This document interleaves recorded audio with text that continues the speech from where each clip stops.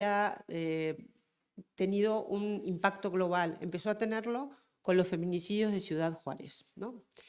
Sin embargo, en América Latina ya tenía un desarrollo el término feminicidio, porque América Latina hoy, yo vengo de Argentina, nací allí, aunque ya me considero ciudadana del mundo, porque soy un poco de los 3 lugares donde he vivido, principalmente, que ha sido Argentina, México y España. El tema fue que cuando empecé a investigar el feminicidio, lo que descubrí es que, primero, América Latina sigue siendo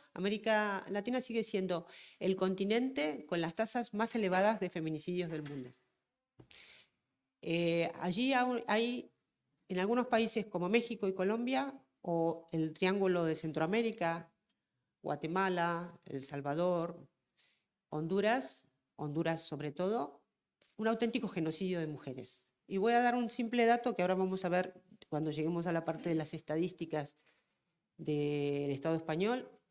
Les voy a poner un ejemplo. En todo el Estado español tenemos una tasa de prevalencia, y voy a definir, aunque lo expliquemos ahora, voy a explicar lo que es la tasa de prevalencia. La tasa de prevalencia es un dato fundamental y es uno de los datos que tienen que tener todos los países, y algunos países ni siquiera dan a conocer internacionalmente la tasa de prevalencia, que es la incidencia de casos por cada 100.000 mujeres, ¿vale? En España medimos la tasa de prevalencia cada millón de mujeres porque los feminicidios en comparación con otros países son muy bajos. España tiene la tasa de feminicidios de las más bajas del mundo. Y nos horroriza porque decimos, bueno, si cada año son asesinadas entre 86 mujeres en el marco del patriarcado, ¿cómo puede ser que tengamos las tasas más bajas? Pues sí, es uno de los países con las tasas más bajas del mundo. La Unión Europea tiene las tasas más bajas de asesinatos y de homicidios. Pero, por ejemplo, Honduras tiene, si España tiene 4 cada millón, Honduras tiene 200 cada millón, con 2,5 millones de habitantes. O sea, estamos hablando de auténtico. En México puede ser que si España tiene 4, tiene 16. O sea que realmente en algunos lugares del mundo, como América Latina y de otros continentes, no sabemos nada. Por ejemplo, las tasas de feminicidios de China no sabemos cuáles son, y no las sabemos de algunos países europeos. Aún hoy en la Unión Europea no contamos con datos serios sobre los asesinatos de mujeres. Lo único que tenemos son homicidios, tasa de homicidios, sin separar la perspectiva de género, que es lo que pone el término feminicidio. Entonces, el feminicidio es un concepto que se desarrolló sobre todo en América Latina, pese a que nació en el ámbito anglosajón, porque es un término que se definió en 1990, Diana Russell, que es una anglosajona que desarrolló ese término junto a otras 2 autoras. Ella falleció hace 2 años, pero hay otra autora que se llama Jane Caputi y Jill Radford, fueron las 3 que crearon este constructo. Luego se desarrolló principalmente en América Latina, donde tenemos lo que les decía, un auténtico genocidio de mujeres, y a lo que las primeras conclusiones que se sacaron cuando se empezó a estudiar la criminología, que todavía se sigue discutiendo, y por ejemplo los negacionistas de ultraderecha cuestionan cuando dicen la violencia no tiene género, ¿no? Lo que importa son las víctimas, no quién mata, ¿no? Y lo que vino a poner en perspectiva la criminología feminista es que en el patriarcado los que matan son los hombres, ¿no?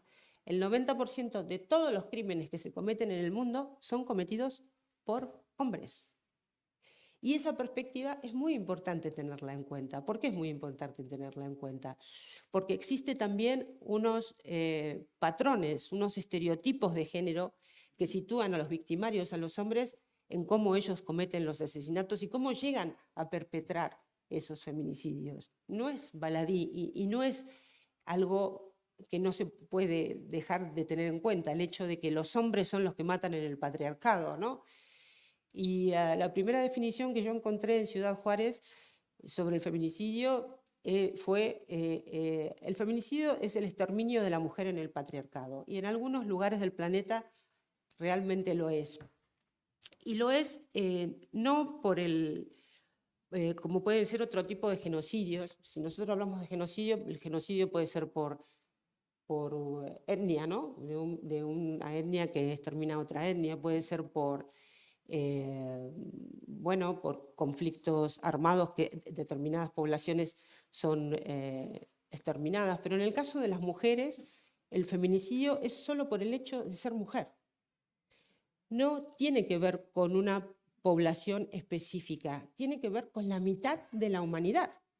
Es decir, que hay una mitad, un sujeto de la mitad de la humanidad que mata a un sujeto de la otra mitad de la humanidad por su condición de mujer. No sé si estamos dimensionando lo que eso significa, ¿no? Tal vez el feminicidio haya sido el primer crimen contra la humanidad y el primer genocidio porque afecta a la mitad de la especie. Aún hoy eso no es reconocido. Y voy a citar un ejemplo. Si bien España es el primer país de Europa donde el feminicidio creció y se popularizó entre la sociedad civil, entre la ciudadanía, en el resto de Europa todavía es un término que no ha calado, a tal punto que, por ejemplo, en Francia, hace 3 años, el movimiento feminista francés pidió que se reconociera el feminicidio y se lo tipificara dentro del Código Penal francés, y un informe de la Asamblea lo impidió porque contravenía el principio de igualdad. Y en esto lo que no se está teniendo en cuenta es esta cuestión de fondo que estoy analizando, ¿no? ¿Por qué? Porque no tenemos instituciones, no tenemos el poder que es ejercido principalmente por hombres, no reconoce la perspectiva de género y no ve este matiz que es muy importante. Hay muchísimas definiciones de feminicidio, porque son muchas las autoras que han hecho aportes al término.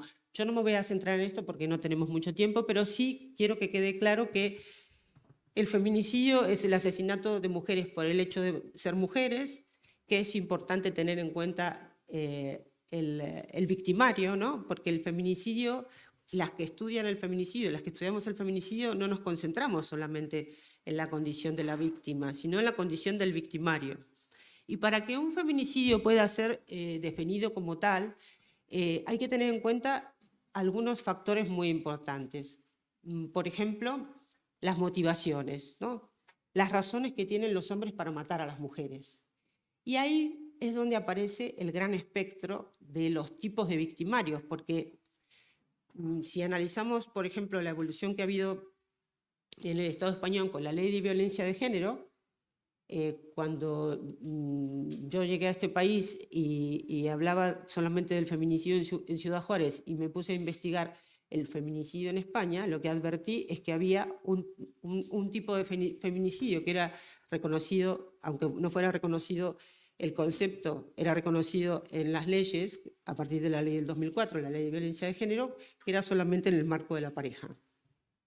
Y me puse a investigar los tipos de feminicidios que se daban aquí y desarrollé una conceptualización.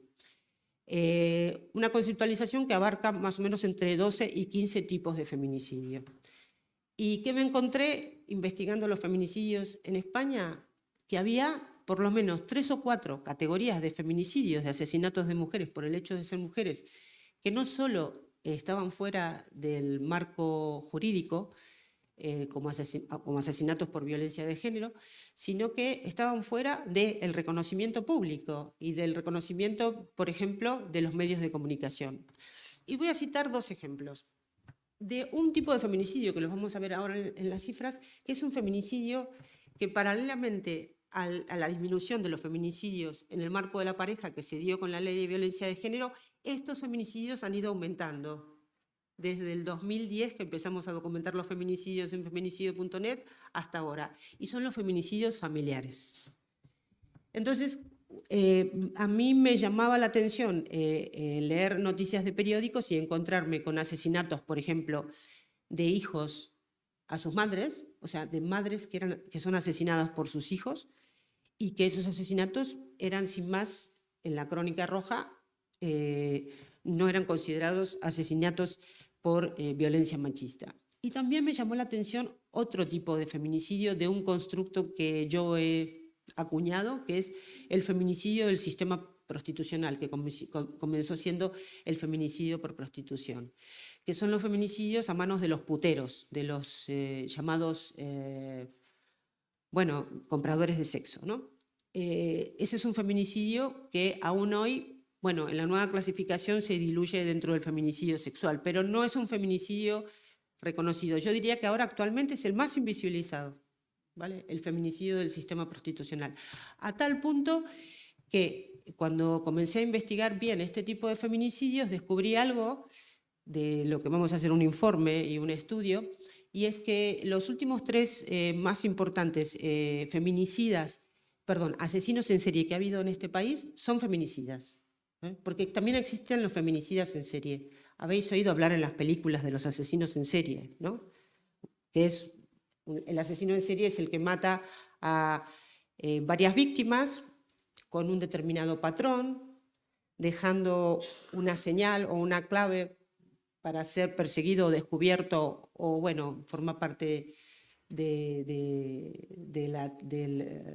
las fantasías o de la mente del criminal para dejar la marca del crimen, y que se dan en un cierto periodo de enfriamiento entre crimen y crimen. Pues bueno, en España tenemos desde el 2010 al 2019 los 3 asesinos en serie que existen.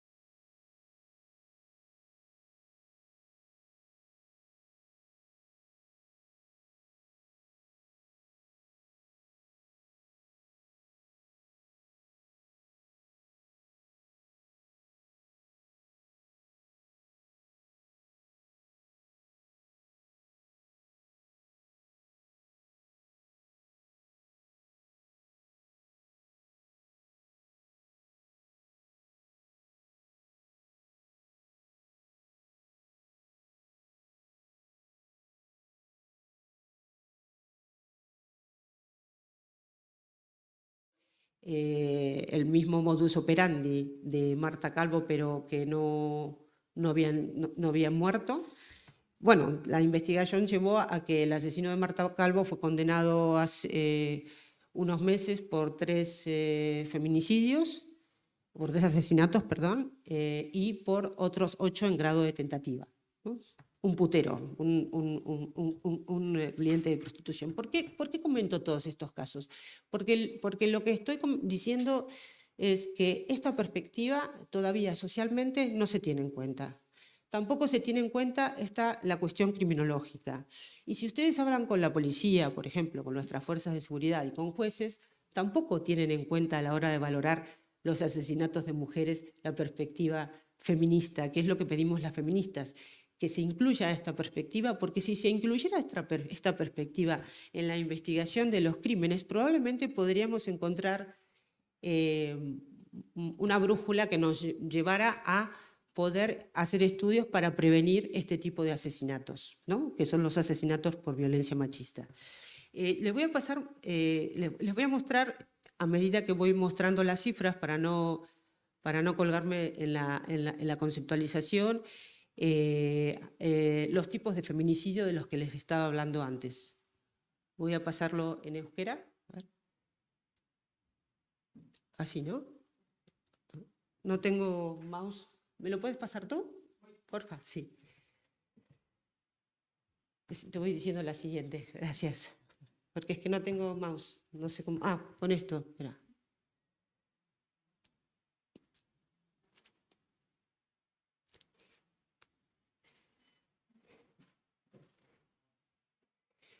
Bueno, decíamos que la definición con la que nos quedamos es la definición de los asesinatos de mujeres por el hecho de ser mujeres, en los que hay que tener en cuenta sobre todo los estereotipos de género de los victimarios, de los asesinos.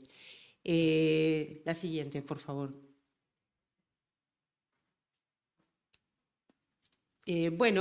Aquí ya entramos en los tipos de feminicidio, ¿no?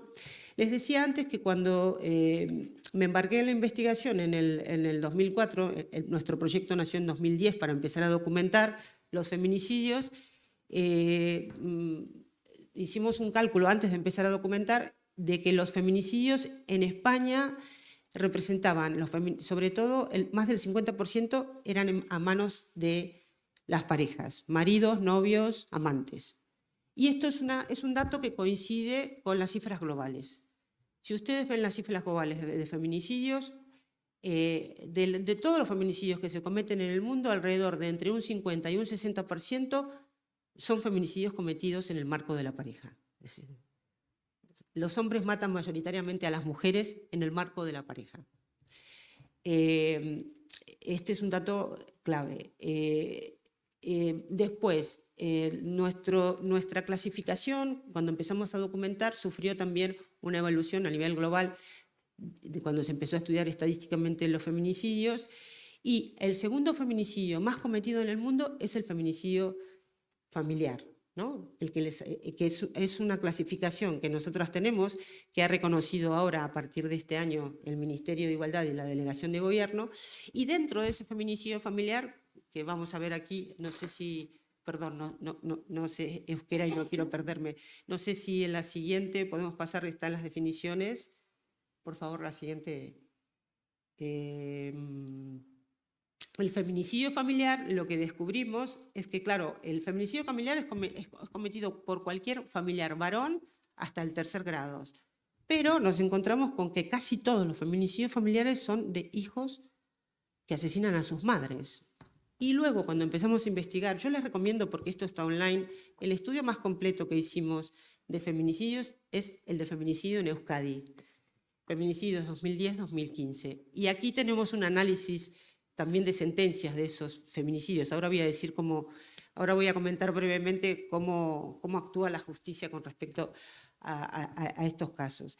Y dentro de los feminicidios familiares, les decía, los feminicidios mayormente eran perpetrados y son perpetrados por hijos que matan a sus madres. Cuando empezábamos a investigar los casos, que en muchos de ellos no contábamos con sentencias, sino con simplemente las noticias, lo que veíamos es que un porcentaje alto de esos hombres tienen problemas psiquiátricos, problemas psiquiátricos severos. Digamos que ahí encontramos un patrón. Esto lo sabemos desde el año más o menos 2014 y 2015, y lo hemos estado comunicando y sensibilizando en nuestras charlas, en nuestra web, con artículos, con nuestros informes. Hemos hablado con autoridades, porque nuestra hipótesis es que, por ejemplo, si este tipo de feminicidio familiar se trabajara desde la prevención, podríamos evitar esos feminicidios de estas mujeres, que suelen ser mujeres mayores, precarias, de hijos que viven con ellas, que esos hijos tienen una desatención por parte de la sanidad pública, ¿vale? Que se podría evitar el contacto con esa mujer. Aquí lo que hay es una falla por parte del Estado, ¿no? Porque también cuando nos ponemos a estudiar las estadísticas de los feminicidios, lo que vemos es hasta dónde hay una falla del Estado, y también puede haber complicidad. En los casos de las mujeres que son asesinadas en el marco de la pareja con orden de protección en vigor, el Estado es cómplice. Y el Estado español, como sabéis, bueno, yo no soy victimóloga, pero trabajo con mi compañera de feminicidio.net, es victimóloga. El Estado español no es dado a reparar a las víctimas, ¿no? Normalmente la reparación de las víctimas de los feminicidios recae en el victimario. Pero ¿qué pasa cuando el Estado es responsable? Y en algunos de los feminicidios que tenemos en nuestra base de datos, el Estado es corresponsable de esos feminicidios, incluso en los casos de los feminicidios familiares, ¿no? Entonces les decía que el segundo feminicidio más importante que se comete aquí, incluso en Euskadi, es el feminicidio familiar, ¿no? Luego están otros tipos de feminicidio. Nosotros, por ejemplo, tenemos un feminicidio, el feminicidio infantil, que decidimos clasificarlo hasta menores de 16 años, y en todos los casos,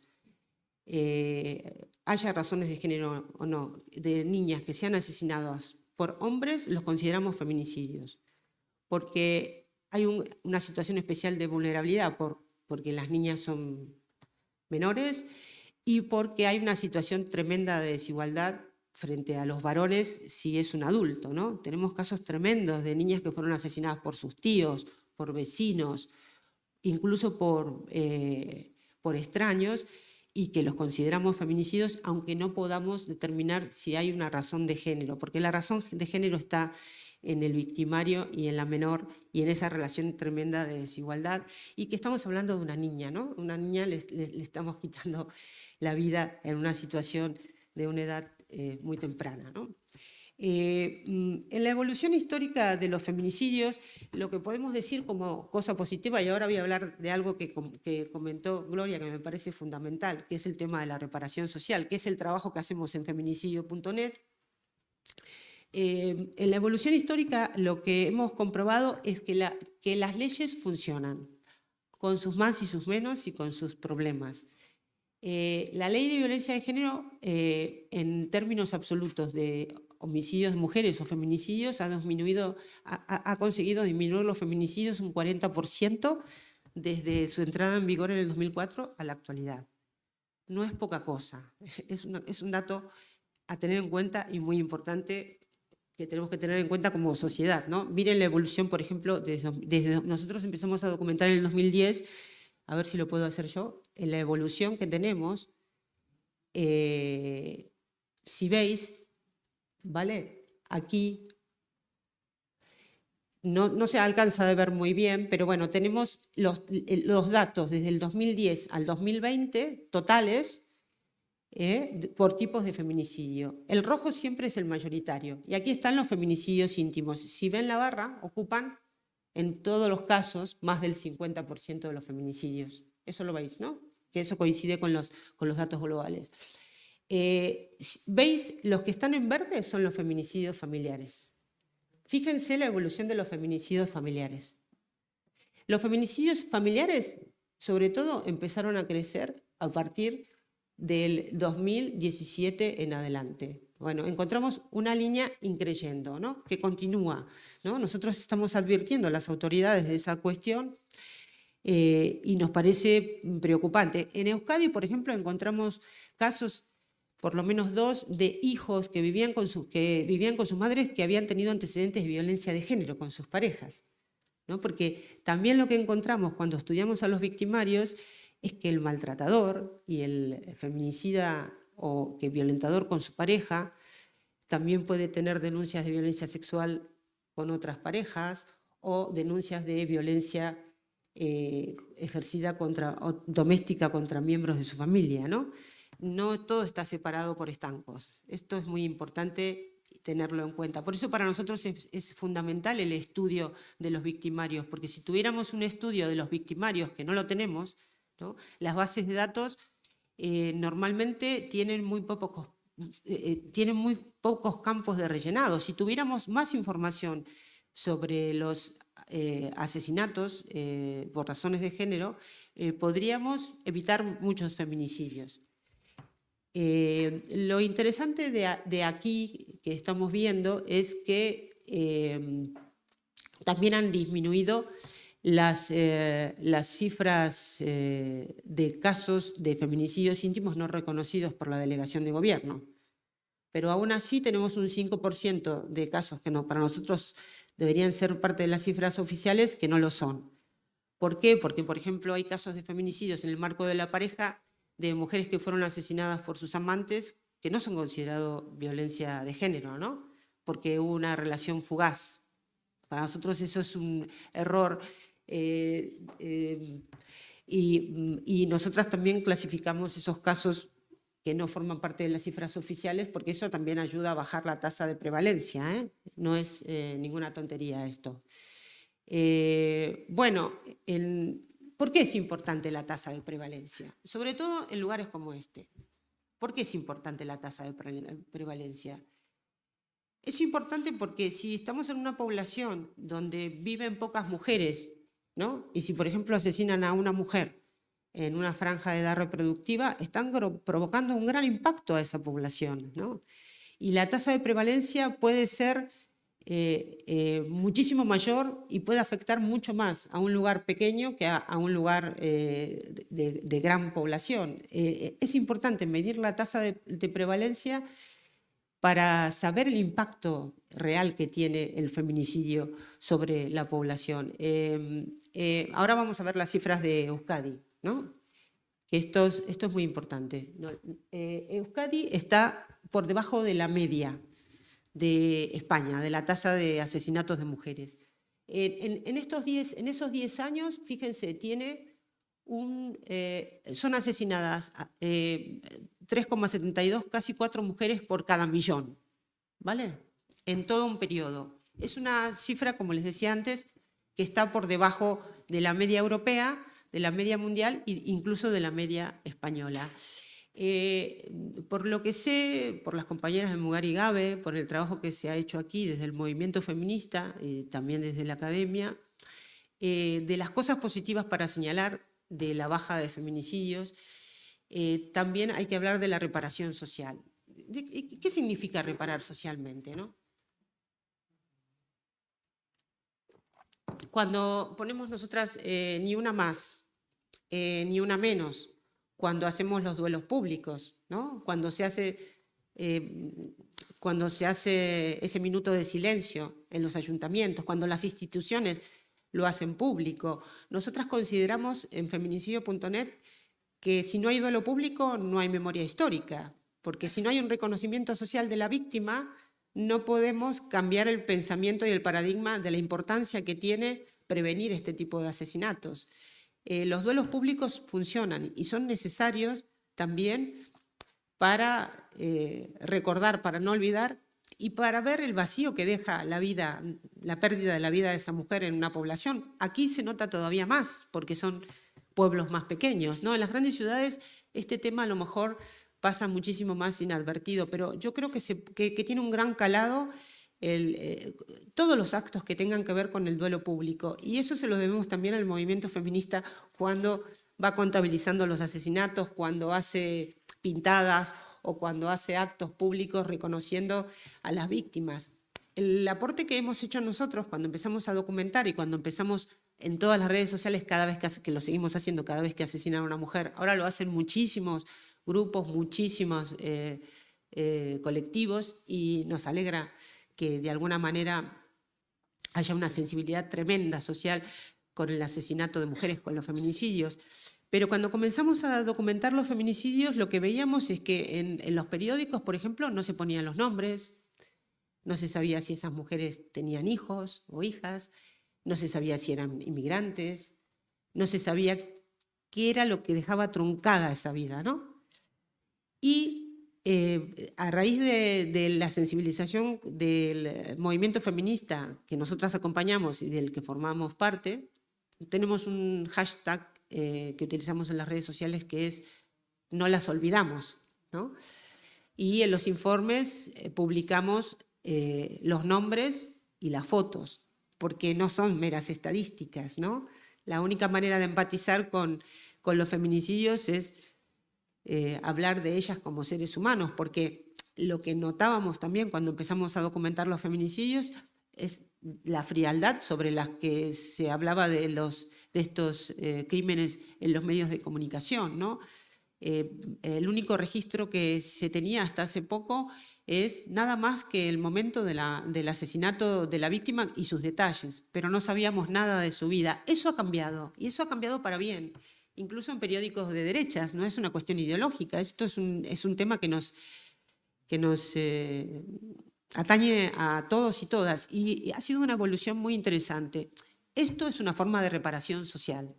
No podemos devolverle la vida a esas mujeres, pero sí podemos crear una conciencia del nunca más, ¿no? De ni una más ni una menos, y eso sí lo tenemos que seguir haciendo porque con los temas ligados a los derechos de las mujeres no sabemos por dónde van a venir los retrocesos y sí estamos preocupadas de los avances de la ultraderecha, del negacionismo y de que podamos perder todos estos logros que hemos conseguido, que hemos tardado décadas porque las tendencias a bajar los feminicidios necesitan varias generaciones y se necesita mucho trabajo por parte del activismo de base, que no necesariamente tiene que ser solo feminista, ¿no? Entonces, a mí sí me parece importante destacar que tenemos que seguir trabajando en la reparación social de las víctimas, ¿no? Y que las víctimas del feminicidio tengan el mismo estatus que otras víctimas, porque pareciera que no lo tiene muchas veces. Bueno, aquí ya me perdí. Bueno, esto es importante. Esto es muy importante que tampoco, así como no nos han hecho mucho caso con los feminicidios familiares, aunque hemos de reconocer que es importante que el Ministerio de Igualdad y la Delegación de Gobierno empiecen a contabilizar y considerar como oficiales los feminicidios familiares. Lo que hemos visto es que tampoco se trabaja en campañas de sensibilización teniendo en cuenta la estacionalidad. ¿Qué es la estacionalidad? A ver, la estacionalidad es poder medir los picos de feminicidios si se cometen más meses. Lo voy a explicar de manera sencilla. Si se concentra el asesinato de mujeres en unos determinados meses del año. Lo voy a explicar con un ejemplo. Y sí, lo que hemos descubierto es que hay 2 épocas del año en las que se matan un número mayor de mujeres, ¿no? Esto se ve en la evolución, solamente se puede ver en evoluciones estadísticas largas de 10 años, por ejemplo. Nosotros ya tenemos una evolución aquí de 10 y ya contamos con 13 años. Este gráfico es muy importante porque lo que vemos aquí es que los feminicidios se cometen sobre todo o mayormente, fíjense en los picos, en verano, en los meses de verano, junio, julio, sobre todo, y agosto, y luego en la época de Navidad. Entonces, bueno, vamos a deducir, ¿no? ¿Qué pasa en la época de Navidad y en verano? Vacaciones, bien. Estacionalidad, temporada estival. ¿Qué más? Vamos a hilar un poco más fino. Bien. Que es la época también en la que se producen más divorcios luego. Bien. ¿Vale? Porque ¿cuál sigue siendo el lugar más inseguro para las mujeres? Bien, eso también aparece en las estadísticas de los feminicidios. Entonces, los feminicidios siempre, todos los años, en los meses de junio o en ahora ya no lo vamos a notar tanto, a lo mejor por el cambio climático, pero hasta ahora, en el primer pico de calor, no quiere decir esto, se presenta una acumulación de feminicidios. Esto no quiere decir que las mujeres son asesinadas porque hace calor, no. Por favor, no hagamos esa interpretación tan sencilla. Eso quiere decir que con todas las violencias ante los cambios bruscos de temperatura hacia el calor se exacerban, ¿vale? Y la violencia machista también, ¿no? Hay estudios, en España no, pero hay estudios, sobre todo en Estados Unidos, en los países anglosajones, que esto lo demuestran. Yo no digo que sea necesario realizar estudios para eso, pero sí digo, lo repetimos desde el año 2013 o 14, incluso lo hemos dicho en las comisiones del Pacto de Estado, que en verano se tienen que fortalecer las campañas de prevención y sensibilización. Y esto a nivel local es fundamental. Si hay casos de riesgo, casos a los que hay que estar alerta, esas campañas en el verano, antes del inicio del verano, se tienen que intensificar y a esos casos se les tiene que dar mayor seguimiento, algo tan sencillo como eso. Y en las fiestas también pasa lo mismo, en la época navideña. ¿Qué pasa? Que también tenemos un efecto contrario, que hay más relajación, que la gente se toma más vacaciones, las fuerzas de seguridad también, y lo que nosotras decimos como recomendación es que debería ser al revés, se debería intensificar los servicios de atención a las víctimas de violencia machista. Esto es muy importante. Lo que hemos notado es que, bueno, esta denuncia pública y estos datos, en algunos casos como Cataluña, nos han escuchado, también hemos hablado con la delegación de gobierno sobre esto, han tomado nota y creo que en los últimos años ha habido una pequeña buena evolución en ese sentido. ¿Se entiende que los datos sirven y son necesarios. ¿Se entiende esto? Porque esto es fundamental para las políticas públicas. Luego, bueno, aquí les decía lo de los feminicidios, las cifras globales. Fíjense, nosotras tenemos en 10 años 1.188 casos. Duplican las cifras oficiales, estos datos. Duplican las cifras oficiales. Hay una crítica a nuestra forma de documentar porque consideran que no deberíamos incluir a todas las mujeres asesinadas por hombres, porque nuestra base de datos solo tiene a las mujeres asesinadas por hombres. Lo que nosotras respondemos es con esto que empecé al principio de mi ponencia, ¿no? Si los que matan mayormente en el patriarcado son hombres y las mujeres son asesinadas en más del 90% de los casos por hombres, lo que tenemos que visibilizar es las distintas formas en que los hombres asesinan a las mujeres, porque si ustedes ven nuestra base de datos van a encontrar maridos, novios, amantes, hijos, padres, hermanos, jefes, puteros. Bueno, les podría decir, ahora vamos a ir al listado de victimarios. Hay todo tipo de victimarios y la mayoría de ellos son por razones de género los asesinatos. En nuestra base de datos, de estos 1.188 casos, un 87% son feminicidios. Nosotros registramos todos los casos de mujeres asesinadas por hombres, pero no todos son feminicidios, algunos son asesinatos. ¿En qué se diferencia el asesinato del feminicidio? Que en el asesinato de mujeres no hay una motivación de género, ¿no? Por ejemplo, los asesinatos por robo no hay una motivación de género. En los asesinatos de violencia comunitaria, donde uno va y mata a varios de la familia sin discriminar, tampoco hay motivaciones de género, pero el asesino sigue siendo un hombre. Y eso es un dato para destacar. Bueno, en nuestra base de datos de mujeres asesinadas por hombres duplica a las cifras oficiales. En España se asesinan, cuando empezamos a documentar teníamos entre 120 y 130 mujeres y ahora esperamos que este año sean menos de 90, ¿no? También están bajando las cifras de los feminicidios fuera de la pareja, pero, como decía antes, nos preocupa que hay un tipo de feminicidio, que es el familiar, que está subiendo. Bueno, aquí estamos viendo la evolución, lo que está en rojo, no es rojo, es como bordó, ¿no? Son los asesinatos de mujeres a manos de sus hijos. Fíjense cómo está subiendo, ¿vale? Es muy preocupante esto, ¿eh? Nosotros querríamos hacer un estudio sobre esto, pero bueno, para este tipo de estudios no hay fondos. Luego,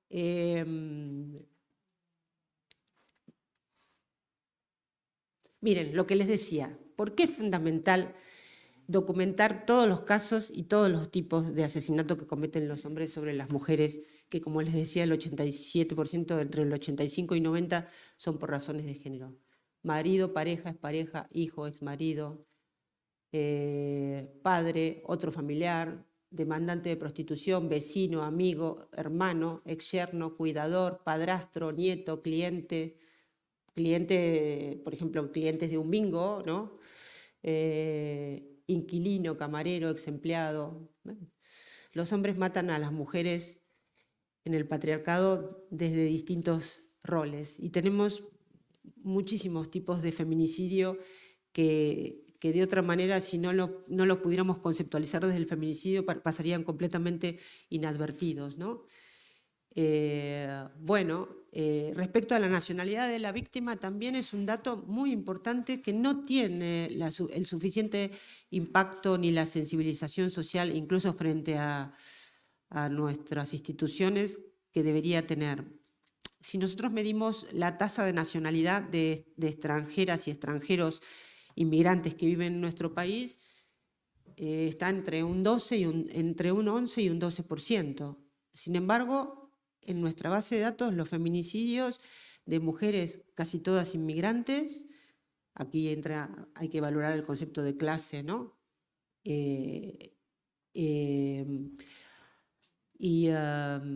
Representa un 35%. fíjense el desfase que hay. O sea, que un 35% de las mujeres asesinadas de nuestra base de datos son extranjeras y la mayoría inmigrantes, cuando la población extranjera es del 11% de mujeres. O sea, hay una gran sobrerepresentación de mujeres asesinadas por violencia machista que no son nacionales, ¿no? Entonces, cuando uno habla con los colectivos de mujeres migradas, por ejemplo, o con los colectivos de mujeres inmigrantes, yo tengo NIE y me considero de mi identidad ciudadana del mundo, pero no dejo de ser inmigrante, lo que veo es que puede haber una connotación racista o una connotación discriminatoria, incluso en el reconocimiento social hacia estas víctimas. Y esto, de este tema solo se habla en los foros de inmigrantes, no se habla en los foros más amplios sobre el feminicidio. No es un dato baladí, es un dato que nosotras queremos destacar, porque también nos pasa que el victimario, en un 35 o 40% de ellos son inmigrantes. Y aquí sí hay que llamar la atención sobre las políticas de sensibilización, de formación y de seguimiento de los casos, porque a veces las poblaciones de inmigrantes están aisladas, pero las que sufren las consecuencias de ese aislamiento social y esa no integración, ¿quiénes son? Pues las mujeres, ¿no? Entonces, a mí me parece y considero, no sé cómo está el tema aquí en Euskadi, me gustaría que me comentarais si vosotras estáis familiarizadas en profundidad. Creo que la compañera de Mugari Gabe podría dar un panorama mucho más certero. ¿Cómo están las campañas de sensibilización dentro de los grupos de mujeres migradas o inmigrantes? Porque hay que trabajar allí. Actualmente, digamos que ha bajado por nacionalidad de víctima los feminicidios de nacionales, pero en porcentajes los feminicidios de mujeres inmigrantes o migradas no ha bajado. Y eso también es un dato a tener en cuenta, porque quiere decir que ahí a lo mejor estamos fallando en cómo implementamos esas campañas de sensibilización o mismo de seguimiento de los casos de denuncia, ¿no? Tenemos graves problemas, por ejemplo, con las traductoras y los traductores a la hora simplemente de hacer denuncias. Entonces, esto hay que tenerlo muy en cuenta. Un 35% es una cifra alta. Bueno, en general, ¿no? Las que no saben las nacionalidades las ponemos generalmente suelen ser inmigrantes. Y muchas de ellas, calculamos un 35 porque lo que no ponemos en la base de datos, muchas son nacionales, pero de nacionalidad de origen de otro país. Por eso el cálculo es de 35. Bueno, ¿qué más aquí? Bueno, esto es un dato interesante, que es que el victimario se suele suicidar en 1 de cada 6 casos. Y los que se suicidan, la mayoría son en el marco de la pareja, ¿no? Es una pregunta que nos hacemos, ¿y por qué él se suicida? ¿No? Y se suicida porque el objeto más importante de su vida era matar a la mujer, y como ha matado ese objeto, su vida ya no tiene sentido, ¿no? Es terrible esto que estoy diciendo, porque muchos hombres en esa estructura de violencia machista, bueno, pareciera que el acto fundamental o el principal cometido consiste justamente en asesinar a la mujer, ¿no? Es brutal esta cuestión, ¿no? Esto, perdón, me pierdo un poco con el escenario de hallazgos del cadáver. Lo que decíamos al principio es muy importante. Con respecto al feminicidio, si el feminicidio íntimo es el que más se comete, el feminicidio íntimo se comete normalmente dentro del hogar. Y decíamos hace un momento que el lugar más inseguro para la mujer sigue siendo el hogar. Y esto es universal, ¿no? Aún en los espacios, en los escenarios de guerra, la mujer sigue siendo la víctima más vulnerable dentro del hogar, ¿no? El espacio privado es el 70% de todos los feminicidios y asesinatos se cometen en el espacio privado. La vivienda familiar es la más, lo veis aquí, la vivienda de la víctima. Luego tenemos un porcentaje importante en coche, ¿no? Que lo consideramos un espacio privado, ¿no? Y después hay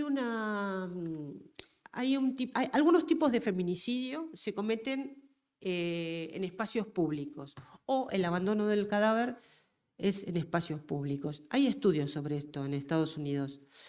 Las autoras, una de las autoras que acuñó el término feminicidio, Jane Caputi, habla del feminicidio que se comete como un acto teatral, ¿no? De representación pública, ¿no? Un acto como de monumento de la misoginia, ¿no? De expresar socialmente lo que representa matar a una mujer. Inclusive hay maneras en cómo las dejan, ¿no?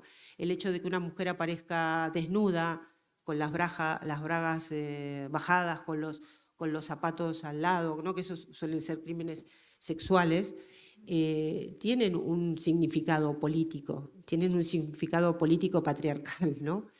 Y que sean arrojadas en espacios como sucede con algunos feminicidios, apartados, ¿no? Lejos de las reglas sociales y las leyes que nos rigen, también tiene que ver con una manifestación de poder y de terrorismo sexual. El terrorismo sexual está vinculado al feminicidio. El terrorismo sexual es un término fundamental para entender el feminicidio, porque el feminicidio para los varones sí cumple una función de control social, ¿no? Voy a poner un ejemplo con el caso de las mujeres de los asesinatos de mujeres cuyos cadáveres son encontrados en zonas como descampados, ¿no? En el imaginario social, las mujeres cuando vamos a lugares que son... Voy a poner un ejemplo. El año pasado yo hice el Camino de Santiago, ¿vale? Y me perdí en una parte del Camino de Santiago. Y me perdí en un lugar que no me gustaba mucho, porque solamente había unas casas de vacas, no sé qué, y solamente había hombres alrededor y era un lugar inhóspito, ¿no? Le pasó también, después me enteré, a una diputada de Podemos de Baleares, que ella sí tuvo un acto de acoso y lo denunció. Y claro, ¿qué aparece en el imaginario de las mujeres cuando estamos en una situación así? El temor, ¿no? El temor de que nos violen, de que nos secuestren, o que nos pueda pasar algo. Igual y aquí no, porque vivimos en una sociedad bastante segura, pero yo que vengo de los países del sur, les puedo asegurar que lo que me pasó en el Camino de Santiago, si me hubiese pasado en otro lugar, probablemente podría haber sufrido un riesgo de violación o incluso de asesinato, ¿no? Entonces, yo sí creo que el feminicidio cumple, como muchas autoras, un factor de control social, que cuando se mata a una mujer se manda un mensaje a todas las mujeres, y de hecho las mujeres que están en peligro en el marco de la pareja o en una situación de riesgo, muchos hombres les dicen, mira, tú pórtate bien porque te va a pasar la del periódico que fue asesinada, ¿no?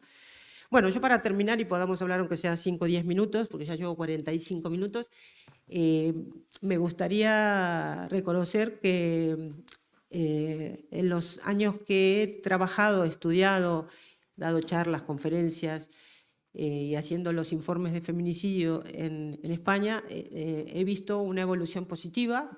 Creo que tenemos que seguir avanzando.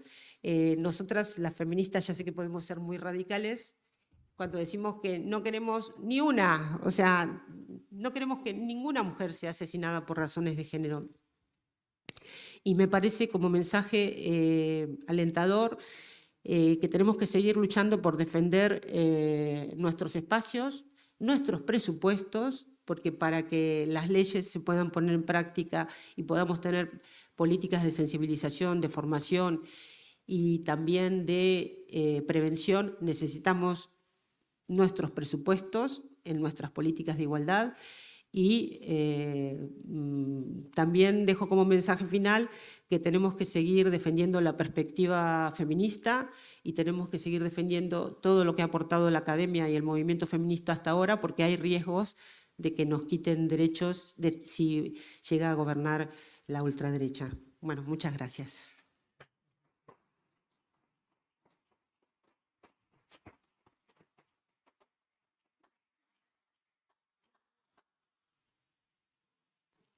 Bueno, ¿algún comentario? Sí, sí. Victimarios que ha puesto, sí. no aparecía nada que tuviese que ver con los cuerpos de seguridad del Estado. Hoy el país publica que aumentó un 36%, la violencia machista en el ejército. ¿Qué datos tienen en este Tenemos sentido? muy pocos. Tenemos un caso de aquí, me acuerdo, de un policía, en el de 2010-2015. Tenemos muy pocos casos de feminicidios a manos de las fuerzas de seguridad. Igual y aquí los porcentajes no están los muy minoritarios, ¿vale? Pero tenemos menos de 10 en todo el Estado. Lo que sí hemos pedido nosotras cuando nos piden recomendaciones es que haya un mayor control en las fuerzas de seguridad de las encuestas que les hacen sobre el riesgo de que ellos sean maltratadores, ¿vale? Porque en la mayoría de los casos que nosotros tenemos de feminicidios cometidos por policías o guardias civiles, ellas fueron asesinadas por arma reglamentaria. No sé si eso responde a la pregunta. O sea que es un dato, es ínfima la relación del victimario con la víctima en la fuerza de seguridad, pero sí sabemos que en la fuerza de seguridad hay mayor resistencia a que dentro de los cuerpos se aplique con rigor la perspectiva de género y en la detección del machismo. Esto es un trabajo que nos queda pendiente muy importante. A mí me encantaría trabajar en eso, pero nunca me lo han pedido.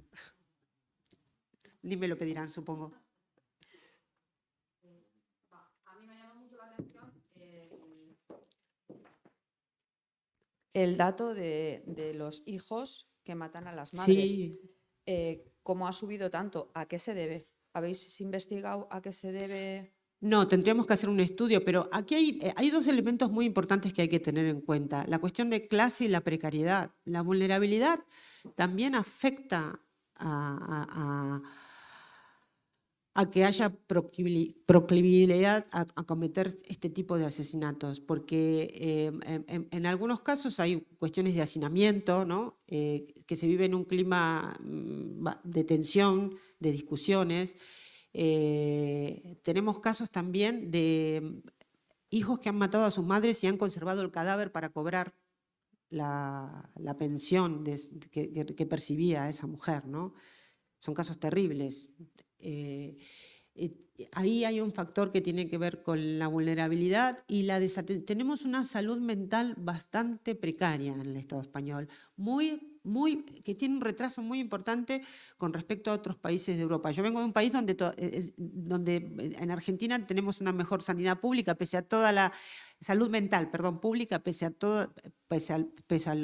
empobrecimiento que tenemos por el neoliberalismo, y aquí veo un descuido casi total, ¿no? Porque ese factor de la salud pública hay que tenerlo en cuenta, muy en cuenta, a la hora de poder medir la situación de vulnerabilidad en la que pueden estar estas mujeres mayores, aisladas, que viven con estos hijos que tienen problemas mentales, por ejemplo, ¿no? Que seguimos siendo las cuidadoras de nuestros hijos, que cuando llegamos a ser mayores seguimos cuidando de estos hijos mayores. Entonces, aquí la culpa la tienen las instituciones. Sí, ahí hay una corresponsabilidad de las instituciones, pero claramente además, porque nosotros tenemos casos hasta de victimarios, hijos que en su permiso, que estaban internados en psiquiátricos y en su permiso de salida mataron a su madre, ¿no? Pues ¿Cómo es posible que pueda suceder esto? Institucionalicidio. ¿no? Bueno, ahí hay violencia institucional. En Cataluña, que está tipificada la violencia institucional, hay un gran trabajo sobre la violencia institucional y esto se visibiliza y se trabaja o se trata de trabajar para prevenir. Pero nosotros advertimos que, porque eso sí se puede llevar un control. Existen las trabajadoras sociales, existen los servicios sociales, deberíamos tener patrones de detección o deberíamos estar alertas ante esos riesgos, ¿no? Sobre todo si vemos que desde los estereotipos de género los varones violentos tienen una tendencia pues a intentar asesinar, ¿no? En algunos casos, ¿no? Extremos, no de nada. Hola, nos ha llamado la atención en el panel de ahora donde pone hospital. Ajá. ¿A qué se refiere? ¿Gente que está cuidando...? No, que mueren en el hospital las mujeres después de haber sido heridas. Ah, vale. Porque esos casos algunos también quedan en el limbo, ¿no? Hay mujeres que a lo mejor nos ha pasado en la primera época de la documentación. Mujeres que se pasan 3 meses a lo mejor y luego mueren, pero murieron a causa de las heridas provocadas. Nosotros lo clasificamos a eso como feminicidio. Cuidado con eso, ¿eh? Por eso ponemos hospital. Y no son tan poquitos, veo qué porcentaje hay. Es que son muchos, nos ha llamado la atención. Sí. Gracias. No, de nada.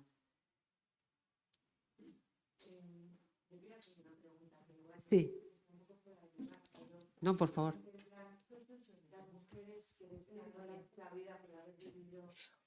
Uy, hubo un gran debate social sobre eso en México y también académico, porque hay algunas académicas que lo incluyen, el suicidio de la mujer por un maltrato sistemático y extremo.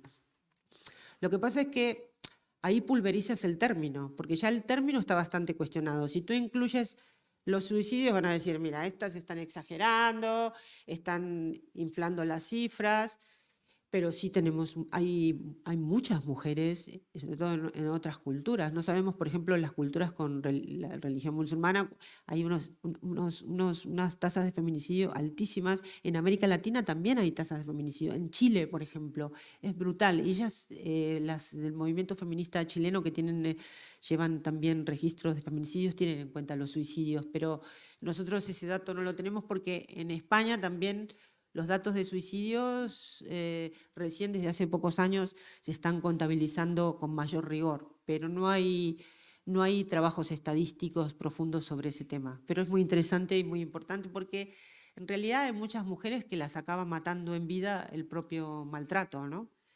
Ah, y un dato que no dije un dato que no dije de la justicia porque no tuvimos tiempo de hablar. Lo que denota, que les digo que está muy bien este estudio, y en los análisis que hicimos de las sentencias, una de las cuestiones que pudimos detectar es que en muchos asesinatos de mujeres en el marco de la ley de 2004, la ley de violencia de género, la sentencia tiene en cuenta nada más que el feminicidio, pero no reconoce el maltrato habitual, que en algunos casos es 30 años de maltrato no está reconocido en la sentencia.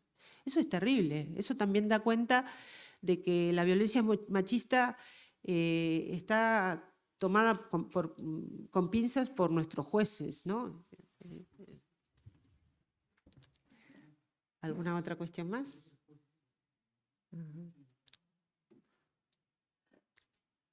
Sí.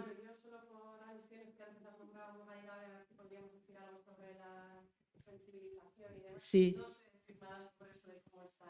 Tratado, o sea, digo, no tengo así como un análisis de si se hace o no específicamente incidiendo, de que ha habido algunas campañas teniendo en cuenta pues, la diversidad de orígenes de mujeres, pero no en feminicidios específicamente, sino en campañas contra las violencias, pero no sabría decirte, digo, pues como lo has lanzado, pues... Sí, pero sí es de destacar que Euskadi y Cataluña son los más sensibilizados con el tema del feminicidio y los más sensibilizados también y empáticos con el feminicidio a nivel global. Por eso es un reconocimiento también.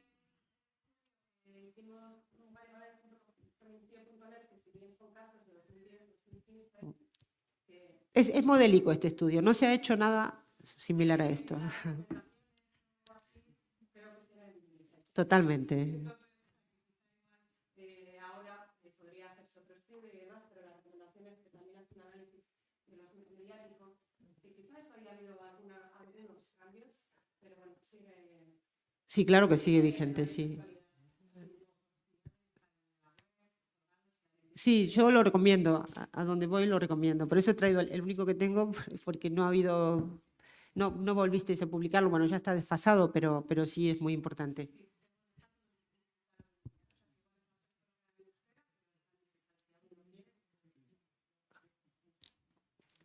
Bueno, muchas gracias.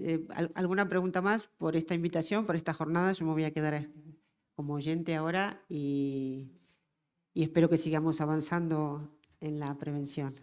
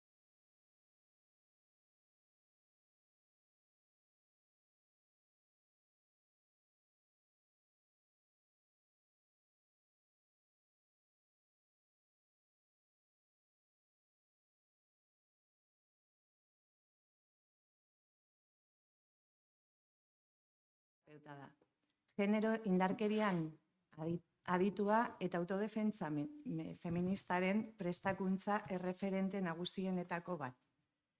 2 hamarkada daramatza lantzen eta ikertzen. Ikastaro ugari eman ditu denbora horretan, eta horretan jarraitzen du. Lan hori fisioterapeuta lanarekin eta euko berdintasun masterreko irakaskuntzarekin uztartzen du. Bestalde, hainbat erakunde feministatan militatu du. Oso urduri nago, Baina oso ondo egin duzu, eskerrik asko. Hala.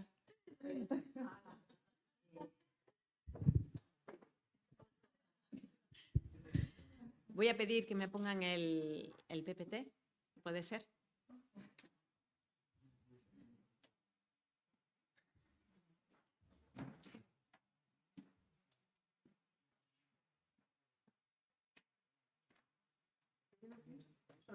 Ah, sí.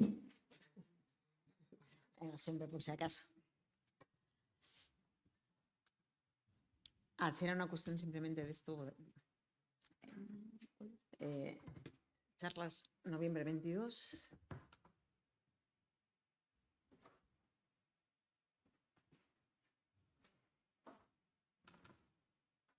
Zarauz. Aquí.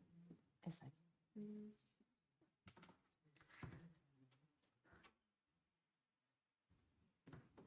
Es que recaso.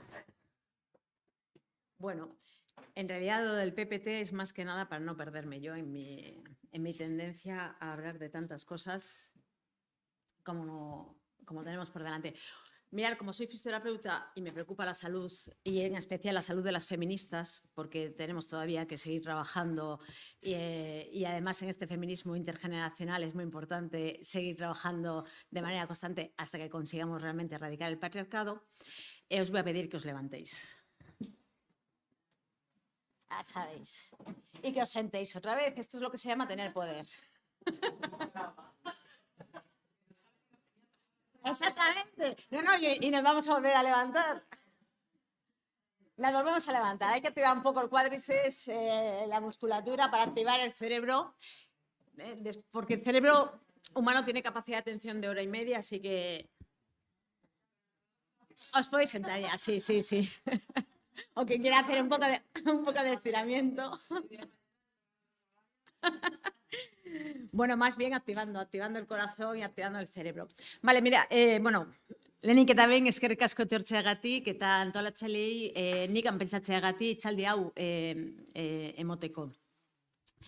Cuando desde la organización me plantearon participar, el título que yo les di fue Las víctimas no víctimas. Y entonces Maiden me dijo, pero no se va a entender. Y dije, bueno, vamos a cambiarle el nombre, aunque yo en realidad vengo a hablar de las víctimas no víctimas, porque tenemos un problema también a nivel intrafeminista para nombrar a las mujeres como víctimas de violencia. Y esto, como nos ha explicado Graciela, conceptualizar es muy importante, porque si conceptualizamos mal, voy a darle la vuelta a la frase de Celia Morós, si conceptualizamos mal, politizamos mal. Y eso implica que el desarrollo luego de las herramientas para erradicar aquello que queremos erradicar puede que no sean las más eficaces ni las necesarias para erradicar la violencia de nuestras vidas. Graciela ha comentado unas cuantas cosas que yo voy a... Es lo bueno de ir detrás. Me iba a preguntarle, pero he dicho, como tengo el privilegio de estar en la mesa, lo digo, y luego Graciela que me corrija o que me... ¿vale? O sea que luego ahí compartiremos. Entonces, claro, está saliendo en castellano, ¿verdad? El tema era que tenía que estar en euskera. No tengo otro. Yo mandé uno para que se... mandé este para que se tradujera.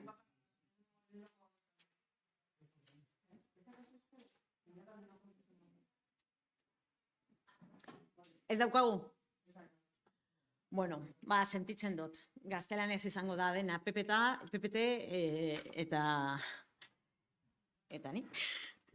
Bueno, pues he utilizado para empezar estas dos frases, una de Gillingham y otra de Juliano, que tiene que ver con que una voz carente de sentido para los marcos interpretativos dominantes en realidad no tiene sentido. Y la otra, que la credibilidad de los contenidos no tiene tanto que ver con los contenidos en sí mismos como quién lo está diciendo. Las mujeres partimos de una posición de falta de credibilidad. Poder entender de dónde venimos, voy a hacer un pequeño recorrido porque, como dice Miren Jona, para poder proyectar un futuro de igualdad tenemos que saber de dónde venimos para poder entender nuestro presente.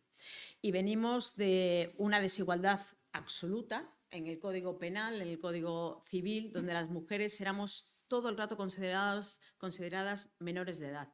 Esto, a pesar de que se están produciendo cambios, luego voy a introducir el término de indefensión radical, sigue estando presente en el imaginario simbólico, en el imaginario social e incluso en el imaginario a nivel jurídico, porque no se permite a las mujeres la autodefensa. Y lo voy a ir desarrollando, pero es importante saber de dónde venimos. Y venimos de la falta del derecho a la ciudadanía, que implica la falta del derecho a decidir, la falta de libertad. Graciela comentaba con el terror sexual, a mí es un concepto que me gusta. Este 25 de noviembre el movimiento feminista nos ha convocado contra el miedo y contra el control. A mí no me gusta decir miedo, porque el miedo es una emoción básica humana. Tenemos que darle el concepto político que tiene el terror sexual, porque miedo sentimos todos los seres humanos, pero terror sexual solo lo sentimos las mujeres. Y además es un ejercicio de control social y es un concepto que es político. Entonces, venimos de ahí, un antes de ayer donde no se nos reconocía el derecho a la legítima defensa, el derecho a la libertad, el derecho a decidir, ni siquiera sobre nuestro propio cuerpo, con la penalización del aborto, del derecho, porque no existía el derecho al aborto, y también con un concepto que tenía que ver con el adulterio, que era un delito solamente para las mujeres. Digo porque es necesario hacer cierto recorrido histórico. En el 2006, en el informe de Naciones Unidas, el secretario general de Naciones Unidas señalaba que es importante no, digamos que es fundamental englobar la violencia contra las mujeres en el marco de los derechos humanos. Este marco de derechos humanos lo que establece, que nos contaba Graciela, es que las mujeres tenemos una especial vulnerabilidad, pero no por ser mujeres, sino porque vivimos en un contexto patriarcal. Y ese contexto patriarcal está fundamentado en la desigualdad. Y es lo que hace que tengamos esa vulnerabilidad. Pero las mujeres no somos vulnerables. Esto es importante remarcarlo porque dentro del imaginario, como vamos a ver luego, está muy presente la idea de las mujeres como incapaces, como vulnerables, como frágiles. Y no, es la desigualdad la que hace que las mujeres tengamos una situación de vulnerabilidad frente a la violencia. ¿Vale? ¿Qué ha pasado? 2006. Hemos ido avanzando. Graciela nos decía, por ejemplo, ¿no?, que con los datos, fijaros, si nos vamos a los datos, voy a introducir un elemento que tiene que ver con los victimarios y el suicidio o el intento autolítico, es decir, el intento de suicidio. Antes del 2004, antes de la Ley Integral de Violencia de Género, apenas había hombres que se intentasen suicidar después de asesinar a sus mujeres, porque consideraban que habían hecho lo correcto, lo que todo hombre podía hacer. Entonces, estoy de acuerdo con lo que plantea Graciela, de que los asesinatos, o sea, después de asesinar hay hombres machistas que se suicidan, pero no solamente porque han perdido su objeto de control y de poder, sino porque saben que tienen el rechazo social. Y esta parte es importante, porque es parte del avance del movimiento feminista, el deslegitimar todas las conductas violentas contra las mujeres. Y luego hay un porcentaje de hombres que intentan suicidarse como estrategia de autodefensa de cara al juicio, porque así lo que consiguen es crear ese imaginario de que están mal. Que de hecho mucha gente dice, pero ¿por qué no se suicida él antes si está tan mal? Ya, es que no están mal, es que son hijos sanos del patriarcado que además intentan, después de cometer el asesinato, quedar impunes. En el 2012, ¿qué teníamos? Bueno, pues en la percepción de la población, en el CIS, en el estudio que hizo el CIS, lo que teníamos es que una importante parte de la población estaba en contra de la violencia física, el 99%, y en contra de la violencia sexual, que a mí no me gusta el término, si queréis luego lo discutimos, me parece que la violencia no es sexual, que si hay violencia yo no estoy manteniendo una relación sexual, que el cómo nombramos también es muy importante ahí, pero es parte del debate, ¿eh? A mí me parece que, fijaros, y además esto también es interesante, que hemos conceptualizado, hemos ido cambiando, ¿sabéis? Y yo reivindico el derecho también a que podamos, en la medida que integramos y aprendemos más, investigamos más, que podamos nombrar de maneras diferentes para entender la realidad, porque al final los conceptos nos tienen que servir para entender la realidad. Entonces, teníamos que el 97% rechazaba la violencia sexual, pero tolera el ejercicio de control un 31%. Es decir, hay una normalización de cierto grado de violencia, hay una normalización de cierto daño que se considera como aceptable. Y esto es parte de lo peligroso, que estamos avanzando en la sensibilización de las formas de violencia más salvaje, pero sigue habiendo una normalización de otros tipos de violencia. Bueno, nos vamos al 2021. Y en el informe sobre violencia de género y juventud, lo que tenemos es que 1 de cada 5 adolescentes y jóvenes varones cree que la violencia de género es un invento ideológico. Y atención también, porque un 33% de ellos avala el control dentro de las relaciones de pareja. Por lo tanto, no están viendo que el control es una forma de violencia. Pero claro, ¿cómo van a ver que es una forma de violencia si consideran que es un invento ideológico? Y 1 de cada 5 es un porcentaje alto. Y además estamos hablando de chavales y hombres de 15 a 29 años. Digo, porque ahora como se está alargando esto de la horquilla de la juventud, 29 años, ¿sabéis? Ya no es un adolescente, es que es un señor. Es un señor que igual incluso tiene familia a la que le está diciendo que no hay violencia machista. Luego tenemos el impacto de la violencia que no se ve. Graciela nos planteaba la tasa de prevalencia como un elemento importante a tener en cuenta. Yo lo que voy a decir es que la violencia contra las mujeres debería ser un medidor del índice democrático de una sociedad. Y eso es lo que no está ocurriendo. No tenemos ese medidor como un indicador del nivel de democracia de nuestra sociedad. También nos comentaba con respecto al terror sexual, ¿no?, el episodio que le pasó en el Camino de Santiago, que además a la política de Baleares que le pasó, tuvo también una reprimenda a nivel de medios de comunicación diciéndole que cómo se le ocurría hacer el camino sola. Que esto también es importante señalarlo. En esa construcción del terror sexual como instrumento político de control social sobre las mujeres, no es necesario que una mujer sufra violencia en propias carnes para saber lo que es la violencia contra las mujeres. ¿Hasta qué punto se produce una restricción de los movimientos, de la libertad de las mujeres? ¿Hasta qué punto las mujeres se plantean puedo o no puedo, en vez de quiero o no quiero? Que este es el derecho a la ciudadanía, a la libertad, de decidir realmente quiero o no quiero hacer algo, en vez de plantearnos puedo o no puedo hacer.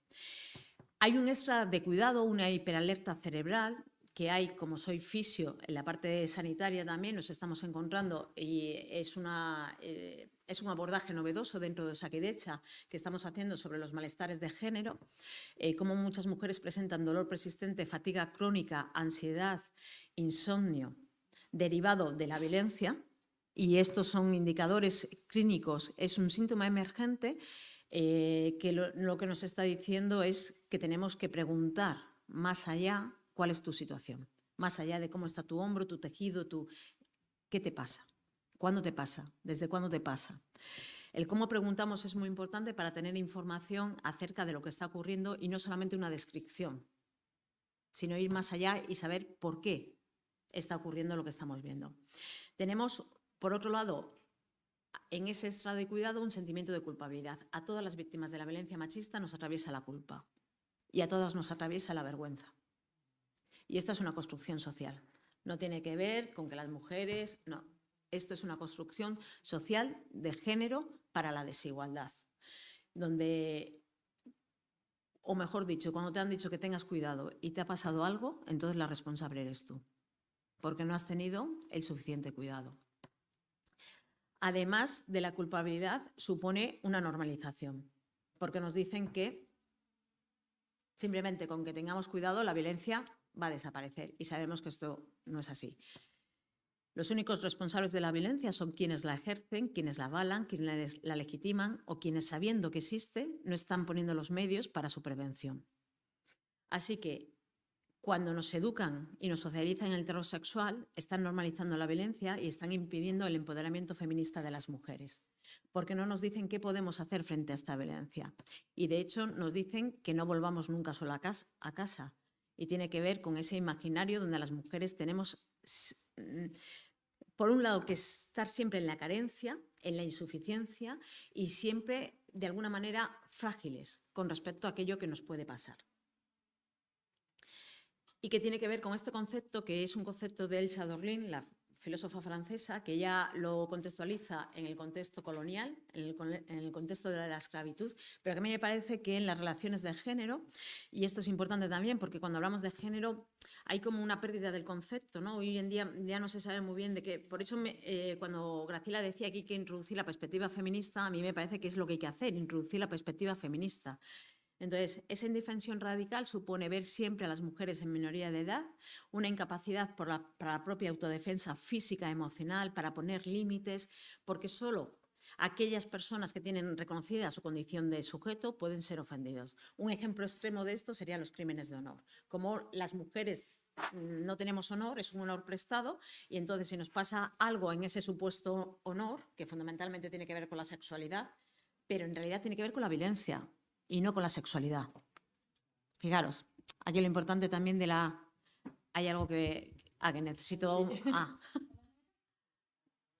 ¿Vai? Marca tú. Vale, eso ahí. Entonces, lo que tenemos es que no existe el derecho a la legítima defensa. Y esta es algo que vemos también a nivel jurídico en muchas sentencias, o que estamos viendo hoy en día en las estrategias que utilizan los agresores. Porque esta parte también es muy importante. La violencia siempre es estratégica, la defensa no.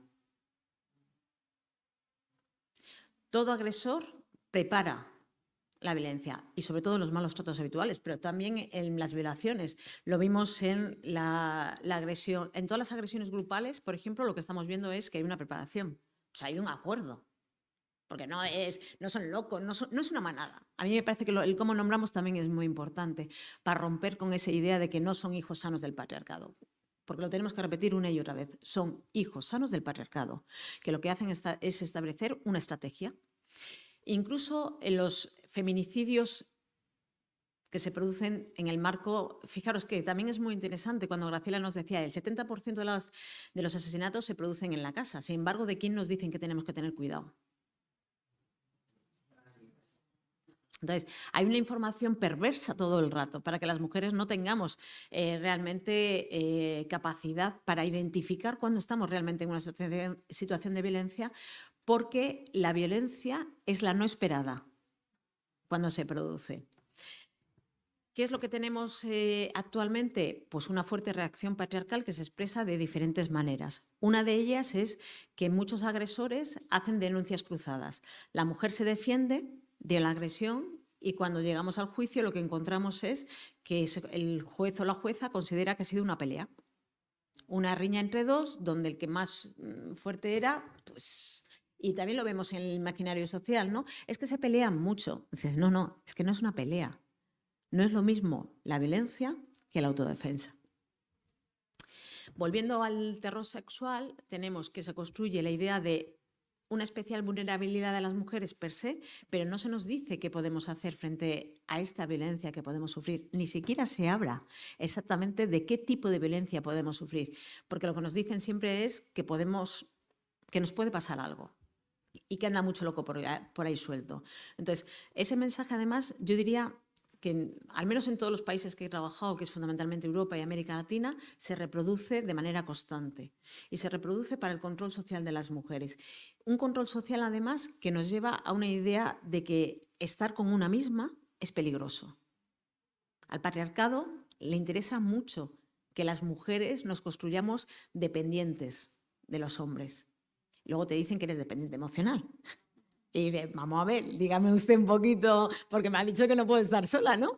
Pero bueno, esta es la irracionalidad del sistema patriarcal, que se puede permitir lo uno, lo otro, y aquí no pasa nada. ¿Qué imaginario social tenemos con respecto a las mujeres víctimas de violencia? Pues un imaginario de absoluta fragilidad, donde además se nos dice, igual que en el terror sexual, y por eso lo quería introducir, que tengamos cuidado. En los mensajes que se están produciendo a nivel institucional es de la violencia de género se puede salir. Entonces, si no sales, ole la culpa, ¿eh? Que ya sabéis que la arrastramos desde Eva y aquí seguimos con la culpa.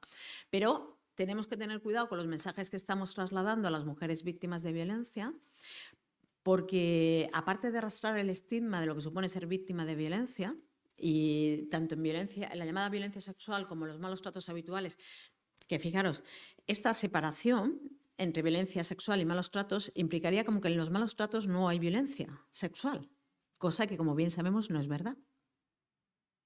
Entonces, yo creo, y es una de mis propuestas, que tenemos que ir hacia una ley para una vida libre de violencia contra las mujeres, una ley integral, que agrupe todas las formas de violencia contra las mujeres y que no fragmente ni separe, porque si no, no podemos tener la imagen global de lo que implica la violencia contra las mujeres. Y si no tenemos la imagen global, seguramente no sabremos identificar bien tampoco las causas de esta violencia. Entonces, tenemos este imaginario construido que, fijaros, es muy interesante con el puño cerrado y la mujer ahí abajo, encerradica, ¿verdad?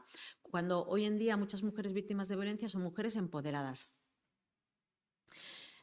A mí me preocupa mucho cuando se habla de violencia contra las mujeres que se abre que lo que hay que trabajar es a favor de la autoestima de las mujeres, como si el problema fuera de las mujeres.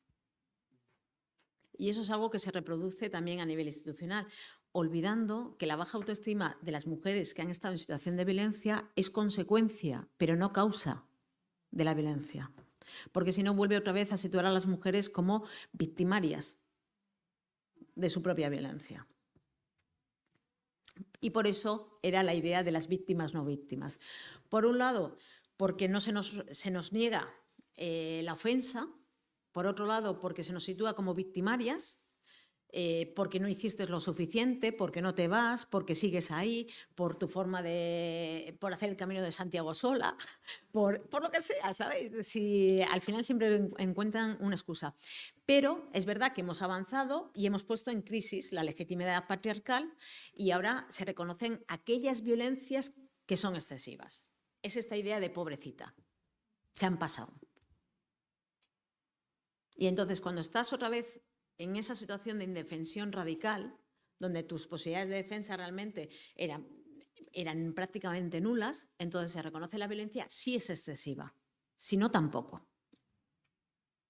Entonces, yo entiendo que hay, y de hecho, fijaros, en el 2010, cuando desde la Comisión Antiagresiones de la Asamblea de Mujeres de Vizcaya comenzamos en Bilbao para pedir una plaza 25 de noviembre, tuvimos enormes resistencias dentro del feminismo. No solamente fuera, sino también dentro del feminismo, porque se nos acusaba de victimizar a las mujeres. Esta es parte y lo digo como reflexión para el debate, ¿eh? No lo digo como... Es una reflexión para el debate, porque si no somos víctimas, ¿a quién vamos a reparar? ¿A quién vamos a reparar? ¿Qué es lo que nos pasa a las mujeres? Y fijaros, nosotros pedíamos que el Ayuntamiento de Bilbao le pedíamos que una plaza en concreto fuese la plaza 25 de noviembre y en aquel entonces, digo por ver también el recorrido, 2010, antes de ayer, nos dijeron que 25 de noviembre la gente no lo iba a entender. Y nosotras manteníamos, lo simbólico pasa a ser realidad dependiendo del uso. Entonces, en la medida que cada vez hemos conseguido una mayor sensibilización con respecto al 25 de noviembre. En todas las icastolas se hace algo en torno al 20, que también es un poco peligroso, porque al final parece como el santoral feminista, el 8 de marzo, el 25 de noviembre y durante todo el año que hacemos, ¿no? Pero es verdad que hemos ido ahí consiguiendo espacio en lo simbólico. ¿Cuáles son las características de las víctimas? Pues las características es sufrir un daño ajeno, evitable, y esta parte es muy importante, que el acto rompa las normas de convivencia, que el acto de violencia rompa las normas de convivencia. Y eso es donde no hemos conseguido avanzar tanto. Estamos avanzando sin lugar a dudas, pero no hemos conseguido realmente que esté presente en todo el imaginario social, en todas las políticas públicas, en toda la aplicación de la legislación, que la violencia contra las mujeres rompe la norma de convivencia. Y además, las víctimas de violencia, como es un acto, la violencia machista, que excede a lo personal y que excede al autor material, las víctimas de la violencia machista tienen agenda política. Cosa que alguien que sea víctima de otro delito pues puede no tener agenda política. Pero las víctimas de la violencia machista tenemos agenda política. Porque lo que queremos es, como decía Graciela, ni una más ni una menos. Queremos no volver a estar en estas jornadas, por mucho que nos gusten, que nos hayan invitado a estar aquí. Queremos que no haya más violencia contra las mujeres.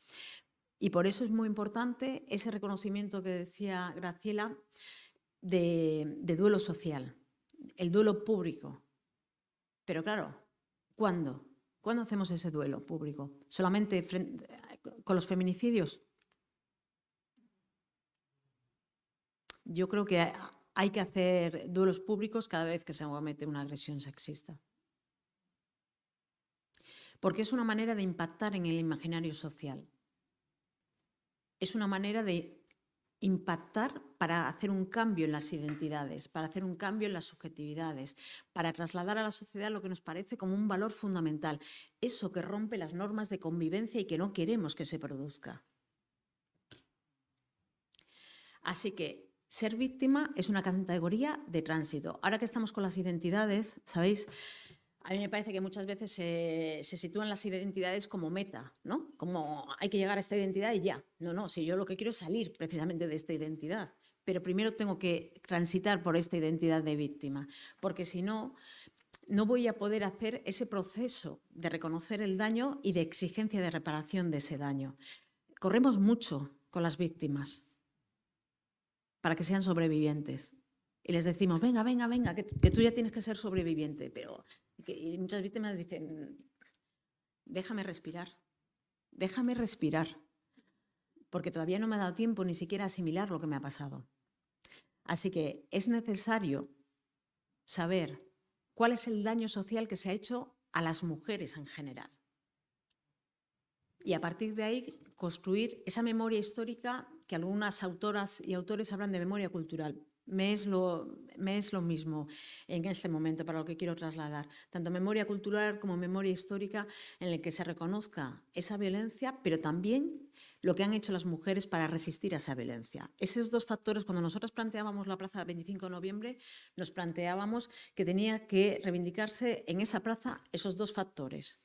Que las mujeres hemos sido víctimas de la violencia, pero que las mujeres también nos hemos resistido a la violencia, que hemos sido sujetos políticos, que hemos deslegitimado al patriarcado, que le hemos cuestionado y que hemos hecho ejercicios de autodefensa feminista colectiva frente a esta violencia.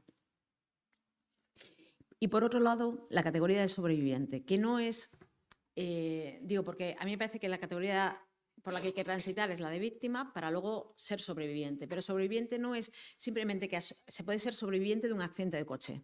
Vale, pues ya está. Pero ser sobreviviente de la violencia machista es una categoría política. Porque supone un posicionamiento político, bajo mi punto de vista. Es decir, que cuando les nombramos a las mujeres como sobrevivientes de violencia, estamos haciendo una acción política con esas mujeres. Y tiene que haber un reconocimiento de esa capacidad de resistencia y de resiliencia de las mujeres frente a la violencia, porque esa es parte del empoderamiento feminista. Así que en el trabajo con las víctimas de la violencia machista es muy importante romper con el silencio.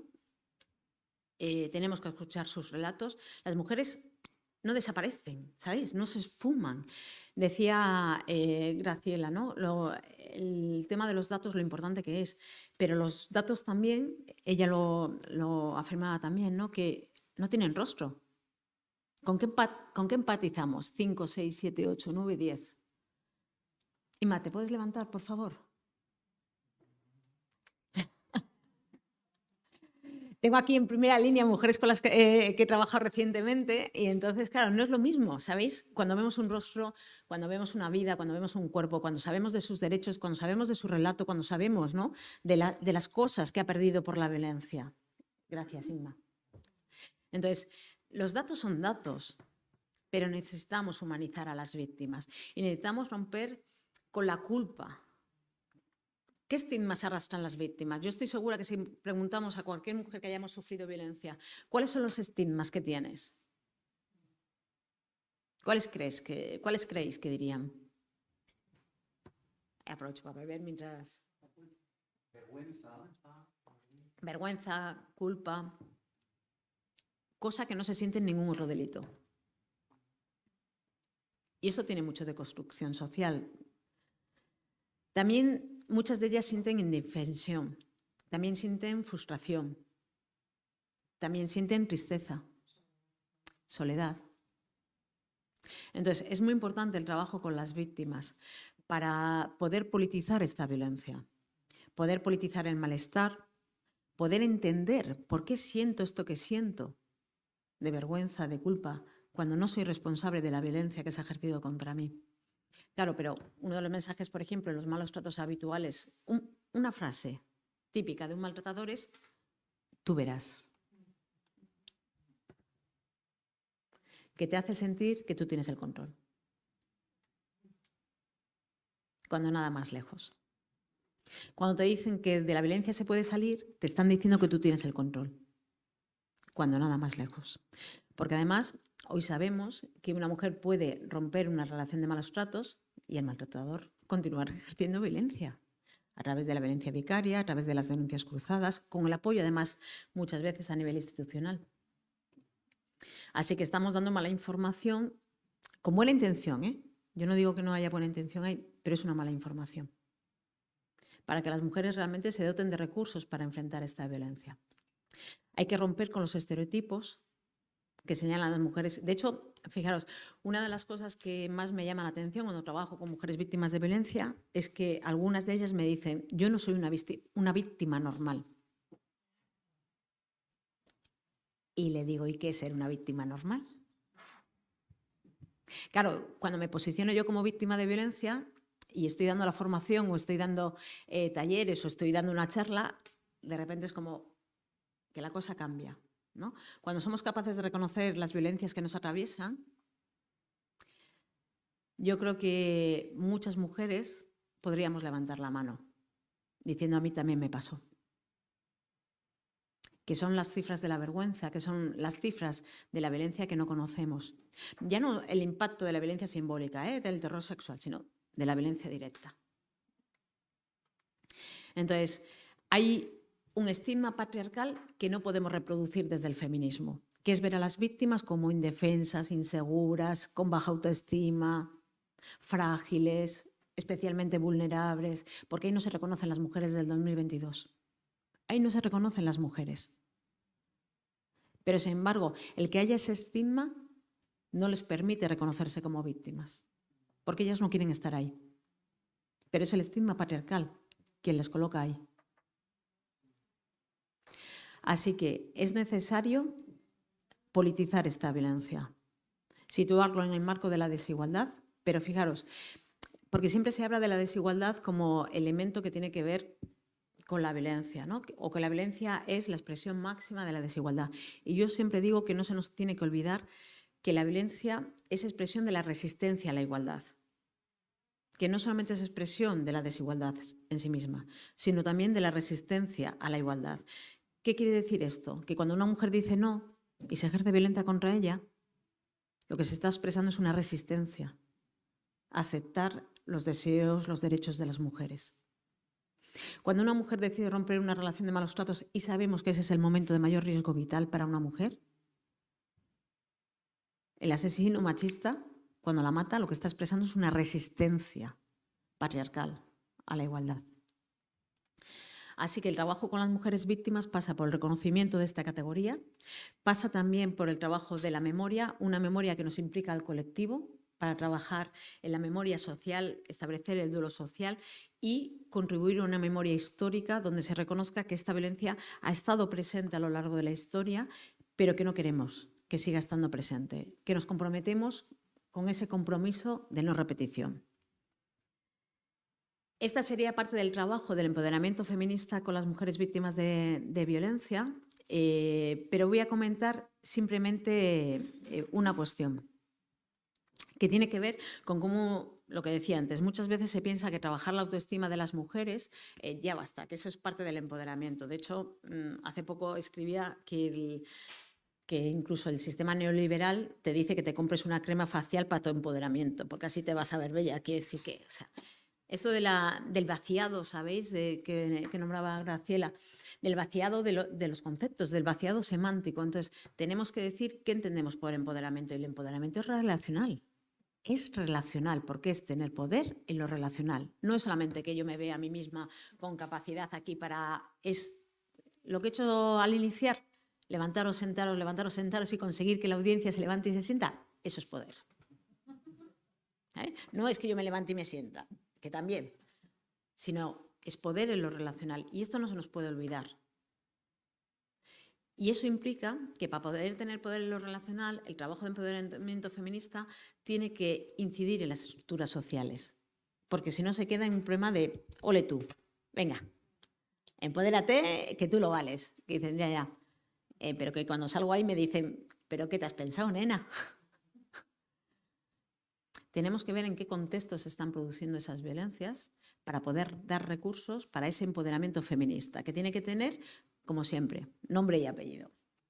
Entonces, lo que decía, tenemos que humanizar, con el ejercicio que hemos hecho antes, tenemos que humanizar a las víctimas, tenemos que saber cuáles, tanto las formas más salvajes como las formas no tan salvajes, hasta qué punto la violencia está coartando la vida de las mujeres, está limitando los derechos de las mujeres, está generando una restricción en esa capacidad de proyectarse que deben de tener los sujetos, de proyectarse desde la autonomía, desde el proyecto vital propio, desde donde yo, ¿qué quiero?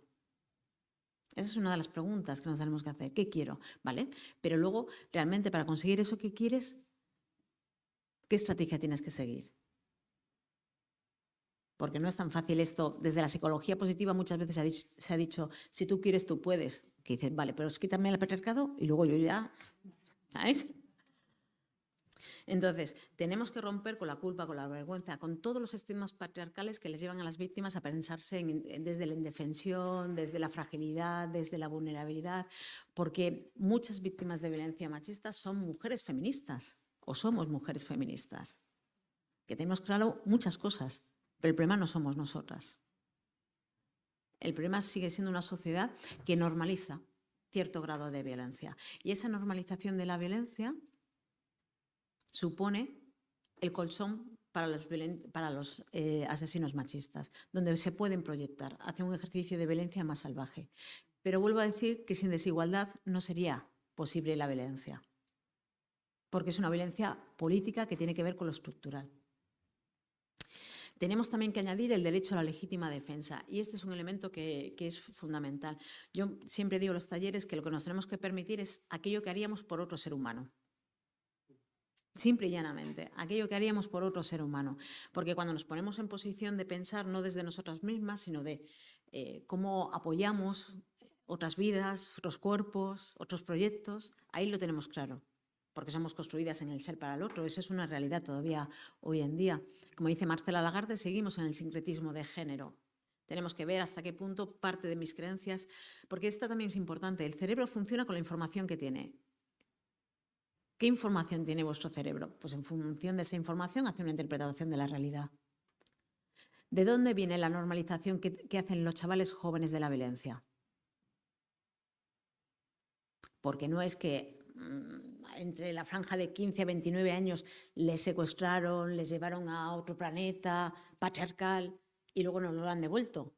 Y mira, nos han caído del cielo. No, no nos han caído del cielo, son parte de nuestra sociedad y son producto de lo que estamos trasladando. Y tenemos que tener en cuenta que hay una fuerte reacción patriarcal para establecer dentro de la agenda feminista cuál va a ser la estrategia frente a la reacción patriarcal. Y ahí el modelo de justicia restaurativa a mí me parece que es un modelo a seguir, el modelo de verdad, justicia y reparación. Pero claro, lo que decíamos antes, para poder reparar tiene que haber un reconocimiento del daño. Un reconocimiento del daño que no implica solamente al victimario, sino que muchas veces, como decía Graciela, implica a las instituciones porque sabían y saben que existe violencia contra las mujeres. Y lo que no puede ser es que solamente el 25 de noviembre tengamos campañas. Tiene que ser todo el año de manera transversal y con todas las personas. Yo cuando voy a los centros educativos y me dicen ¿con quién quieres trabajar? Digo yo con todo el mundo. Con el aitite, con la mamá, con la madre, con el aita, con toda la gente que esté alrededor de ese niño o esa niña. Quien sea. Porque todas las personas que estamos vinculadas con un niño o con una niña somos referentes simbólicos y referentes de prácticas. En el trabajo social, mirad, la empatía tiene 3 elementos. Tenemos que conseguir realmente conectar con esa empatía que nos lleva a la movilización. Yo siempre digo que hay un axioma en neurología que nos dice que nos movemos porque sentimos y sentimos porque nos movemos. En la memoria solo se queda registrado aquello que nos deja un impacto emocional. Tenemos que conseguir que la violencia contra las mujeres nos duela, pero nos duela al conjunto social.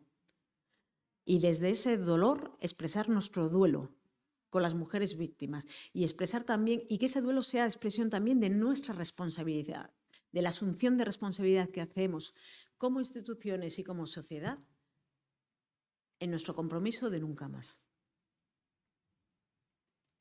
Y dentro del marco de la justicia restaurativa, vuelvo a decir que se sitúa la víctima en el centro para que haya esa reparación y pueda pasar a ser esa sobreviviente que queremos que sea.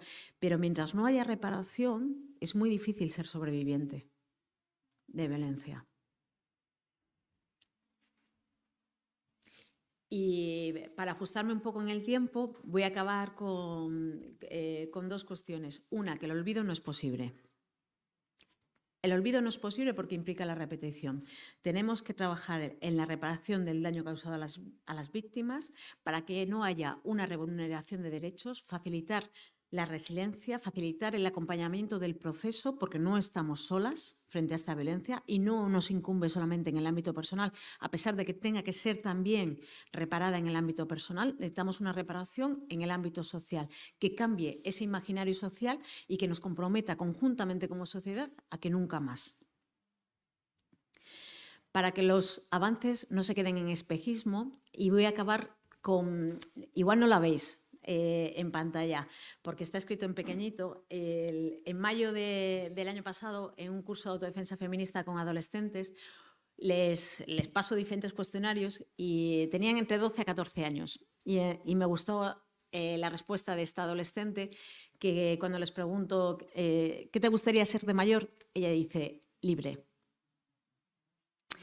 Pues para que podamos ser libres las mujeres, no en ese sentido de libertad que nos están vendiendo neoliberales, sino en esa capacidad para decidir el proyecto propio, tenemos que trabajar en la reparación de las víctimas, tenemos que romper los estigmas que atraviesan a las víctimas y tenemos como sociedad que asumir nuestra responsabilidad frente a esta violencia. Eskerrik asko.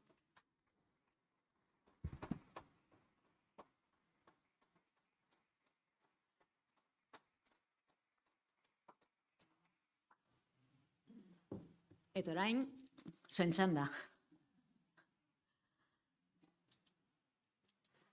Bai, Inma. Yo quería comentar en cuanto a los términos que has utilizado de...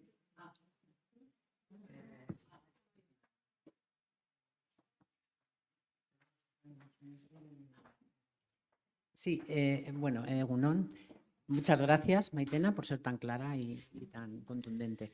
Quería comentar que es peligroso incluso lo que has comentado tú de considerar víctimas o considerar supervivientes, ¿no? Las mujeres que sufren violencia machista, que en algunos ámbitos institucionales yo creo que como el discurso este que lleva tanto tiempo desde el movimiento feminista se lo apropian, ¿no? Y ya parece que todo está solucionado.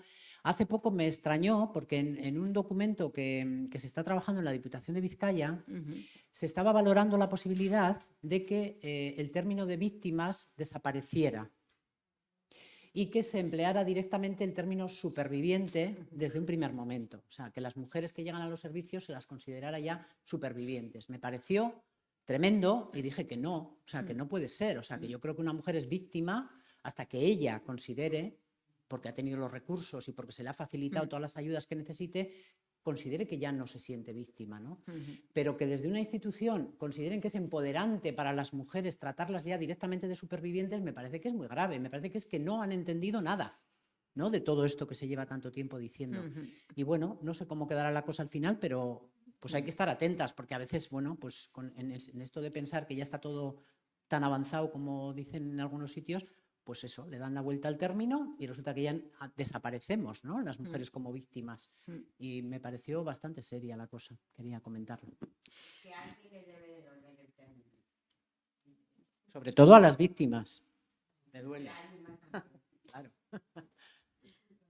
Claro, Inma, yo creo que tenemos que estar en la hermenéutica de la sospecha que dice Celia Amorós, ¿no? Siempre tenemos que estar fiscalizando, porque a nada que nos despistemos nos cambian todo.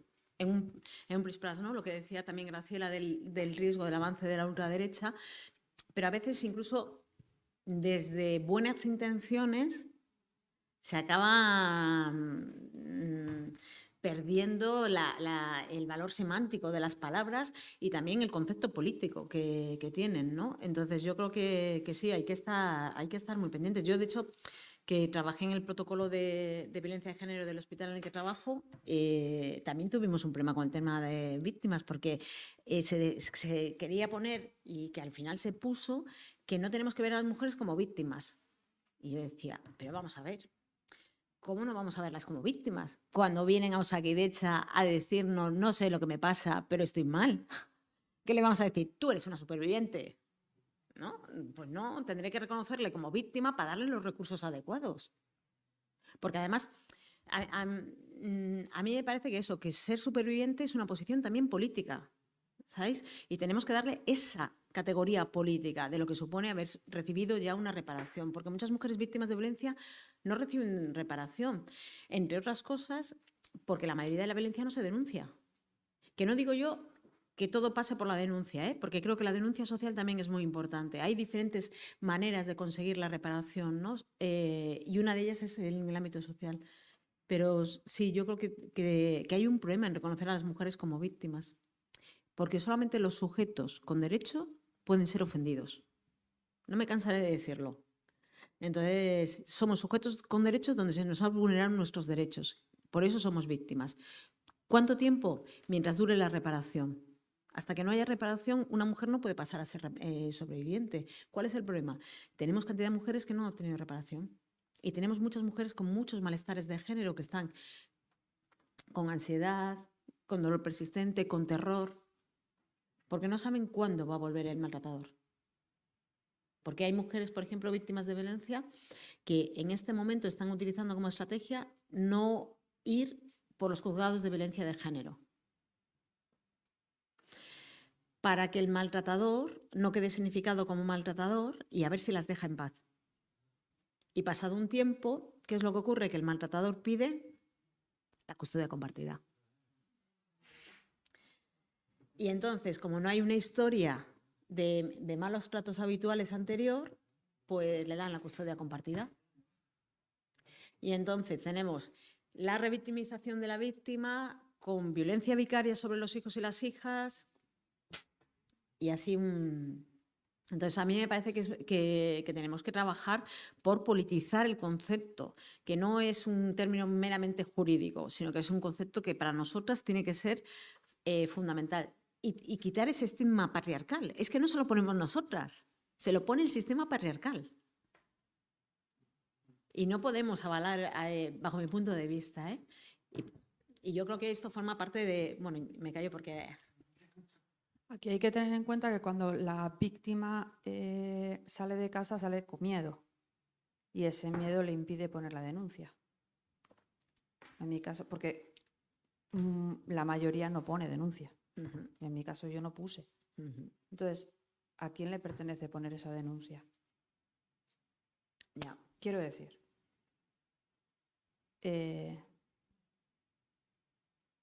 ahí hay unas instituciones o unos profesionales, muchas veces que tienes enfrente, que saben por lo que la víctima está pasando. Entonces, ¿hay alguien al que le pertenezca poner esa denuncia por el bien de la víctima? ¿O es peor? Si la víctima decide no poner la denuncia, hay que respetar a la víctima. Es que hay un vacío un poco... Eso es. Quiero decir, en mi caso yo fui y dije, me voy de mi casa con mis hijos, pero no los estoy secuestrando. Me voy a esta dirección, me voy con mi madre, no los secuestro, no me los llevo. Entonces, ese señor que tenía enfrente de la Ertzaina me dice, bueno, tú estás sufriendo violencia, yo tengo que poner esta denuncia que tú no estás poniendo, tal, tal. No, por favor, no, por favor, no, por favor. Me dice, ya, pero si te pasa algo, la culpa es mía porque... Me decía el Ertzaina, ya, pero tú no te preocupes que si pasa algo, yo soy la primera que vengo y te pongo la denuncia. Claro, ese es hay miedo, es miedo. No, pero yo ya me he ido, yo ya he cogido a mis hijos y yo ya me he ido. Y yo solo quiero decirte que no los estoy secuestrando, que voy a estar aquí con mis hijos. Entonces, en ese momento, ¿ese Ertzaina tenía que haber puesto la denuncia?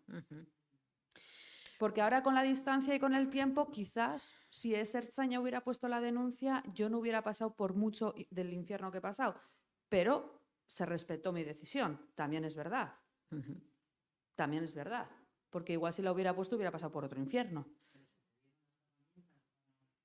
Poder decidir si quería, no quería, lo que iba a pasar, lo que iba a pasar. No, yo estaba sola. Yo allí estaba sola. Yo allí estaba sola, entonces ese chico que estaba allí, pues no la puso, me respetó y yo me fui con mis hijos. Ese profesional. Ese profesional que estaba allí. Bueno, luego con el tiempo ese señor, así le llamo yo a mi ex, ese señor, empezó a ejercer violencia a mis hijos, o sea, utilizó a mis hijos de herramienta para hacerme daño a mí. Entonces me di cuenta de que ya tenía, pues que claro, yo me había ido para que mis hijos, bueno, la cosa es que fui a poner una denuncia de maltrato hacia mis hijos, Y entonces me tocó otro ertzaina del pelaje de 18 o 19 años y entonces ese señor me dijo que yo no podía ir a poner una denuncia por maltrato psicológico, que qué pruebas tenía y que además la culpa de lo que le estaba pasando a mis hijos era mía, porque si el día que me separé yo hubiera puesto la denuncia por maltrato hacia mí, mis hijos no estarían pasando lo que estaban pasando. Entonces, quiero decir... Sí, no la veis, pero tiene el puño cerrado. Pues mirar, yo creo que, y esta es una de las cosas que también, por ejemplo, el personal sanitario tenemos, ¿no? Que tenemos la obligación, cuando sabemos de que se ha cometido un delito público y la violencia contra las mujeres es un delito público, tenemos que informar. Ahora bien, el problema es que tenemos un marco jurídico que no entiende la violencia contra las mujeres. No digo que tengamos malas leyes, ¿eh? Digo que tenemos en general una mala aplicación y esto, independientemente de lo que ahora vaya a pasar con la ley del solo sí es sí y que, en fin, podemos entrar a debatir sobre ello, es verdad que todos los indicadores internacionales, todas las instituciones institucionales es lo que nos dicen, que tenemos una mala aplicación de la ley, pero no solamente porque el personal final que tiene que, digamos, que sentenciar, no, es que previamente... ¿sabéis? Previamente tenemos una mala formación de profesionales que atienden a las mujeres víctimas de violencia. Mirad, yo no necesito convertir o llamar al juzgado cuando estoy delante de una mujer víctima de violencia, si la mujer me dice que no quiere denunciar, pero tengo dentro de mi sistema de Osakidecha un botón de alarma para informar a todos los profesionales de que esa mujer está en riesgo y que esa mujer es víctima de violencia de género y que tenemos que acompañarla en el proceso. Porque lo primero que hay que hacer es informar a la mujer, porque muchas mujeres ponen denuncia y no les han informado. Y es una de las cosas que marca la ley. Para que una mujer denuncie tiene que tener información sobre qué implica la denuncia, qué posibilidades tiene, qué recursos tiene, etcétera, etcétera. Si no se da esa información, tú no puedes decidir. ¿Os acordáis lo que decíamos de la indefensión radical del derecho a decidir? Partimos de ahí. Entonces, la mujer tiene que tener toda la información de lo que puede pasar, si pone denuncia, si no pone denuncia. Ahora bien, con el cambio de la ley de la ley de igualdad y violencia machista del País Vasco, lo que tenemos es que no es necesario que una mujer interponga denuncia para que se le haga seguimiento institucional. Y esta parte también es muy importante, porque efectivamente muchas mujeres pueden no querer denunciar por 100.000 motivos. Ahora, yo como profesional también tengo que ver en qué nivel de riesgo está esa mujer, porque si está en un nivel de riesgo alto es necesario actuar, porque la mujer, yo diría que no solo sale con miedo, sale con terror. Y sale de media después de 8 años de malos tratos. Eso tiene un impacto por eso los malos tratos habituales en el marco jurídico están dentro de la tortura, porque es el clima de tortura en el que se dan esas relaciones de malos tratos habituales, ¿sabéis? Que además no es necesario que haya violencia física. Si todo buen maltratador no necesita la violencia física para ejercer violencia contra las mujeres. Entonces, efectivamente, por un lado es un delito público y por tanto ese profesional tendría que haber hecho algo más bajo mi punto de vista, pero lo que no se puede hacer es hacer en contra de la mujer. Y esa parte también es muy importante. Pero claro, tienes que ver hasta qué punto esa mujer está aterrorizada. Porque claro, partimos de la idea de pensar que una mujer cuando sale de la casa, sale de la situación de maltrato, ya está. Y ya es sobreviviente. Y dices, si este es el comienzo del infierno. Este es el comienzo del infierno. ¿Me explico? Estabas en no sé cómo nombrarlo, a la relación estabas en una situación de tortura absoluta, pero el salir de la casa no implica que esto se ha acabado, ni mucho menos. Entonces, en esa idea, ¿no?, de trabajar con las víctimas, de hacer ese proceso de no correr, de dar información, de dar recursos, de que la mujer sea siempre, siempre, siempre el centro de nuestra atención, y la mujer es siempre la propietaria de derechos, propietaria no sería la palabra, pero la sujeto de derechos. Entonces, si tenemos en cuenta todo eso, seguramente a la hora de intervenir con mujeres víctimas de violencia estaremos más preparadas y preparados. Y quiero decir una cosa que a veces la gente se olvida, y lo digo siempre con profesionales sanitarios, la historia clínica, eso que escribimos cuando venís a decir no sé qué me pasa pero me duele todo, es un informe legal. Tiene validez legal. ¿Eso qué quiere decir? Que cuando yo escribo que tengo sospecha de que puedes estar en una situación de violencia de género, pero no lo dejo registrado además en el apartado que lo puede ver todo el mundo, sino en esa alarmita que tenemos, cuando tú vas porque lo voy a decir de otra manera. Todos los estudios nos dicen que entre el 80 al 85% de las mujeres que están en malos tratos durante el primer año de malos tratos acuden a atención primaria, a la enfermera, a la médica, a la matrona, para decirle, no sé lo que me pasa. No sé lo que me pasa, pero estoy mal. No puedo dormir, tengo ansiedad, tengo dolor de estómago. Y ahí nosotras tenemos que tener capacidad para ver si hay organicidad, si hay un problema orgánico, estructural o lo que hay detrás. El otro día en una formación interna de Osakidetza, una de las médicas decía, claro, no le puedo decir a la mujer lo que te duele es la desigualdad, pero realmente lo que le duele es la desigualdad. ¿Me explico?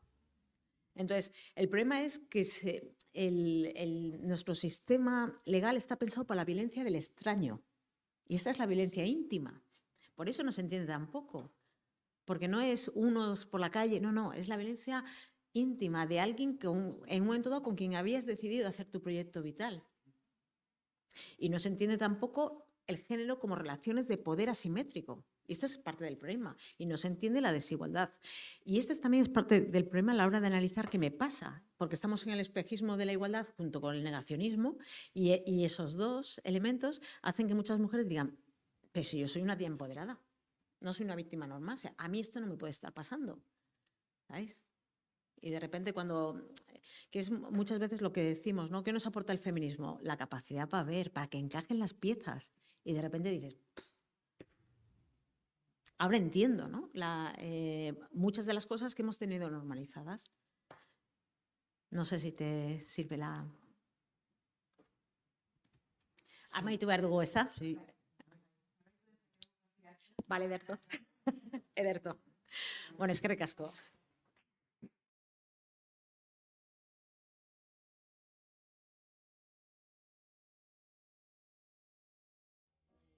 Muchas de las cosas que hemos tenido.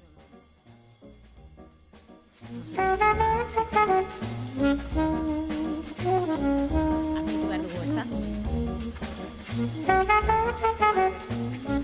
Ederto. Bueno, eskerrik asko.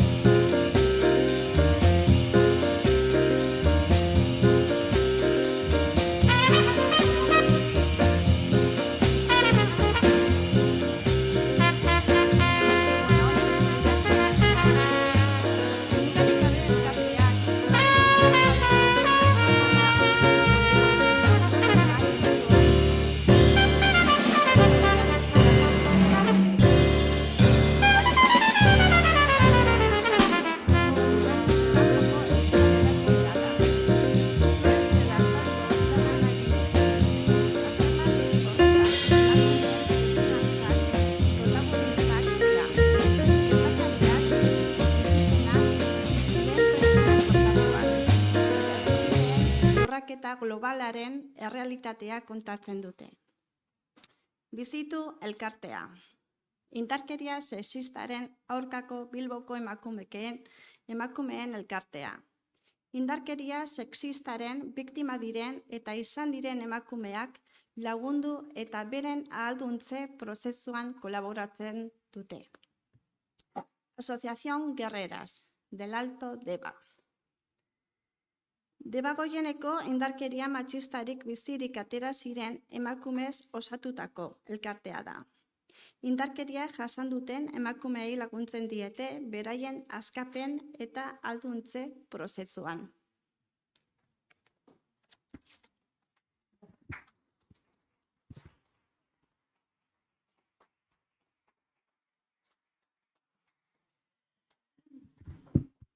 Hurbiltzea esan diate, itzultzaileek eta online bitartez jarraitzen dutenak ondo entzuteko, baina urruntze manaiz abisatu ze igual ez naiz konturatzen, bale? Eskerrik asko gonbidapenagaitik, azkenean guretzako ona etortzea eta aurretik egon direnak eta gero gurekin egongo direnak eta itziera egingo duenak ere, elkarlana egin izan dugu eta gustu bada hemen egotea. Orain pixkat labur bilduko dut, egin genuen ikerketa bat, asfalto arteko loreak deritxona, eta kontatuko dizuet pizkade bai nondik norakoa, ez? Zegaitik egin genuen ikerketa hau. Ikerketa hau egin baino lehenago, mugari gabetik bai daroagu edo hasi ginen 2010 urtetik indarkeria matxisten aurkako kanpaina batean, ibilbide desberdina izan zuen, eta 2013an egin genuen nazioarteko auzitegi simboliko bat, non egoera 8 kasu epaitu ziren, simbolikoki, eta horre ikasketa asko atera genituen, eta atera genuen ikasketetariko bat zan, ikusgarritasuna eman geniola emakume horiei, ahotsa eman genien, ze kasu askotan testigantza entzuten zen lehenko momentua zan, baina dana gero zeukan erreparazio edo erantzun juridiko bat, ez? Helburua hori zelako berez.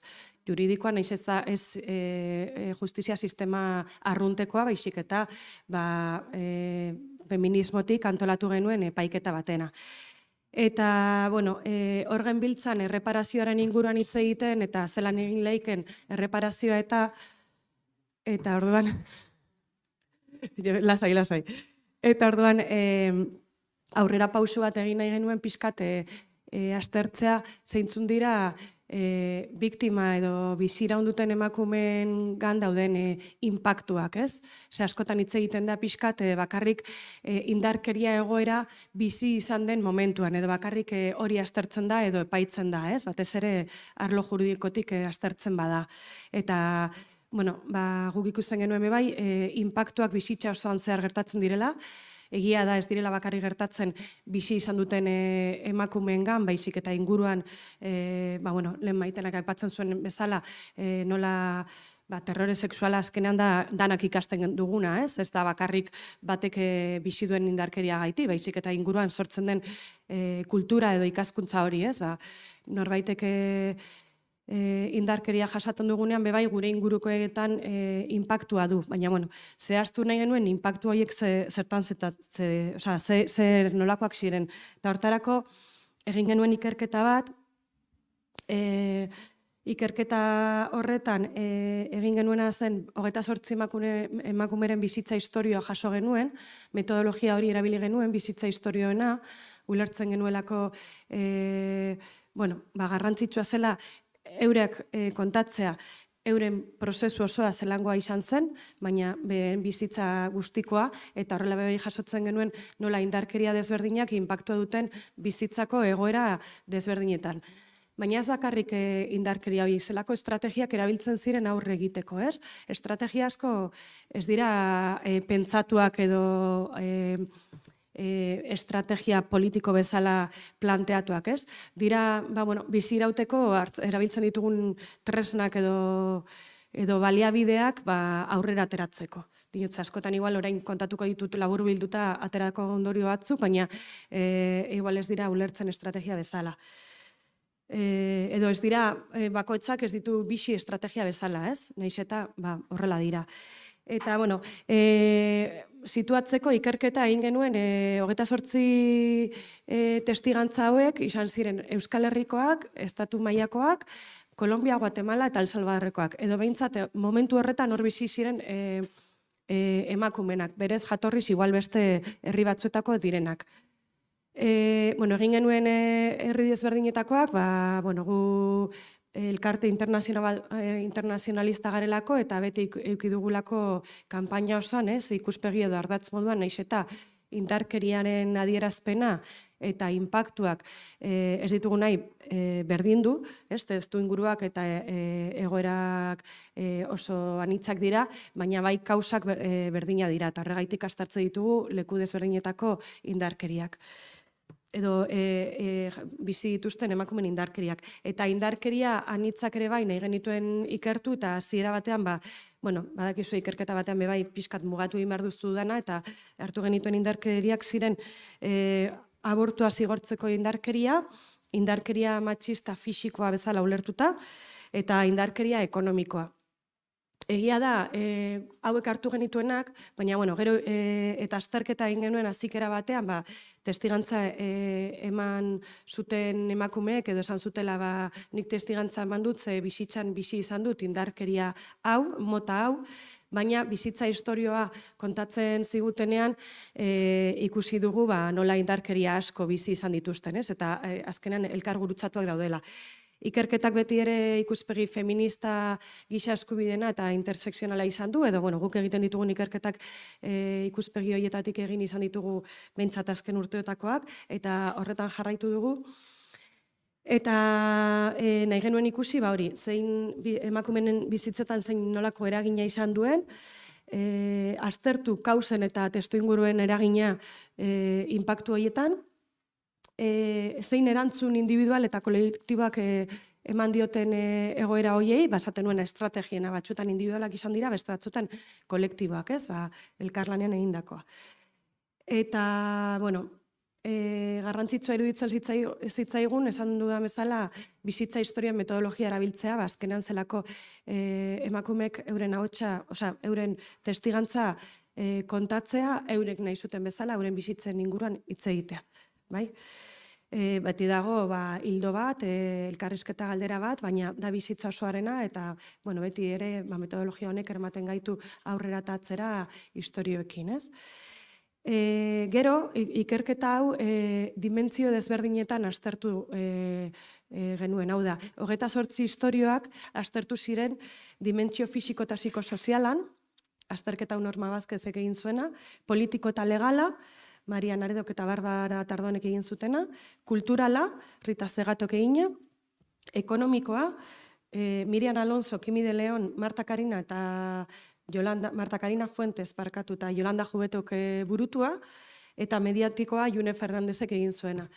Zergaitik, aukeratu genituen dimentsio hauek, izan zitezken beste batzuk, baina guk nahi genuen ikusi zelan inpaktu horiek dimentsio ezberdinetan daukaten eragina, ez? Eta horregaitik hauek.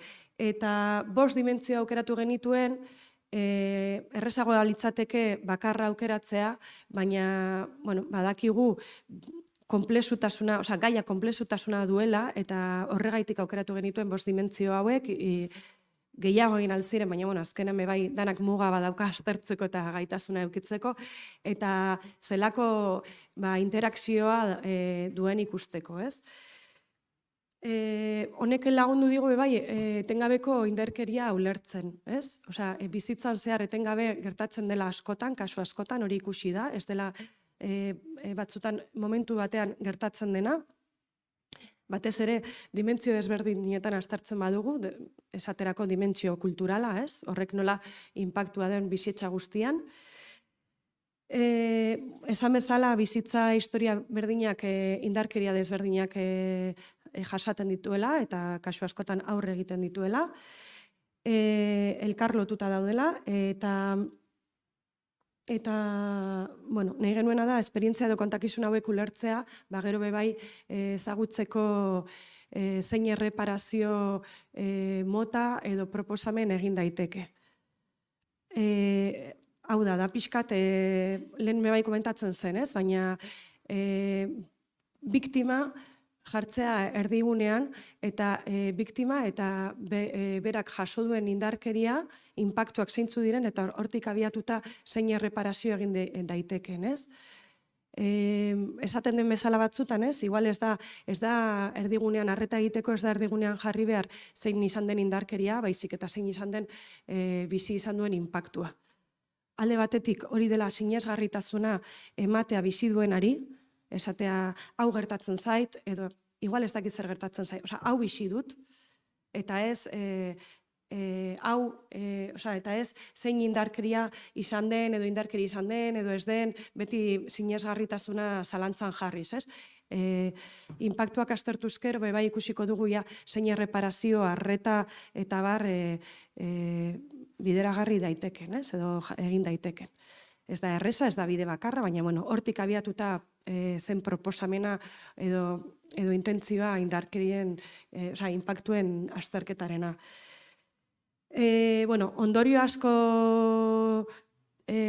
atera ziren, Nik 3-4 ideia botako ditut bakarrik, baina jakitea ere, ikerketa hau dela, dinot, ze batzutan igual portadak ikusita erresten duela, eskuragarri dagoela digitalean, bai euskaraz, bai gazteleraz, eta hor agertzen dela egindako dimentsioen azterketa guztia. Aurretik diotzuet, ez dira bizitza historioak agertzen, ze batzuta jendeak hori bilatzen du, batzuk ez ziren beharrezkoak azterketa egiteko, eta bai agertzen da laburpen txiki bat testu inguruan jakiteko zein bizitza historioa den, hau da, non kokatua dagoen eta zein darkerian mota suposatzen da urratzen dela, edo zein parkatu eskubide urratzen den, hori egiten genuen ere, ze askotan dimentsioetan aipatzen da kasuaren siglak edo, ez? Kasuak bebai izenak eta anonimoak izan dira, eurek ez badute eskatu benetako izena ematea. Eta, inpaktuen inguruan edo ondorio bezala, eragina handia dauka osasun fisiko eta emozionalean, lehen komentatu den bezala, ez? Askotan nabarmena da ze aldizkako gertakariak ez dira, baizik eta urtetan zehar gertatzen diren gertakari asko dira, eta antzietatea oso agerian zegoen kasu askotan, edo gauza gehienak ez dira kasu guztietan gertatzen, askotan gertatzen dira, baina bebai ez dira bakarrik 28 kasu hauetan gertatzen direnak, baizik eta ikus ditzakegu direla kasu batzuk adibide gisa balio dutela errealitatean gertatzen diren beste adibide batzuk bezala. Eta harreman sozialetan ere, haustura bat egoten da batzutan, bakardadera edo joatea. Antzietatea hau batzutan depresio bihurtzen zen, eta depresio horretan batzutan ere bai, batzuek hitz egin zuten bere buruaz beste egiteko pentsamenduak izan zituztela behin baino gehiagotan, ez? Arreta psikologikoa kasu gehienetan ez dute jaso, eta jaso izan dutenetan, edo horren izan da erakunde feministak edo emakumeen elkarteak edo errastutako esku hartzea, ez? Gero, bakartze soziala esaten genuena, bebai, askok beldur direlako eta isildu egiten direlako, ez? Igual, euren indarkeria, kasu askotan esan beharra dago, ez direla, ez dutela batzuetan, kasu askotan oso gutxitan hitz egin izan dutela euren bizipenei buruz, edo behintzat modu honetan. Bai, ez horrela pentsatuta pixkat zein izan zen euren egoera horrek zer zorrarazi zuen aurrerago eta horren inguruan, ez? Bizipen osoari buruz, kasu batzuetan ez zuten inoiz hitz egin. Eta, estrategia edo batzuek erabiltzen dituen bidea izan da mendekotasuna, obedientzia eukitzea, hau da aurrez egitea, baizik eta estrategia bezala mantentzea egoera hori, ez? Batzutan esan dugun bezala lehen edo aipatu den bezala aurre egiteak indarkeria areagotu dezake eta egoera arriskutsuagoan jarri, ez? Gero beste batzuk sinesmen erlijioetan edo erlijio desberdinetan sinestea erabili izan dute irteera bezala, ez? Azkenan beste leku batean jartzea, eta askok militantzia edo aktivismoan jarri izan dute bideetariko bat. Hau irten da kasu desberdinetan, egia da ere guk aztertutako edo jaso genituen testigantzak izan zirela 28 emakume berez bazeudela elkarlanean elkarte desberdinekin. Honen arrazoia izan zen, mugarik gabetik argi genuen, ezin izango genuela gero 28 emakume horiei prozesu honek mugiaraziz zezakena edo zabal zezakeen mugimendu pertsonala edo mina edo dana delakoa guk ezin genuen lagundu denbora luzean. Orduan guretzako ezinbestekoa izan zen jada elkarlanean edo lagunduta zeuden emakume elkartekin harremanetan jarri, guk berez harremana hori bagenuelako aldez aurretik, eta ia prest zeuden norbait batzuk testigantza ematera eta horrela. Eta orduan hortik prestatu ziren, ze elkarte horiek bebai zeuden prest gero beharrezkoa zen ibilbidean laguntzeko, eta horregaitik ere, kasu askok gero esan dute, euren ibilbidean militantzia edo aktivismoa izan dela oso prozesu lagungarria, ez? Eta hor, lotzen dut pixkat Maitenak esan duena, ez? Igual biktimatik bizi iraun duten emakumetara izan dira hauetariko batzuk, ez?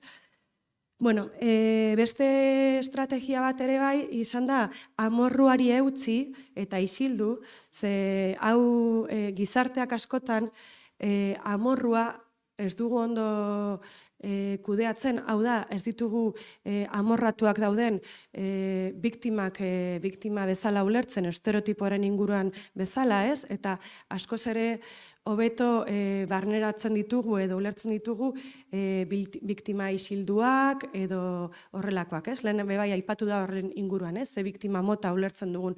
Eta hori batzutan izan da estrategia bat, bazkenean naiz eta estrategia edo erabaki batzuk ez diren igual bakoitzarentzat positiboak izan, baina bebai aurrera egin behar da. Eta hor bebai hausnartzeko pixkat, zer nolako irudia dugun biktimen inguruan eta zer nolako zelan egiten diogun, zer nolako harremana dugun egoera hoiekin, ez? Amorrua ez dugulako onartzen, jendarte bezala, esaten ari naiz. Eta gero, danak esaten zuten, erakunde publikoen baliabide falta izan dutela, arreta falta, baliabide falta, gero aratago joango gara justiziaz zehazki itxeginez, baina eta izan direla azkenean beste elkarte edo antolakunde batzuk eman diotenean babesa edo arreta, ez? Justizia arrotza da ustut guztientzat, kasu guztientzat, orokorrean erasotzailea babestu egin dutelako askotan, edo justizia euren kontra egin delako, kasu batzuk ez dira justiziatik pasa, baina, bebai batzuk ez dute nahi izan salaketarik jarri, egoera gaitik, eta ikusten dutelako hori ez dela baliagarria, edo ez diolako inolako erantzunik emango, eta bai min gehiago, edo bide latzagoa, ez? Beraz, ez dago justizian konfiantza, eta erreparazioa ez da agertzen justizia egon den, edo justizia ibilbidea izan duten kasuetan, bale? Eta hau oso garrantzitsua da azkenen bai, edo horrela ulertu genuen, emozionalki osatzeko, doluak gauzatzeko eta lotzari aurre egiteko, ez? Lehen hitz egin da pixkate lotzaren inguruan. Baina guzti horri gainditzeko ere bai, erreparazioa garrantzitsua izango litzatekela aipatzen zen, ez? Gero kontuan izan behar dugu bai, beste egoera asko gurutzatzen, edo beste zapalkuntza asko gurutzatzen direla kasu askotan. Eta, adibidez, esaten genuen justiziarena, bebai esaten genuen estatuak ez duela erantzuna eman kasu gehienetan, azkenean legeak egon badaudela, baina ez direlako aplikatzen askotan, eta aplikatzen ez diren askotan esaten ari gara ez bakarrik epaiketa zehatz batean, lege askok esaten dute arreta integrala egingo dela, eta ez da egiten arreta integrala, edo esaten dute, edo salatzen dute indarkeria instituzionala, eta indarkeria instituzionala suposatzen du ez bakarrik poliziek edo egiten duten indarkeria zuzena baizik, eta arreta ez dela bermeekin edo arreta egiten, ez direla, ez da egiten arreta zerbitzu desberdinetan. Indarkeria instituzional asko salatzen zirenak, ziren ez direlako eman behar diren zerbitzuak ematen. Zerbitzu, bai esaterako Euskadin bada lanbideko arreta, bada, dinot, kasuak justizian ez bakarrik epaiketa baizik eta zer nolako arreta eman behar zaizune abokatuen bitartez edo horrelakoetan. Asko da joatea pixkat lurreratzea guzti hori. Askotan igual entzuten dugu indarkeria instituzionalaz eta pentsatzen dugu ja dela pixkat hor goian dagoen hori eta da egunerokotasunean gertatzen diren arreta faltak, ez? Zerbitzu publiko oinarrizkoenetan ez direnak gertatzen. Eta ez emateak suposatzen du, arreta falta horrek suposatzen du legedi hori ez dela betetzen. Eta gero, esaten nuen bezala, indarkeria desberdinak gurutzatzen dira bebai, kasu batzuetan, egoera administratiboa segun eta zein izan den zer nolako arreta dagoen, hau da, irregularrak ziren emakumeak, edo, dinot, paperik gabe zeudenak ulertzeko, hor ere bai zer nolako arreta egiten den, eta gero bai zer nolako estereotipoak dauden arreta guzti horretan, eta horrek zer suposatzen duen, ez? Kulturaren dimentsioaz ari bagara ere bai, ikusi behar da zelako kulturaren dimentsioak alor guztietan jotzen du, ez? Baina azkenean bebai demagun politikak zelako ikuspegi kontserbadora eta familista duen. Dinotze, azkenean hori kulturala da, baina eragiten du. Bai politiketan, bai arlo ekonomikoan, bai eta horrek zelako eragina duen, ez? Eta gero, bebai, nola arreta desberdinak, arreta desberdinak ematen duten pertsonek, profesionalek, aurreritziak dituztenez, arreta hori ez da bermeekin ematen. Guzti hau, egia zan gauza asko aipatu dira lehen, baina azkenean horrek ere bai zelako eragina duen, ez? Eta justizia sisteman zelako oztopoak aurkitzen zituzten. Gero, arlo politikoan hitz egin da, erreparazioaz hitz egiten badugu zehazki, ez dira erreparazioaren elementu desberdinak eman, ia kasuta batetan ere ez? Kalteak ordaintzea, lehenagoratzea, birgaitzea, asetzea eta berriz ez errepikatzok bermeak ez dira gertatu. Ez dira gertatu, kasu batetan ere ez. Eta igual ordaintzearena gertatu da kasu batzuetan, baina oso puntualki, baina beste guztietan ez. Eta erreparazio guzti honek kontuan izan behar dugu inpaktua duela bai biktiman bertan, baina erreparazioak badauka bai prebentzio funtzio bat jendarte osoan. Eta hori bebai kontuan hartu behar dugu, ez?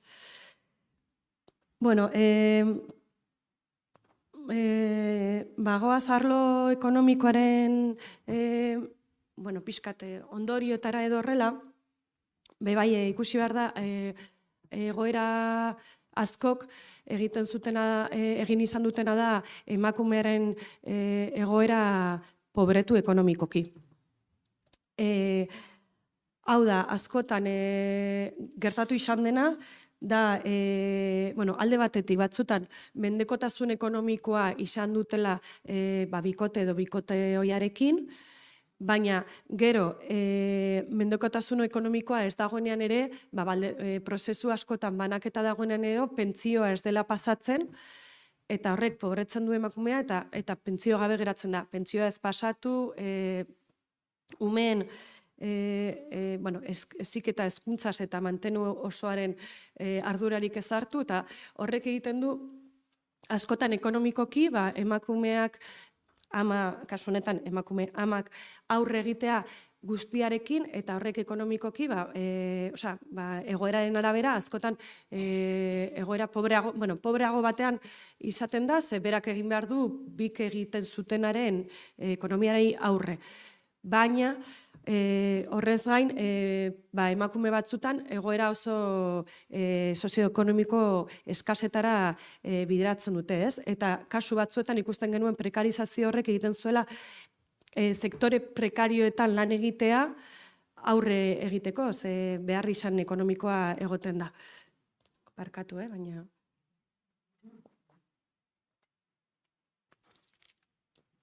Eta, aztertutako kasuetan, egoera ekonomikoei aurre egiteko migrazio proiektuak hasten ziren. Zer suposatzen du honek? Migrazioak suposatzen du, alde batetik, migrazioa kasu hauetan zen migrazio ekonomikoa nahi dute zen, ez? Dirua etxera bidaltzeko.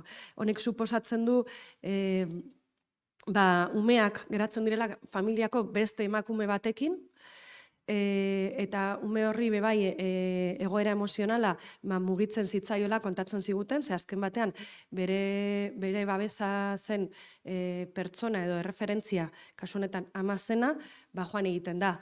Orduan bebai emozionalki oso segurtasun falta eta sentitzen zuten euren seme-alabek, eta gero horrek zer suposatzen duen migratu duen amarentzat bebai, ez? Klaro, bueltatzen gara erruduntasun sentsazio edo bizipen horrekin, ez? Eta gainera batez ere, amarengan jartzen dugulako umeen zaintza eta ardura. Eta orduan, bakarrik amarengan, eta orduan hori bebai, jendartean edo zigortua dago, ez? Eta esaten dut, pentsakeran edo. Eta gero ere, migrazio prozesu hauetan lan egiten duten arloetan edo, askotan arlo prekarioak izaten dira. Beraz, egoera ekonomikoa jarraitzen du izaten nahiko prekarioa. Aztertu genituen bebai kasu batzuk, bizipen historia batzuk izan ziren migrazioak egoera edo gatazka armatutako kasu batzuk, ez, Kolonbian, esaterako. Eta, migratze prozesu hauek beste egoera bat dute, askotan migratze prozesuak izaten dira indarkeria fisiko-sexuala edo jaso dutelako eta alde egiteko edo mehatzuan bizi direlako. Orduan alde egiten dute, beste herri batera doaz bizitzera, eta hemen bizi da, alde batetik zigorgabetasuna dago guztiz, erasotzaileren partetik, baina gero honek ere bai dauka inpaktua egoera, ez bakarrik egoera fisiko, psikosozialean edo harremanetan, egoera ekonomikoan ere bai inpaktua du. Eta inpaktu larria izaten zuen askotan. Azkenan, zure aurreko bizitza guztia utzi duzu, beste leku batera zoaz, nuen ez daukazun zarerik, ez da lanbiderik. Eta orduan egoera horiek oso larriak bihurtzen ziren ekonomia arloan ere. Eta askotan arautuak ez diren enpleguetan hasten ziren lan egiten, edo informalak esaten zaionak. Suposatzen duenarekin lan mundu hori, non diru-sarrerak eta lan eskubideak badakigun zelakoa diren. Eta kasu askotan egon zen etxeko langileen egoera zehatza. Etxeko langileen egoera, badakigu oso prekarizatu izaten da, eta ere gehiago barne etxeko langileak, ez? Eta, hori bebai garrantzitsua da, ze gero gainera espazio horretan bertan ere indarkeria bizi izan zuten kasu askotan, hau da, lan egiten zuten etxeetan, hau da, euren lanpostuetan.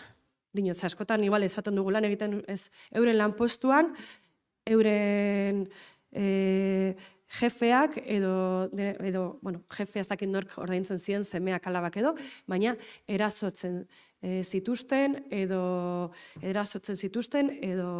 urraketa desberdinak bizi zituzten. Eta, gero, ez du nahi, badakit denbora aurrera doala, eta beti uste duzu, zeitzula helduko denbora, eta gero, asko daukazu. Dimentsio mediatikoan aztertu ziren ia kasu hauek edo agertu ziren edabideetan. Gehienak ez ziren edabideetan agertu, batzuk bai eta batzuk eukizuten oso oihartzun handia, ez? Izan ziren kasuak, baina bai ikusi dugu komunikabideak izan daitezkela bi bide aurkitu dira, ez? Izan berbiktimizatzen duten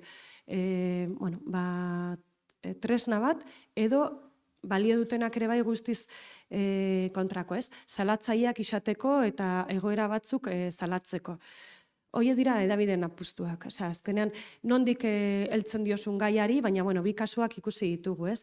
Gehiengoetan ez dira izan salatzaileak, ez? Baina, aukera hori dute.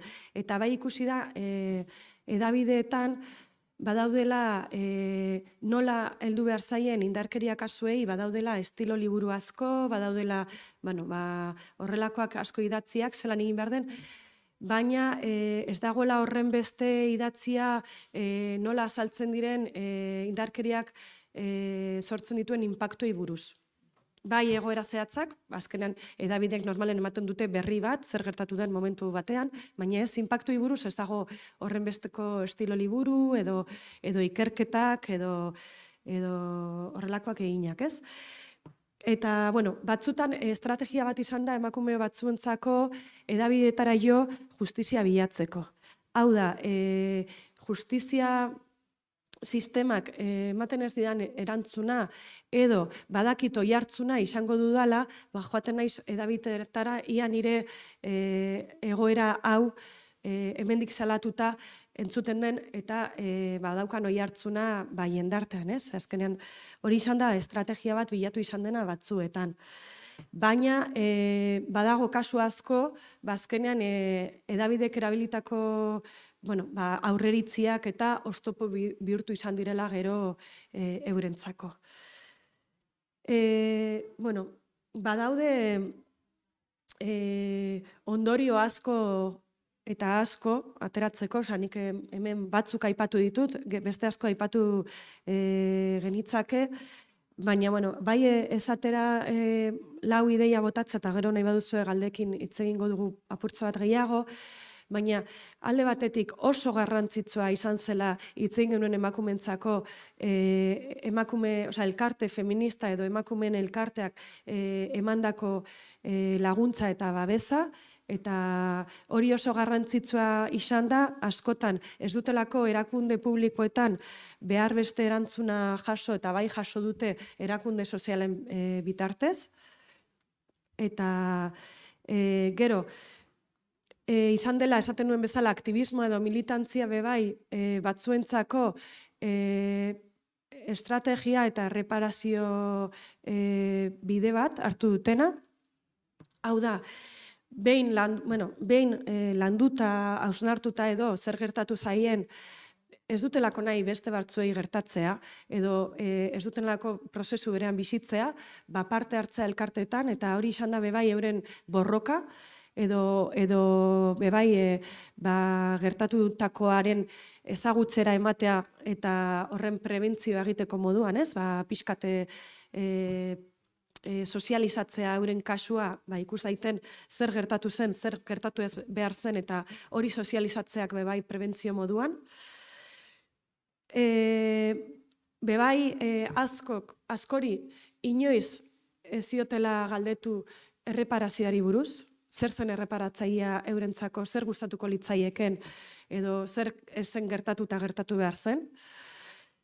Eta, hori bebai orain, hemen erreparazioa ari ginen ez bebai ez, baina honetan eta uste dute orain gero eta gehiago hitz egiten ari garelako erreparazioa indarkeria matxistaz ari garenean, baina askotan igual ez diogula, edo behintzat guk heltzen ari hasi gintzaion horreri duela urte gutxi, baina igual askotan ez da ikusi ez, eta gero zer den erreparatzailea bakoitzarentzat, ez?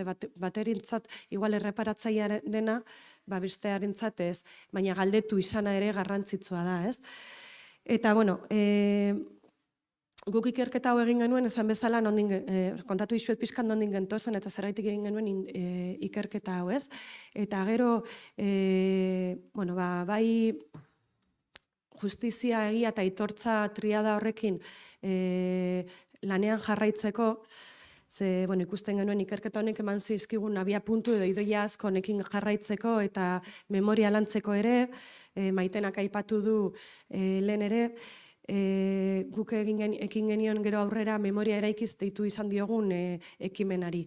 Eta ekimen honek lan hildo desberdinak izan ditu, baina bat zen testigantza hauetako 7 antzes lan batean bezala, antzes bat zen pizkate arte multidisciplinarra, desberdina zen, baina eraman genuen eta kalera eraman genuen. Eta helburuetariko bat zen, historio hoiekin, ziren batzuk, izanan ziren beste batzuk, empatia sortzea. Eta zergaitik empatia, ze azkenean datua geratzen zaizkigu abstrakzio horretan, ez? Eta abstrakzio horrek datua garrantzitsua dira eta guretzako egon behar dira eta horrek ematen digu askotan ere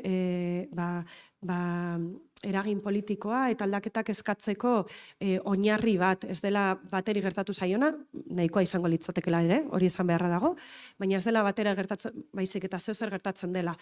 Baina uste dut bai jendarteratzeko eta horretarako empatia sortu behar dela, eta horretarako ere horregaitik egiten genuen proposamen artistiko bat, non helburua zen hori empatia sortzea eta hortik heltzea.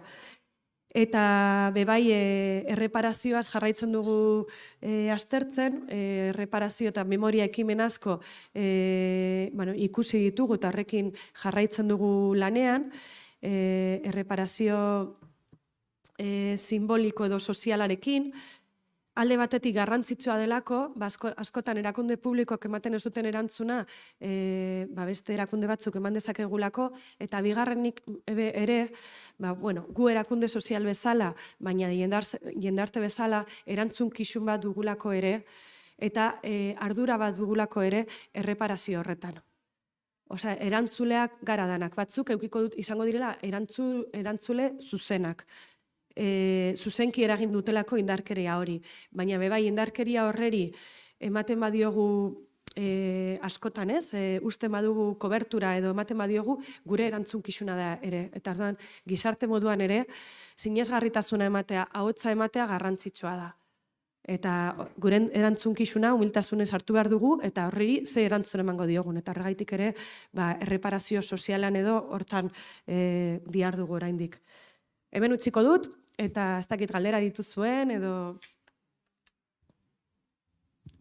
Baia txapa, nago, dituta nago.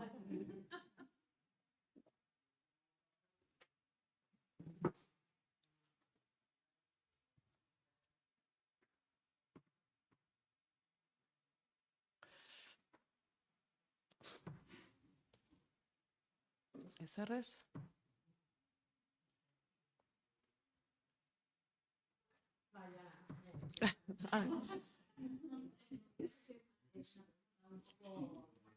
Bueno, es para lo de... Vale, Ederto. Bueno, lo primero darte las gracias, Mugari Gabe, por el trabajo hecho, porque me parece que sea ese reconstruir la memoria, ¿no? Es construir la memoria de las víctimas y de su capacidad de resiliencia. Y luego, enlazando con lo que decía Inma, ¿no? Me ha venido a la cabeza que muchas veces pensamos en la violencia como un acto con punto y final, ¿no? Y sin embargo, en vuestro trabajo lo que habéis detectado es que la violencia está presente con diferentes niveles de expresión, ¿no? En la vida de las mujeres. Entonces es complicado esto de pensar que tiene un punto y final, ¿no? Como en otros tipos de violencias, porque la violencia contra las mujeres está presente de diferentes maneras. Entonces, nada, daros las gracias por esa parte.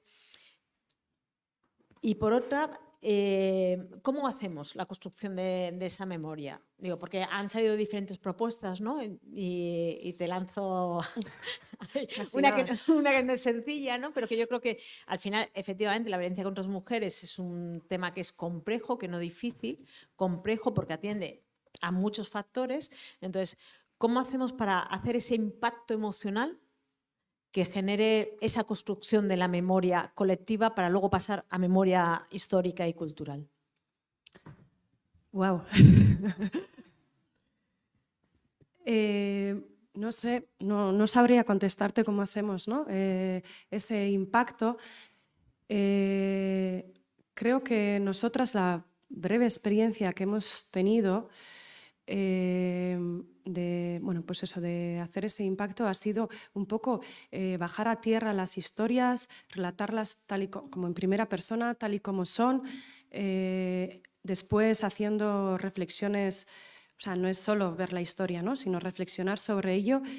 Y es difícil, sobre todo porque llegas a un grupo residual. O sea, quiero decir, a muy pocas personas. Y, sin embargo, creo que es importante. O sea, es importante explicar la complejidad.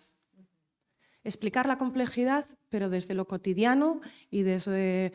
Nosotras, como nos conoces, somos a veces muy teóricas, si lees esto, es como, por decirlo de alguna manera, es infumable. Lo que pasa es que esto es imprescindible tenerlo también, ¿no? Entonces, para hacer memoria colectiva, tiene que calar o tiene que empapar. Y la memoria, como bien tú has dicho antes y nos has enseñado más veces, al final se queda si hay emoción, algo que da igual la memoria de lo que sea, de qué recuerdas de pequeña, alguna anécdota, alguna cosa tal, pero son momentos especiales por algo te ha movido. Entonces, esto es suficientemente grave y complejo como para que tengamos que retomar de eso qué nos mueve, ¿no? Y lo de la empatía que decías antes es imprescindible, lograr la empatía. Y lograr la empatía es intentar hacer sentir como iguales como que pudiera ser tú, ponerte en primera persona. O sea, en la propuesta artística que hacíamos, uno de los propósitos es... que vivas como si te esté pasando a ti la historia. O sea, de hecho es una vivencia individual. Bueno, no sé si lo conocéis algunas, ¿no?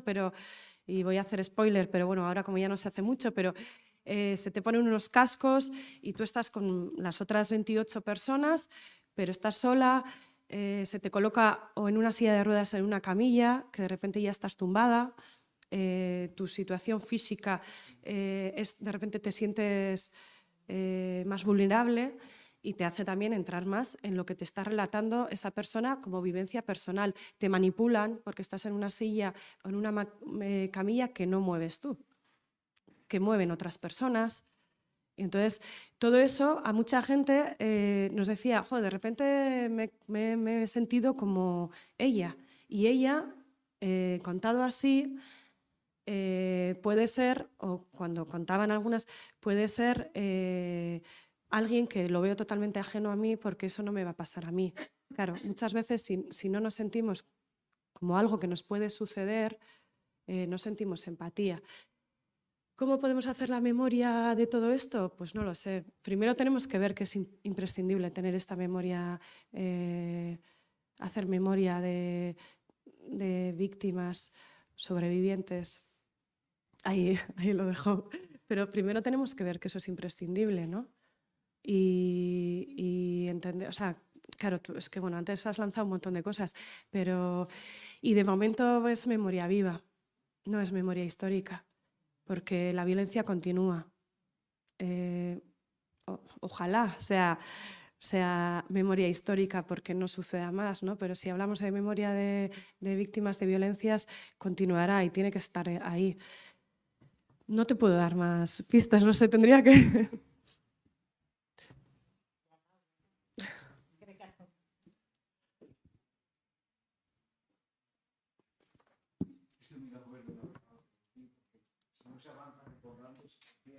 Ningún proyecto verdadero del ser humano se construye sobre el olvido, sobre el desdén. Entonces, en ese sentido, el relato de traerlo a continuo me parece que es una de las formas.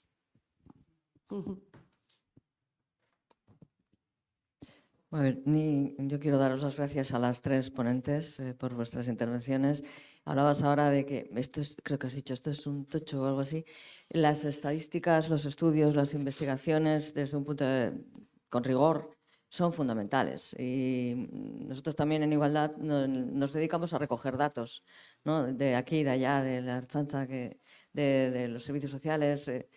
Y a veces pues, puede resultar difícil entender, ¿no?, la importancia de recoger esos datos, pero es importante para la acción política precisamente, ¿no? O sea, tenemos que conocer la realidad en la que nos movemos para poder decidir qué hacer, ¿no?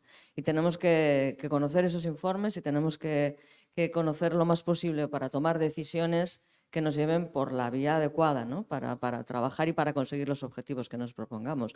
Entonces, un poco la pregunta de hoy era ¿qué tenemos que hacer para avanzar en la reparación a las víctimas, ¿no? Creo que habéis dado bastantes claves, pero sigue siendo complejo llegar un poco a tener la respuesta, ¿no? Has hablado de, primero, del proceso de justicia, ¿no?, de que la mujer víctima tenga una reparación económica, una sentencia. Creo que has hablado de que reconozca lo que le ha pasado, que reconozca que él la ha maltratado, que todo eso es importante en la reparación, entiendo, ¿no? Pero desde un punto de vista social, la propia sociedad, ¿qué hay que hacer en la sociedad para que una mujer que ha sufrido violencia machista pueda sentirse, una vez que ha sufrido, que ha pasado todo el proceso y que ha salido, tenía una sentencia, por ejemplo, para que sienta ese calor, un poco de curar esas heridas, ¿no? Hemos hablado algo antes Maitena creo que ha hablado también de la denuncia social, de las concentraciones, es un tema bastante complejo. Espero que, aparte de lo que me respondas tú ahora, después con la mesa redonda podamos ahondar un poquito. Bueno, yo antes sí que he dicho que la justicia ordinaria puede, bueno, en algunos casos puede reparar para algunas personas, pero bueno, si hablamos de reparación, yo no tengo fórmulas, pero lo único que podría decir es que hay que poner, pero en la justicia, en el concepto de justicia amplio, no en el sistema de justicia. La víctima tiene que estar en el centro, porque el sistema de justicia lo que quiere es castigar al agresor, no quiere reparar el daño. O sea, digo, el concepto está así, ¿no? Entonces, vamos a poner a la víctima en el centro y preguntar y escuchar. Quiero decir, primero, escuchar qué es reparador para ella. Bueno, ya va a ser un acto de dar voz y credibilidad que no es muy común. Entonces, y a partir de ahí, pues ver qué posibilidades como entidad social, como instituciones, tenemos. Quiero decir que no siempre igual podemos dar respuesta a todo, ni todo. Y qué responsabilidad tenemos en aquello que no se ha hecho y se tenía que haber hecho también. Y desde ahí, bueno, como institución también digo, reparar también es hacerse responsable y saldar cuentas, ¿no? Porque es verdad que todas las instituciones hoy en día tienen un protocolo de cuando igual hay un asesinato, salir, pero no tienen quizá una declaración de la responsabilidad que tenían en poder haber dado pasos o cuáles son las medidas posibles que se proponen después de que ha sucedido eso, qué voy a hacer para que no vuelva a suceder. Darle una vuelta a eso, ¿no? Porque de poco vale una declaración de denuncia si no damos más pasos. Entonces eso también es bien importante, ¿no? O nosotras que hemos estado analizando actos de memoria o reparación simbólica y social que se hace bien por instituciones o bien desde la sociedad civil, algunas organizaciones pues dicen, algunas reparaciones que han organizado algunas instituciones públicas no estamos de acuerdo. Porque no lo han hecho con un proceso participativo en el que se está preguntando qué es reparador y por tanto vamos a hacer ese acto, ¿no? Están buscando, bueno, pues al final la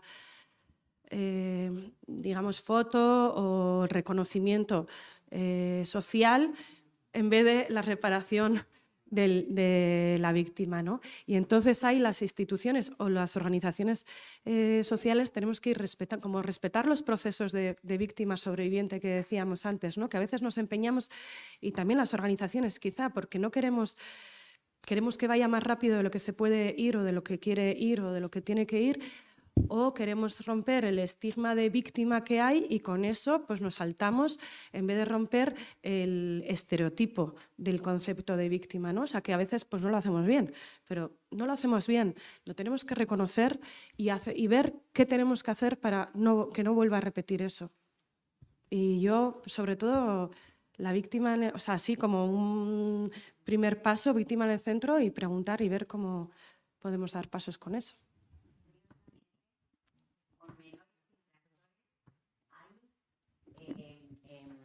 La reparación a la víctima. Con los menores infractores se hace reparación a la víctima. Es decir, estos chavales que les roban, les hacen el tirón del bolso o este tipo de cosas, ¿no? Y hay una reparación porque ahí participa y se da cuenta y reconoce. Y cuando las mujeres incluso están pidiendo que no se les mande a la cárcel porque en ese momento pueden estar tranquilas, pero el miedo surge igual que cuando se terminan las órdenes de alejamiento. Mientras hay órdenes de alejamiento, están como tranquilas. En el momento que termina la orden de alejamiento es donde vamos a ver realmente qué es lo que pasa. Yo creo que mientras no haya en la condena por condena, donde no haya un reconocimiento del daño, malamente. Y quizá eso también se tendría que hacer desde las personas que tienen ¿por qué no se impone? No solamente es la orden de alejamiento, sino un tratamiento obligatorio de reconocimiento. Porque si no, no hacemos nada. El castigo por castigo, lo único que salen en algunos casos es mucho más enfurecidos. No hacemos nada desde ese castigo si no hay otro análisis de toda la situación a un metanivel. No hacemos nada. No sirve porque desde el sistema judicial el castigo como tal no hay ninguna garantía y de hecho los tenemos y hay reincidentes. Con los menores la mediación funciona, la reparación a la víctima. ¿Por qué no se hace? Ya, pero es que ahí es donde en nuestro trabajo la reparación. La mediación. No, la mediación no, cuando hay violencia ya no se puede hacer. Digo la reparación, el reconocimiento del daño. Claro, el reconocimiento del daño. Claro, o sea, cuando hay violencia física, y bueno, y me da exactamente igual a que sea, ¿no? Hay reconocimiento, porque es verdad, estábamos antes hablando en los pasillos, el hombre tiene derecho a tener un tratamiento terapéutico, pero claro, tiene que entrar como maltratador. En cuanto entra como maltratador, acude a consulta como maltratador, dice no, yo no, entonces no entran, pero tienen derecho, pero se tienen que reconocer. Pero derecho a entrar en tratamiento. Es que el hombre tiene derecho a todo. A ver, dentro del proceso, el hombre tiene derecho a solicitar la ayuda psicológica de Diputación. El problema que tiene en ese caso es que ellos no reconocen dentro de la terapia, para tener esa ayuda, que son maltratadores. Entonces, no se puede solucionar la reparación que está diciendo Gloria.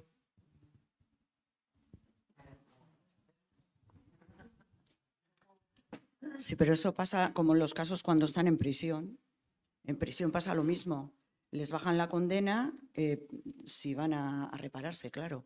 Pero cuando llegan a la primera consulta y les dicen tienes que reconocer que eres un maltratador, no lo reconocen. Y los que lo reconocen lo hacen para bajar las condenas. Cuando salen, vuelven a repetir lo mismo. Y en cuanto a lo que decía la señora sobre la orden de alejamiento, las víctimas no estamos seguras con la orden de alejamiento. Es una simple fotocopia de un folio.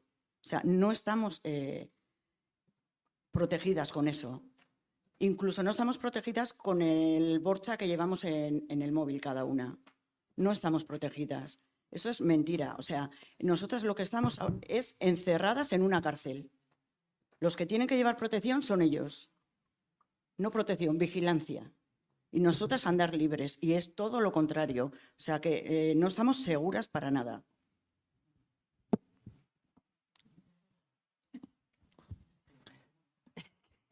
Bueno, es que me dice, ¿quieres decir algo? Digo que siempre. Bueno, que son temas que al final darían para mucho, ¿no? Pero es verdad que no tenemos tampoco mucho tiempo. Yo siempre digo, y lo tenía apuntado para decirlo también luego en algún momento, que mientras la violencia machista se siga tratando como un delito al uso dentro del Código Penal, pues no estamos haciendo nada, ¿no? Porque es muy garantista la ley, o sea, por muy buenas leyes que tengamos, si en el centro siempre se pone la garantía del victimario, su presunción de inocencia y el Código Penal pues es como es, ¿no? Siempre no hay pruebas suficientes, se archiva, tal. Entonces es porque no se está haciendo bien la prevención o el tratamiento que tiene que tener un delito que afecta a la mitad de la población o que puede afectar por lo menos como mujeres, ¿no? Entonces, en ese sentido yo creo que mientras no se tenga en cuenta eso de que la violencia machista es un problema social de primer orden y que hay que atajarlo de muchas maneras, pues yo creo que lo que vamos haciendo es poniendo parches y a la que le toca pues se puede buscar la vida como quiera, porque bueno, el tema de la orden de alejamiento siempre lo hemos dicho, no queremos tener una vigilancia constante, eso es privar a las mujeres de su libertad otra vez y no facilitar desde luego la reparación en absoluto, porque eso sí que no es nada reparador. Y bueno, y son muchas cosas, ¿no? Que las decimos en todos los sitios institucionalmente y siempre se nos ponen trabas. No, es que el Código Penal no permite ponerle a él vigilancia porque hasta que haya una sentencia que le condena es inocente. Entonces, bueno, pues no estamos entendiendo nada, entonces. O sea, que habría que debatir mucho de todo esto. Sí, una cosita que se me ha olvidado. El quebrantamiento de las órdenes de alejamiento hace el quebrantamiento y lo que ha hecho ha sido que ha ido en contra de lo que le ha dictado el juez. O sea, no tiene que ver nada con lo tuyo. Le condenan por eso. O sea, no se junta con lo tuyo, con lo cual se salta la orden de alejamiento y le meten a la cárcel porque ha quebrantado la orden. Mentira todo. Eso que también la gente sepa. Tienes que volver a denunciar. Con lo cual supone otro juicio. Y hay gente que ha tenido hasta 23 y 30 juicios, 30 y 29 escoltas distintos, una persona. O sea, es, lo que estamos diciendo es vivir en una cárcel. Sin tener en cuenta que al llevar una escolta, ya a nivel social, la que está señalada eres tú y vas con el cartel de mujer maltratada. O sea, ponle la escolta a él y que todo el mundo sepa que es un puto maltratador. Y luego otro debate sería lo de los escoltas. No sabéis lo que habéis hecho con dejarnos el micrófono. Lo de los escoltas es otro tema que eso hay que tratar largo. Sí, eso iba a decir, que igual podéis subir y vamos directamente a la mesa. Te ayudo. ¿Tú me vas a subir? Sí. Bueno, te dejo el micrófono. Si quieres, no, por favor.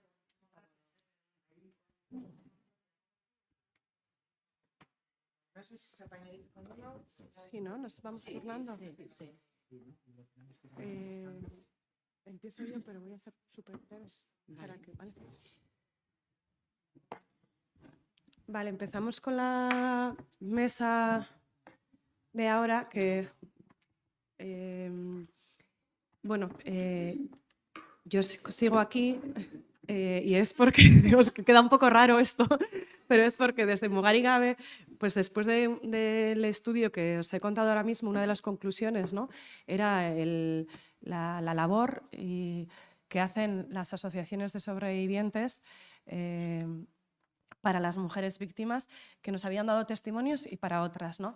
Entonces, nosotras continuando un poco con nuestras reflexiones y demás, una de las cosas que hicimos fue recoger narrativas de asociaciones de sobrevivientes, de 7 asociaciones, de Euskal Herria, Colombia, Guatemala, El Salvador, continuando un poco con nuestra trayectoria, para dar, por un lado, queríamos darle como todo el valor que nos habían contado tantas mujeres que habían sido tan significativas para ellas estas asociaciones, ¿no? Y queríamos como dar valor y visibilidad a estas asociaciones, por supuesto conocer todo el trabajo que hacen tanto para las mujeres como de incidencia social, ¿no? y política. Y recoger un poco las narrativas, la trayectoria de la trayectoria, no solo así como nacimos en tal, ¿no? Sino un poco la narrativa de cómo lo vivían ellas mismas, su propia asociación, su trabajo y demás. Como nos solemos quedar con las portadas, como decía antes, están aquí publicadas, está también en digital y son las 7 narrativas más las conclusiones, ¿no? A pesar de ser 7 asociaciones de lugares tan diversos, tienes muchos elementos en común, muchas cosas que solo voy a nombrar, como los nombres que eligen no son casuales, la importancia cuando llega o se crean, porque muchas han sido creadas, ¿no? Y contadas desde las mujeres que estaban desde los inicios o mujeres que estaban recién llegadas, ¿no? La historia nos la contaban todas juntas. Entonces, la acogida, el acuerpamiento o el cuidado entre todas ellas y a quien viene, ¿no? Porque muchas igual quizá no se queden, pero se acercan. Palabras como no juzgar, empatía, escucha, cuidado, que son tan importantes por personas que han pasado situaciones como la tuya, ¿no? Porque al final es como sentir empatía.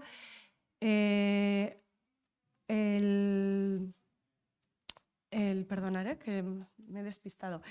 La formación que han ido recibiendo, tanto por interés individual como para colectivo, esto es, para que podamos incidir, para que podamos aportar a otras mujeres y demás. Y todo el trabajo de demandas e incidencia política que hacen, porque son mujeres que se están organizando o se han organizado. Quiero decir, son mujeres que han transitado, ¿no? De la vivencia individual a ya pues, organizarse colectivamente.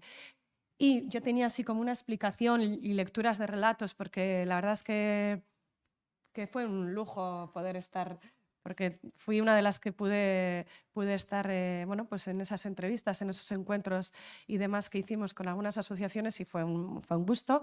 Y bueno, luego hicimos unas narrativas que consensuamos con la organización, pero iba a contar, pero prefiero directamente, porque nos hemos comido además un montón los tiempos, que habléis vosotras, porque esto se puede leer.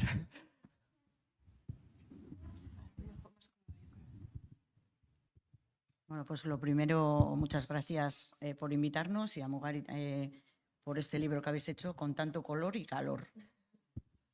Nos ha encantado.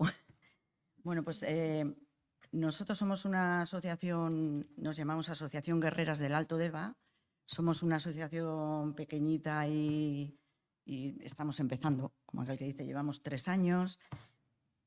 Mucho nos ha ayudado Inma a hacer la asociación y la hicimos más que nada porque todas llegamos a un grupo de terapia y en el grupo nos dimos cuenta que teníamos una falta de carencias en nuestro camino, habíamos encontrado muchas dificultades y todas coincidíamos en lo mismo, entonces dijimos, aquí hay que hacer algo. Bueno, el primer paso fue tatuarnos todas una jaula con la puerta abierta y la llave colgando y ponernos guerrera, cada una de ellas, pues cada una de nosotras. Y después, a los 2 años, decidimos hacer la asociación. Entonces, hicimos la presentación en Escoriaza, aprovechando el 25 de noviembre. ¿Y qué nombre le íbamos a poner? Pues después de mucho debate terminamos poniendo Guerreras. Entonces, sí que tenemos en la asociación, teníamos dos fines comunes en total, en entre nosotras, y es ayudar y acompañar a mujeres que así lo deseen en su proceso legal, psicológico, emocional, de liberación y empoderamiento. Y 2, visibilizar lo que no se ve de la violencia machista y trabajar con todos los agentes públicos, privados, que intervienen en el proceso al enfrentar dicha violencia. Todas las que pertenecemos a la asociación hemos sufrido violencia, hemos sido víctimas, ahora somos sobrevivientes todas las que estamos. Estamos formándonos, nos seguimos formando y nos seguiremos formando.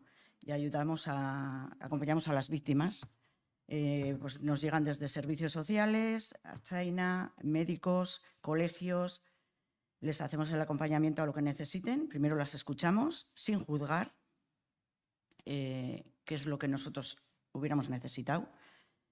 Si nos reclaman para ir cuando ponen la denuncia, estamos con ellas también, porque sí que para nosotros es importante que el acompañamiento tiene que ser de alguien que haya sufrido lo mismo, porque la piel la tenemos igual, todas las que hemos sufrido, y nos vamos a entender mejor con una simple mirada. Entonces, sí que pongan la denuncia o no la pongan, les acompañamos en todo. Primero les escuchamos, les llevamos a un sitio que sea seguro, que no podemos decir cuál es, y les ponemos en plan, como si están en tu casa, cafetito, pastas, y las escuchamos. Hablan si quieren hablar, si no, pues simplemente estamos con ella apoyándola, y les damos su tiempo. Cuando ya deciden a contar lo que pasa, les preguntamos, ¿queréis denunciar? ¿Que dicen que no?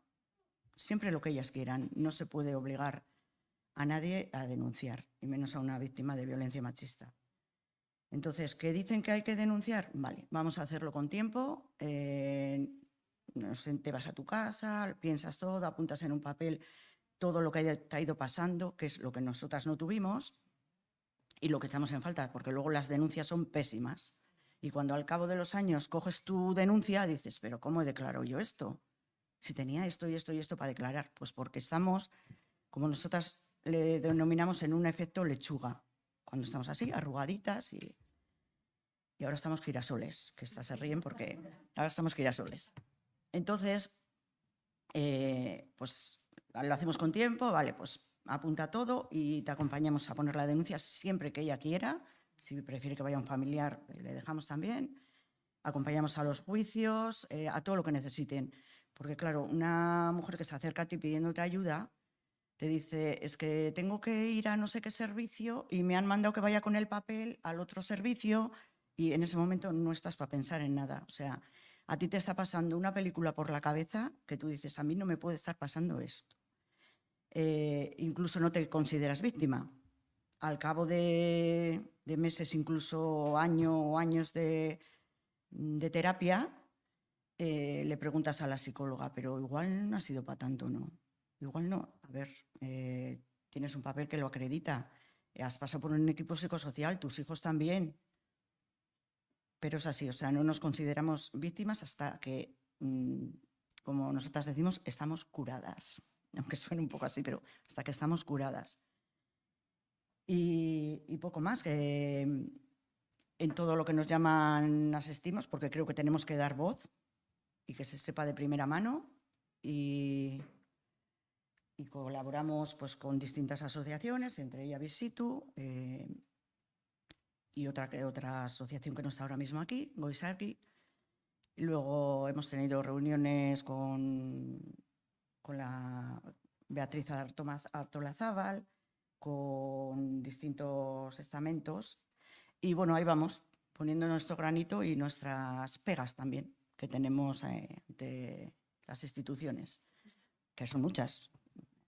Tenemos una lista grande, pero claro, no vamos a ponernos aquí ahora a decir todas porque no terminamos, pero muchas. Y cada día nos encontramos con más dificultades. No es llamar al 016 y está todo solucionado y maravillosamente, porque es mentira. Nosotras siempre decimos, cuando pones o no pones la denuncia, pero te separas, empieza nuestro calvario. Así, lo denominamos así, nuestro calvario. Porque te denuncian por todo, te denuncian, incluso si no pasan la pensión, también te denuncian ellos. Lo que estaba diciendo de lo de las órdenes de alejamiento es que nos has pegado en el punto. Es que nos hemos calentado por eso, porque lo de los escoltas, pues es un aburrimiento, la verdad, porque nos podríamos estar horas hablando de ellos, de la mala gestión que hay. Los puntos de encuentro, otro tanto de lo mismo. Son todos subcontratas que no van nada más que a ganar dinero. Y estamos un poquito hartas ya. No se puede decir mejor. La campaña del año pasado que fue hartas, pues así estamos, hartas. Y luego está el famoso inexistente síndrome del SAP, que ahí le voy a dejar a Inma, que está más informada que yo en eso. Y nada más, te dejo, Inma, te paso. Sí, habla. Bueno, pues gracias, Monse. Bueno, pues yo un poco más voy a decir, porque lo ha dicho todo y muy bien. Entonces, bueno, primero Egunon y muchísimas gracias por darnos la oportunidad de estar aquí y de poner voz a un montón de mujeres que no van a poder hacerlo nunca, ¿no? Porque no están o porque no se les permite o porque no se consideran capaces, cosa que, bueno, pues sabemos que todas podemos hacerlo.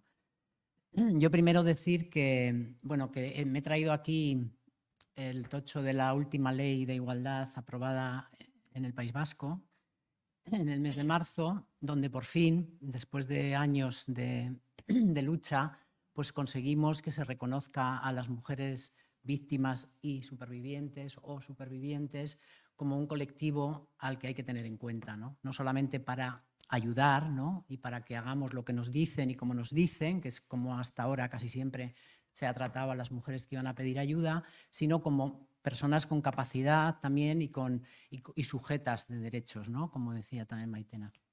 O sea, somos personas, somos mujeres que en un momento de nuestras vidas hemos tenido la desgracia de que alguien pues, se ha creído en el derecho de maltratarnos, de rompernos la vida a nosotras y a nuestros hijos e hijas, y durante un tiempo pues hemos estado en modo lechuga, como dicen ellas, o viviendo en otro planeta, ¿no? En el que no eras consciente de nada y estabas totalmente anulada por los años o por el tiempo en el que esa persona te había estado sometiendo y la sociedad te había estado mandando mensajes subliminales de que todo pasa porque tú no te comportas bien, porque no haces las cosas, o sea, por la culpa, la vergüenza y todas esas cosas que ya hemos hablado. Entonces, bueno, nuestra asociación se creó por un grupo de mujeres que salieron de un proceso de terapia de estos, lo mismo que ellas, y que veían que cuando terminaba ese proceso les faltaba algo, ¿no? O sea, el estar juntas, el poder hablar de lo que nos pasa, pues es fundamental. Entonces decidieron crear la asociación y en su momento se creó con el nombre de Mujeres que aman demasiado, ¿vale? Que igual a alguien les suena, y además hay un libro que trabaja muy bien esto. Y entonces, bueno, pues ahí todas nos veíamos reflejadas como esas mujeres que con una dependencia emocional tremenda y tal. Bueno, en el confinamiento, que vino un poco también a partirnos por la mitad todo lo que podíamos haber estado haciendo hasta entonces, pues tuvimos muchos debates, ¿no? Teníamos tanto tiempo y empezamos a aprender a utilizar las redes, que bueno, era una maravilla aquello. Y en aquellos debates pues empezamos a cuestionarnos el nombre y a cuestionarnos si realmente el problema era que nosotras queramos, porque querer no se supone que no es nada malo, sino que, bueno, pues que poníamos ya el foco en el victimario y decíamos, no, aquí el problema es que no nos han querido bien, ¿no? O que nos han utilizado, o que nos han, bueno, lo que fuera. Y entonces decidimos cambiarnos el nombre por el de Visitu, el Cartea, que tiene también una connotación como de, bueno, de volver a empezar o de resurgir, ¿no? El proceso que hicimos con el trabajo con Mugari y con el resto de compañeras, pues realmente fue un proceso terapéutico otra vez, ¿no? O sea, para cada una de nosotras. Y a nosotras particularmente, que yo, bueno, pues en la asociación llevo bastantes años y trabajándome personalmente bastantes más, pues fue también como darnos cuenta de que habíamos hecho un montón de cosas, de que no nos poníamos en valor, de que hacemos y estamos todo el día peleando, ¿no? Y con las instituciones, con la sociedad, con nosotras mismas, ¿no? Y eso nos sirvió para valorar todo el trabajo que estábamos haciendo, todo el esfuerzo que suponía estar haciendo este trabajo, ¿no? y reconocernos también ahí, ¿no? Eso para nosotras pues fue un proceso de reparación, ¿no? El hacer este trabajo ya nos fue reparador. Y bueno, pues como ahora ya la ley dice que tienen que escucharnos, pues nosotras lo que hacemos es eso, participar en todos los ámbitos. Nosotras tenemos dos patas, digamos, dentro de la asociación, que una es el acompañamiento a las mujeres, ¿no? Las que llegan. Nosotras no tenemos todavía en Vizcaya el reconocimiento, ¿no?, que pueden tener ellas, que les derivan de los servicios sociales, de la policía. Nosotras no. Nosotras no tenemos un local todavía en Bilbao. Todavía no se nos reconoce tampoco como una parte, ¿no?, de este sistema de atención a mujeres víctimas. Y bueno, desde hace algún tiempo yo creo que por la insistencia, ¿no?, que somos tan insistentes en esto, pues sí que es verdad que desde algunos espacios ya se nos reconoce como que podamos hacer ese acompañamiento, y si a algunas mujeres se les habla de nosotras y entonces nos llaman, ¿no?, o nos contactan a través de la página de Facebook, pero realmente directamente con las instituciones no estamos trabajando para que seamos una referencia para las víctimas. Entonces, cuando llega una mujer, pues lo mismo, ¿no?, hacemos una acogida. Ahora, bueno, utilizamos espacios municipales, porque antes muchas veces era juntarnos en una cafetería, ¿no?, para hablar con una mujer, con lo que se supone de un primer encuentro. Y también, bueno, pues hemos empezado a utilizar un local de una asociación que se llama Mujeres en la Diversidad, en Basauri, que nos han cedido su espacio, y afortunadamente ya eso es maravilloso, porque tenemos una llave donde podemos ir, y que un fin de semana, si nos apetece encontrarnos, tenemos un espacio donde encontrarnos, porque a veces es el único momento en el que las mujeres pueden quedar, ¿no?, por trabajo, por temas judiciales, por 1000 cosas, pues a veces son los fines de semana los que tenemos que aprovechar para encontrarnos, o para hacer salidas de ocio, que también es muy importante, porque a veces el ámbito en el que te mueves ha quedado tan reducido que no tienes ni con quién ir a tomarte un café o a dar un paseo. Entonces, bueno, trabajamos esa parte muchísimo de acompañamiento, y tenemos otra parte que es más la de incidencia política, como también contaba Monse. Entonces, nosotras participamos en el Consejo Municipal de Igualdad del Ayuntamiento de Bilbao. Formamos parte del nuevo Consejo de Participación que se ha creado en la Diputación Foral de Vizcaya, y también formamos parte de la consultiva de Emakunde en el territorio de Vizcaya. O sea, estamos ahí siempre, pues eso, para ir a decir, oye, esto no, mira, esto mejor así. Entonces, bueno, pues es verdad que al principio éramos bastante incómodas, pues ahora yo creo que ya también desde las instituciones se ve que es importante igual escuchar y, bueno, pues ya recoger en las leyes también la importancia de atender y de dar un papel a las propias mujeres, que pueden tener mucho que aportar, ¿no?, en cuanto a decir qué es reparador para las mujeres víctimas o qué necesitamos que se cambie desde las instituciones. Bueno, formamos parte también, bueno, y también ellas, que Monse no lo ha dicho, bueno, con el tema del SAP que me ha dicho que cuente, pues formamos parte de la red de resistencia contra el SAP, el síndrome de alienación parental, que descubrimos, pues no sé, en el año 2018, 2019, con unas compañeras que estaban sufriéndolo, y que no es más que la violencia institucional, que una vez de que te separas, como decía ella, con o sin denuncia, y se te aplican una serie de leyes que se han impuesto casi pues por colectivos de hombres que se vestían de Papá Noeles y así, y que decían que teníamos que tener custodia compartida porque eso era lo mejor para todo el mundo, y entonces se aplicaban las custodias compartidas de manera impuesta, se aplican, mejor dicho, y a partir de ahí pues se generaban un montón de conflictos dentro de la relación de una pareja que ya estaba sufriendo violencia, pero que no se había denunciado ni reconocido, y que a veces se pretendía hacer mediación, hacer conciliación, hacer un montón de cosas que son imposibles de hacer cuando hay violencia, y se terminaba o se termina determinando que es mejor que la custodia la tengan los padres, porque las madres somos muy manipuladoras, les comemos la cabeza a los niños y a las niñas y les ponemos en contra de los maravillosos padres que tienen, que a lo mejor hasta que se han separado no sabían ni a qué colegio iba su hijo o su hija, ¿no? Entonces, bueno, esto es un tema que nos pilló así como de golpe y que dijimos, esto no puede ser verdad que esté pasando, cuando ya vimos que sí, que era verdad y que no le pasaba a una mujer y que no era un caso aislado, como a veces nos dicen en las instituciones, sino que eran mujeres como nosotras, madres, fundamentalmente, porque aquí se penaliza el papel de la madre. Pues nos empezamos a juntar una serie de colectivos, hicimos un recorrido hablando con sindicatos, con grupos políticos, para decirles, oye, esto que está pasando nos tiene muy asustadas y algo hay que hacer, y nos empezamos a organizar. Entonces, la red de resistencia contra el SAP ya está funcionando en Vizcaya desde el 2019, Con la pandemia no pudimos hacer mucho más, pero en Álava se empezó a funcionar también a partir del 2020 y en Guipúzcoa pues, hemos conseguido crear también un grupo pues, antes del verano, que está empezando. Sabemos que hay un montón de mujeres que están afectadas por la violencia institucional, que se están haciendo verdaderas barbaridades con este tema.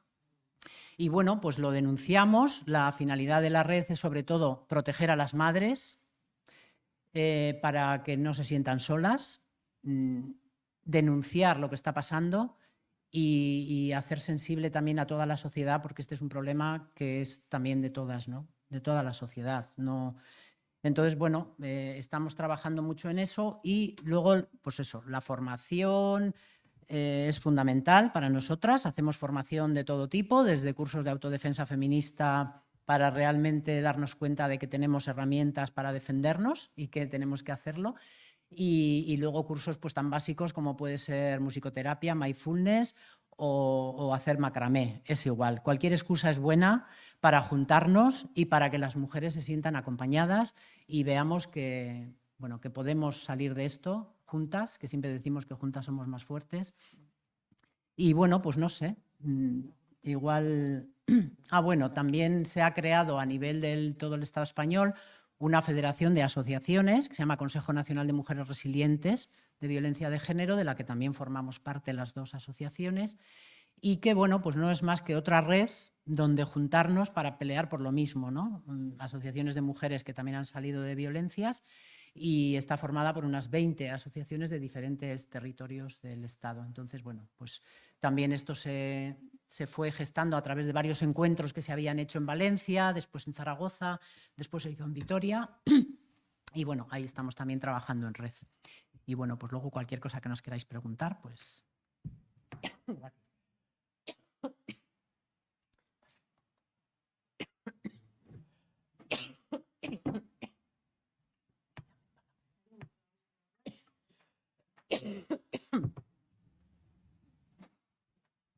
Bueno, yo no es que quiera hacer una pregunta, pero quiero hacer un reconocimiento en lo que también si ayudáis y entre nosotras nos podemos ayudar es muchas veces nos sentimos en el proceso en un limbo jurídico. Nos sentimos aquellas que ponemos denuncia o nos obligan a poner denuncia porque nos vemos obligadas por la situación. Nos vemos en un limbo jurídico en el que ni siquiera sabemos si el asesoramiento jurídico que estamos recibiendo es apropiado o no. Entonces, una labor que vosotras hacéis y que, bueno, a mí me ha ayudado es hablar de nuestras experiencias con los diferentes abogados y abogadas que tenemos. Muchas veces no recibimos la mejor ayuda y nos sentimos perdidos o atados porque también en muchas ocasiones no tenemos los medios y tenemos que conformarnos con el abogado o la abogada de oficio que nos ha tocado y que por el mero hecho de estar en el turno de violencia de género no los hace aptos para ayudar bueno, no los hace aptos o no tienen ni la perspectiva de género ni la formación de género. Entonces, algo en lo que sí que nos ayudamos es que nos comunicamos qué abogados nos han ayudado, qué abogados tienen perspectiva de género, abogadas tienen perspectiva de género, bueno, en esto también nos podemos ayudar, es lo que quería comentar, que es muy importante, porque hay veces que nos encontramos en situaciones en las que creemos y confiamos a pies juntillas en la representación jurídica que tenemos y muchas veces es muy, bueno, no es buena. Entonces, bueno, a vosotras gracias también. De ahí lo que insistimos siempre en la formación. Formación tanto de ertzainas, abogados, o sea, todos, porque te puede tocar un abogado que, o sea, tenga lo de la formación en violencia machista allí perdido. sea, el mismo abogado que me puede tocar a mí para defenderme a mí, le puede tocar al maltratador de Inma. Efectivamente. O sea, así están las cosas. Sí, esa es la consecuencia de todo lo que venimos hablando durante la mañana, ¿no? No poner en el centro la protección a las víctimas o darles la voz y de preguntarles qué necesitas, ¿no? Lo primero, una información clara de a dónde puedes acudir y de qué derechos tienes, que eso sería lo básico, ¿no? Que muchas veces no se te da esa información cuando vas a pedir información, por ejemplo, o no sabes si quieres denunciar o no quieres denunciar. Pues lo que te tienen que explicar es eso, ¿no? Lo que ya se ha dicho, las consecuencias de lo que vas a hacer, todos los pasos que puedes dar y todas las ayudas que puedes tener. Eso es muy raro que se haga bien así de entrada. Lo que dice la ley de habrá una atención integral a las víctimas, pues en muy raros casos se hace así, ¿no? Hay una atención que dice, ahora vete a la trabajadora social y dile que te tramite la RGI, ahora vete a Lanbide. Y claro, una mujer que está en modo lechuga, no tiene a nadie cerca que le acompañe a todo eso, pues posiblemente no vaya a ningún sitio y si va no pueda expresar realmente lo que quiere o lo que necesita. O sea, yo creo que es una falta total de empatía y de conocimiento real de lo que supone para una mujer ser víctima de violencia. O sea, muchas veces te encuentras a profesionales que serán muy buenas profesionales, eso nunca lo dudamos, pero que están como aquí, ¿no? Y que te dicen, tú tienes que hacer esto y esto y esto y esto. Claro, tú te quedas así, no sabes muy bien si eso es lo que quieres, lo que no quieres. Entonces, bueno, fundamental la formación, desde luego.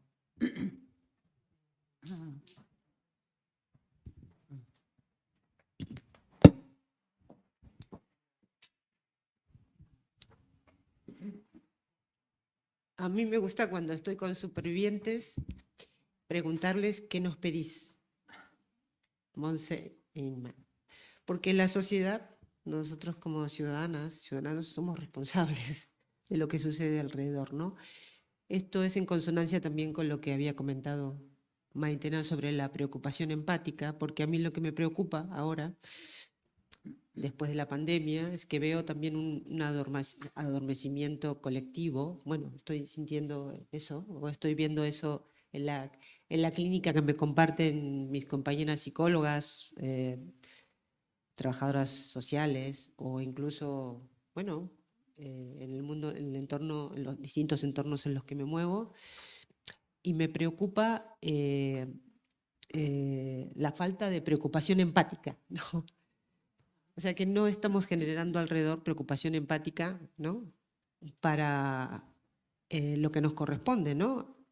Ocuparnos de las mujeres que sufren algún tipo de violencia machista. Me gustaría que nos digáis qué nos pedís y de qué nos tenemos que hacer responsables nosotros, nosotras. Pues nosotros, yo creo que lo que pedimos es que nos escuchéis, pero escucharnos bien y que sobre todo os pongáis en nuestra piel, que ya sé que es imposible, pero no nos juzguéis. Porque yo siempre tengo una frase para terminar, que le iba a decir a lo último, pero bueno, ya que estamos lo digo, y es, no nos preguntéis por qué aguantamos. Preguntarle a él con qué derecho lo hizo.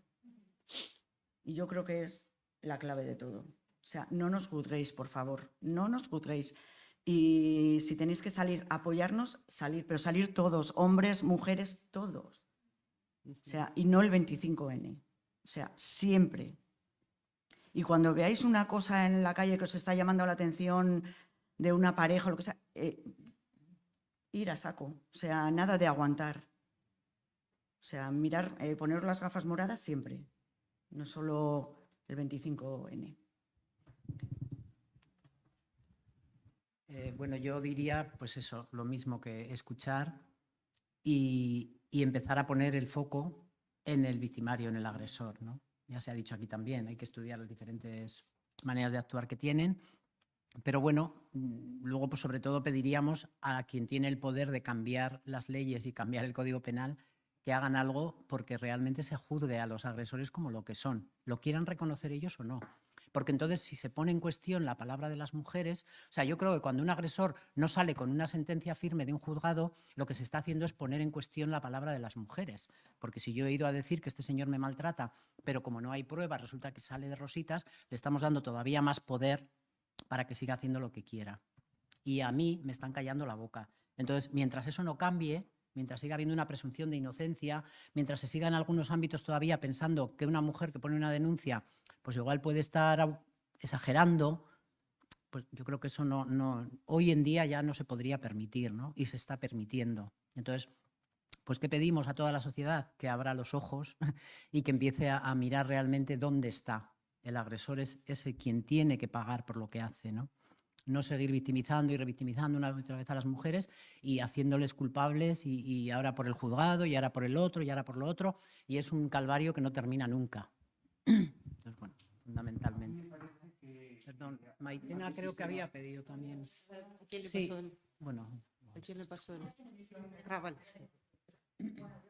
Monse, Inma, daros las gracias por ser la voz y ser la cara, el cuerpo de tantas mujeres. Fijaros, a mí, bueno, tendría muchas preguntas para haceros, pero voy a intentar concentrarme en una. ¿De dónde sacáis los recursos? Porque una de las cosas que nos pasa a las mujeres es que vivimos constantemente en una situación de precariedad y las feministas también. Además, las mujeres víctimas de violencia, como bien señalaba también Joana antes, ¿no? Muchas de ellas están en una situación de precariedad laboral, con violencia económica, si además hay niños y niñas, que eso supone estar en el suelo pegajoso que tantas veces hemos denunciado. Y os pregunto, ¿de dónde sacáis los recursos? Porque sabemos que los machirulos tienen recursos económicos, porque tienen mejores, en general, mejores salarios, tienen más tiempo porque normalmente no cuidan, y este es un elemento importante. Entonces, ¿vosotras de dónde sacáis el tiempo y de dónde sacáis los recursos?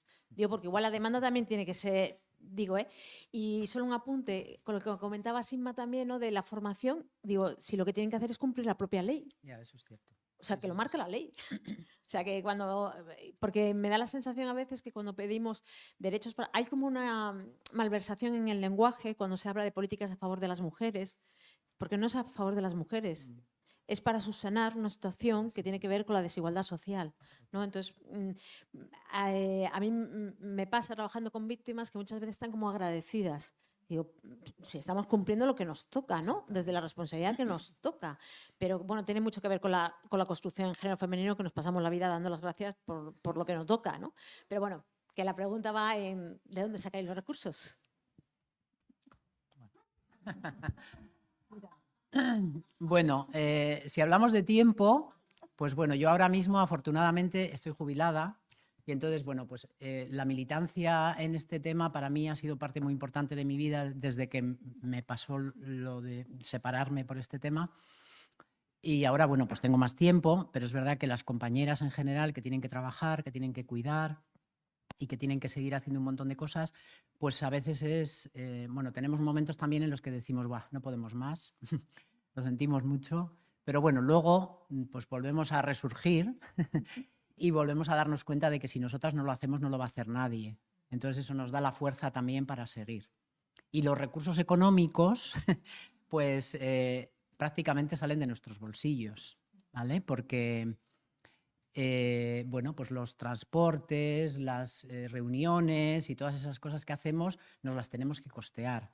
En nuestro caso, alguna vez hemos pedido alguna subvención institucional, pero prácticamente no pedimos porque eso se ha convertido en otra manera de arruinar a las asociaciones pequeñas, ¿vale? Porque los trámites burocráticos son tales que es imposible hacer un proyecto para que te subvencionen. Entonces, pues hemos decidido no presentar proyectos y vamos haciendo las cositas en función de lo que podemos, sin más.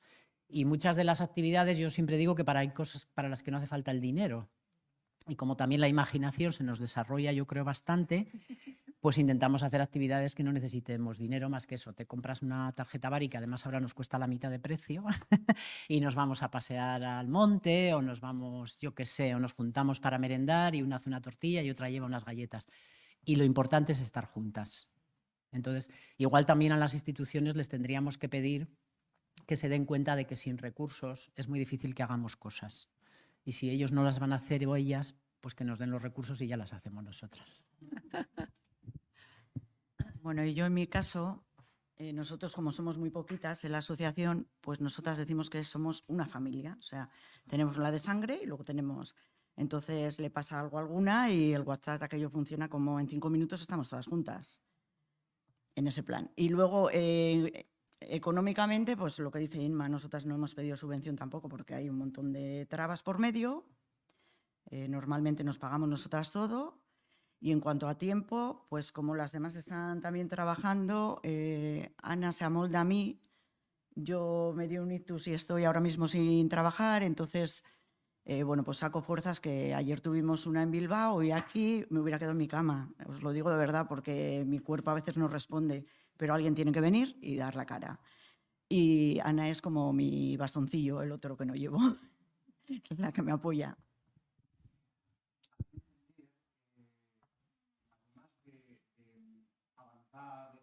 Todo el sistema judicial, me parece que paralelamente tendría que ir la educación, y de la educación no hemos hablado demasiado desde la infancia, pero continua y continuada, porque si la educación no interviene, me parece que no solamente la formación de los profesionales, justamente en lo que estamos hablando, ¿no? Pero la educación a mí me parece que es paralela e igual de importante.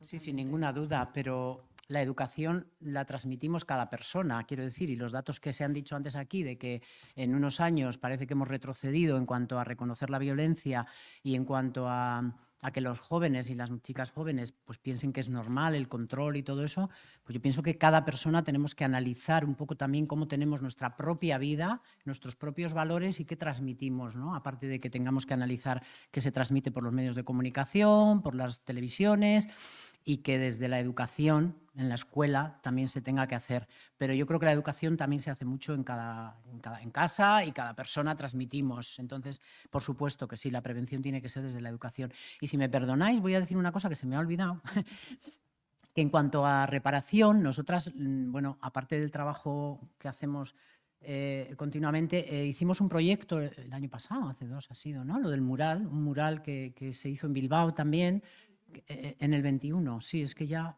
el año pasado.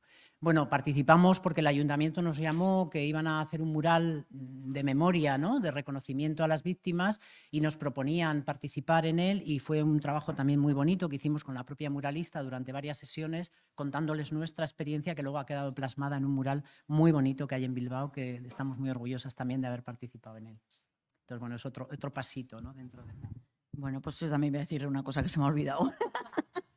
Es que durante el confinamiento, que a Inma también se lo ha olvidado, donde el confinamiento hemos estado haciendo reuniones, o sea, no hemos parado, hemos estado cada una en su casita, pero haciendo videollamadas con Emakunde, creo que eran todas las semanas, ¿puede ser? Sí, viendo todas estas cosas que tenemos, estas dificultades y viendo cómo estaba el panorama en esas fechas de confinamiento. Quiero decir, yo, por ejemplo, en lo que era en mi zona, hablaba con la Ertzaina que tiene contacto directo con nosotros, nos daban las estadísticas de lo que había y todo eso. Por eso, cuando antes habéis comentado, en vacaciones sube, en el confinamiento exactamente igual. Igual. Y nadie se ha acordado de esas mujeres que están ciegas, que están sordas, que vivían con su agresor día a día. Sí, sí, sí, eso sí. Eso es. Por ejemplo, en nuestra zona sí que yo creo que han hecho una buena labor desde la Ertzaina. Sabían los casos que había, sí, que estaban un poco, entonces se presentaban en casa sin avisar. Entonces sí que han tenido un seguimiento bastante, eso sí.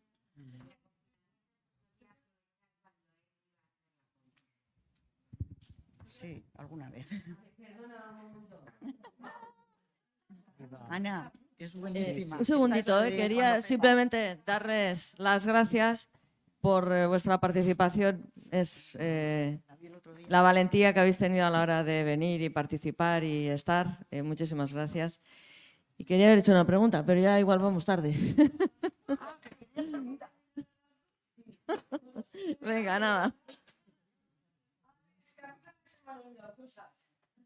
Hombre, Muy bien, ¿me dejáis? ¿Qué tapas, Graciela? ¿Qué? ¿Sí, verdad? ¿Qué tapas? No se lee desde allí. Yo os digo, ¿la revolución será feminista o no será? Muy importante esto. Bueno, ¿qué tal? A lo mejor nos habéis quedado abuso con un poco aquí. Un poco abuso. Hoy no sé qué pasa, pero estábamos. Bueno, pues hay que ponerse un poco siempre. Bueno, madre mía. Yo no tenemos tiempo, nos vamos. Yo he dicho, pues también se me han olvidado cosas que no cosas que hacer, que preguntar, están cogiendo apuntes de todo. Esto hace el resumen. Bueno, pues ya, feminicidio, que hemos empezado ahí bien, ¿eh? Pues ya lo sabemos, es para matar mujeres, es un sistema que tiene el patriarcado. Esto nos pasa todo el rato, patriarcado. Muy bien. Has dicho, o sea, yo he sacado unos resúmenes, entre que tú has dicho que el problema está en casa. Violencia, o sea, feminicidio familiar. Digo yo, uniendo cosas. A ver, sin malinterpretar, para hacer o sea, la familia y la casa. Digo, y ahora nos empiezan a matar los hijos, igual tenemos la solución. No nos casamos. Quien dice casar, dice vivir. No haces ni hijos, ni nada, o no vivas con quien tengas hijos, por ejemplo. Digo, porque nos podemos complicar y claro, si esto se nos está poniendo muy bien. Yo estoy por eso, ¿eh? No tengo mouse, esto se lo he apuntado. ¡Qué bonito!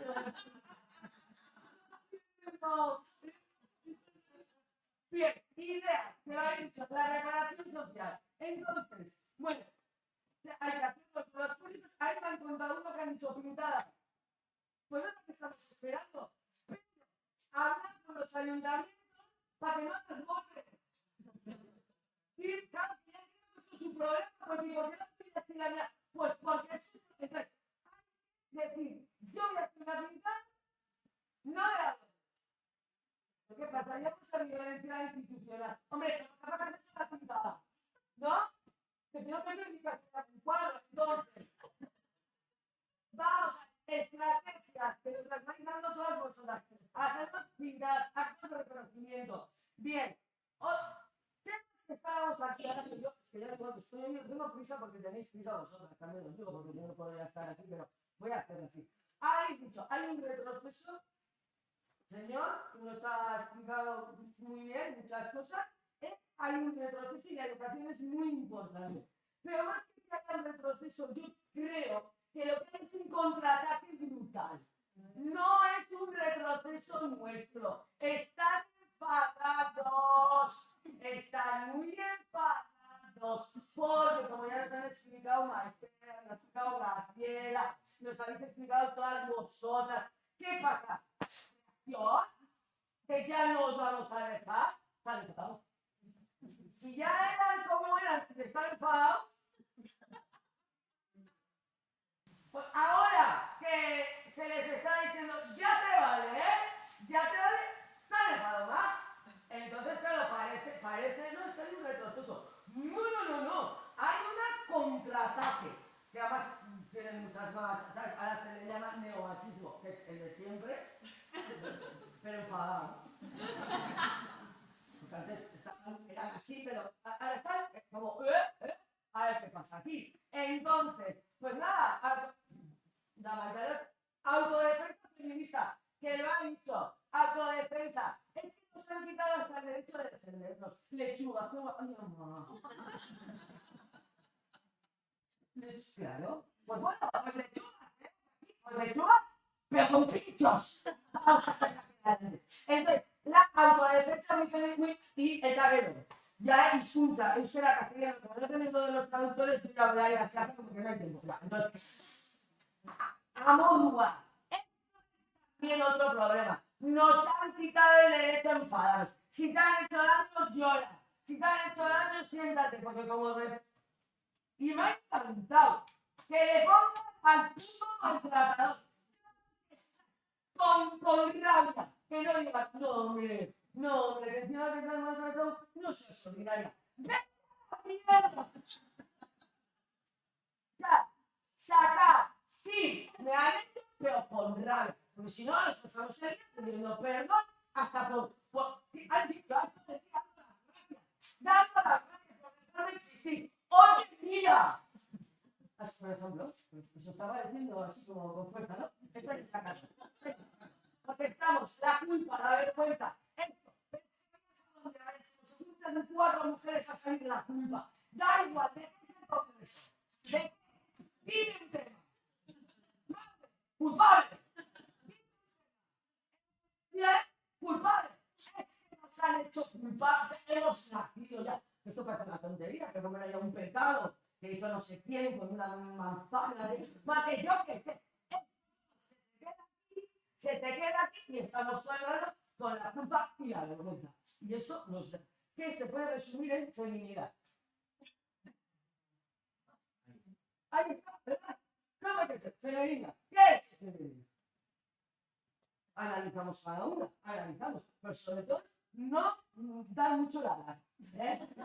No molestar, no ocupar mucho espacio, y cuidar, sobre todo cuidar, tú cuidas a todo el mundo, porque lo mismo, con los hijos, otro tenor que tenemos, capaz de que no me digas que eso encima es baja más.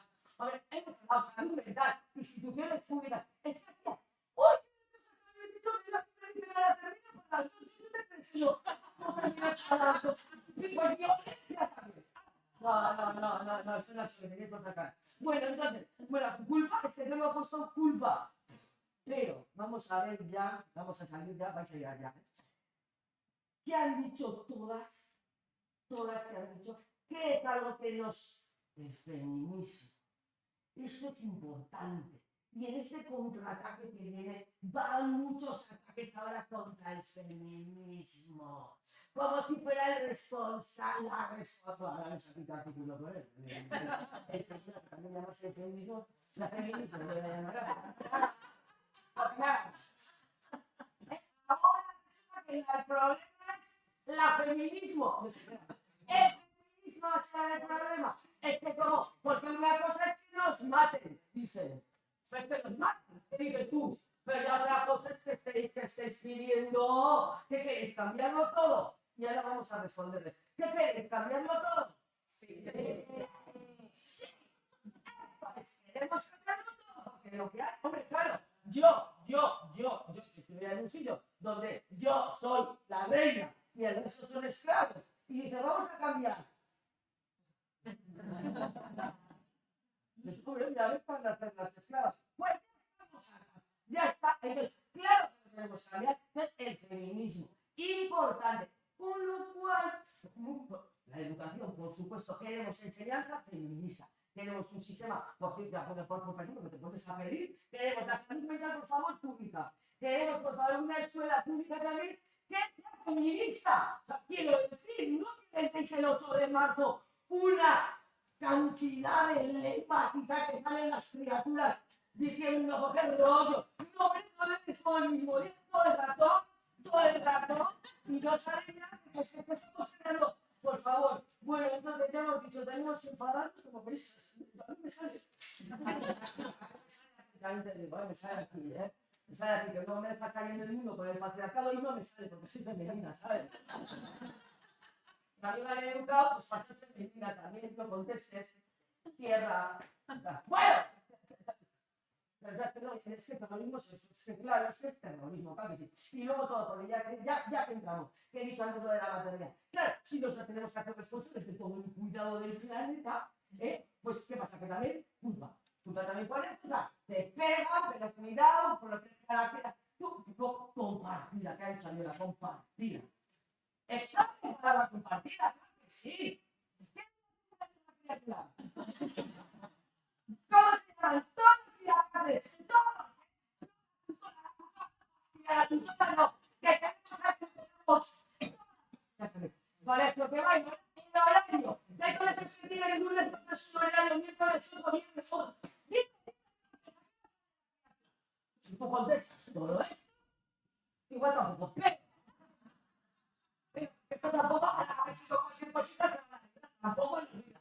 Pero por lo menos empezamos, siguiente. Y militar, ese militar tiene de hacer militancia, ¿eh? Ya, me da cuenta yo también. Entonces, resumiendo, ya está, ¿eh? Resumiendo, cuidado con las familias y con ese mensaje de amor romántico. Cuidado con lo que transmitimos a mí, porque luego esa si me quiere la que no. Que la luna para tú sola tranquilamente con tus amigas, si quieres. Será por otra cosa. Pero no para ver la luna y que me haga mariposas. ¿Para qué quieres mariposas en el estómago? Si no, vas a tener que tomar una antibactericida o para no es bueno que te cosas volando en el estómago. Entonces, cuidado, vamos a ver todo esto del amor. Bien, instituciones. Y hacer casas de otra manera. No hay casas a 400. Hay casitas para que la gente vivir sola tranquilamente, ¿verdad? Pero no, porque claro, y con un precio, bueno, pues sí me voy. Entonces hemos dicho familia, todo esto. Igual hay que replantearse. Hijas, hijos, a ver, la expectativa tiene que salir, pero también lo vamos a pensar. Porque también, para lo que estamos haciendo, igual tampoco. Pero bueno, eso es para el Congreso. Vale, autodefensa. Está clara. Rabia, muy importante. No, porque si sabemos ser dulces somos las demás, ¿eh? Yo también, ¿eh? Yo puedo ser majísima, pero cuando hace falta me enfado. Y si me hace daño, me enfado. Lloraré un rato, porque llorar también está muy bien. Lloramos. Pero, mira, estoy teniendo una idea. ¿Podrían hacer, así de los ayuntamientos, aquí frente a los ayuntamientos, que creo que montar, a ver, en ustedes estamos a un broncate, ¿va? ¿Cuándo? Broncatelli, es un sitio de broncas. La pandemia que ustedes Broncatelli, pues fachamos Broncatelli, que tú llegas allí a la apaga eso. Una sala. Una avenida pequeña, insonorizada, tú llegas allí, grito pelado, insultas a quien te dé la gana. Guay, de la oficina de la 3, bueno, pues la luna cruceras. La hay una gastelera, también os digo que ahora sí a todos se tendrán que quitar la chapa, porque luego para insultar nos viene de la dispersión. Porque es otra zapatita que no viene, para que tú entras en tu ayuntamiento y ahora ya voy a insultar. También os digo que hay que ser muy cerrado, si hacemos un muy cerrado y sonorizado, te puede rebotar y dices, yo ya para oírlo, yo ya veo. Y le echas al patriarcado. Así cada uno en su ventanita, llevas eso, pero vamos entrenando. Esto es los ayuntamientos. Estamos aquí, el cafecito y todo eso está muy bien, los Joshua está muy bien, esto poco a poco se va haciendo. Pega, ¿sabes? Incluso pues con spray para hacer pintadas también, porque ya puso los ayuntamientos.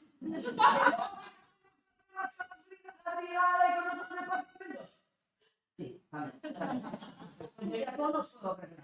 Vale. Entonces, lista de algo perfecto, formación para todo el mundo, pero sobre todo. Nos meten, porque aquí hablamos del sistema patriarcal, claro, porque somos todas como que hay gente que se esto ya lo lleva. Entonces, importantísimo para nosotras también la construcción de la mujer como femenina, del hombre como masculino, cuidado, y no critiques, es que es un poco, es que no es femenina. Como alguna de las escenas de esta sala, os digo, le oiga yo decir, es que para ser mujer es un poco bruta, esto es un tasca. Esto es un tasca. A ver, ¿sabes qué lo decimos? Ese es borde. Va a ser mujeres borde, porque Antonio no ha dicho en la vida lo borde que es, y lo estamos aguantando todos los días en las reuniones. Entonces, bueno, reivindicamos esto, vale, formación, bien, ya está, os he dicho que ya está. Los machirulos tienen más recursos y más tiempo. Y burocracia, muy importante de parte. Asociaciones quieren formarse. No es normal que se estén la gente desasociando, porque para que te den 5 euros necesitas contratar a una contable. Entonces la gente se está haciendo eso también para la administración, que no mira a ningún lado, porque no sé qué es la administración. No. Pero esto está muy bien que digitalicen todo, pues entonces también formación gratuita. incluso un ordenador, todos. Me haces todo y luego hasta que consigo darle así, me quiero que se han hecho ya la asociación. No puede ser eso tampoco. Bien, vale. Y luego ya para. Bueno, y luego, hombre, digo yo, porque no, luego. A ver,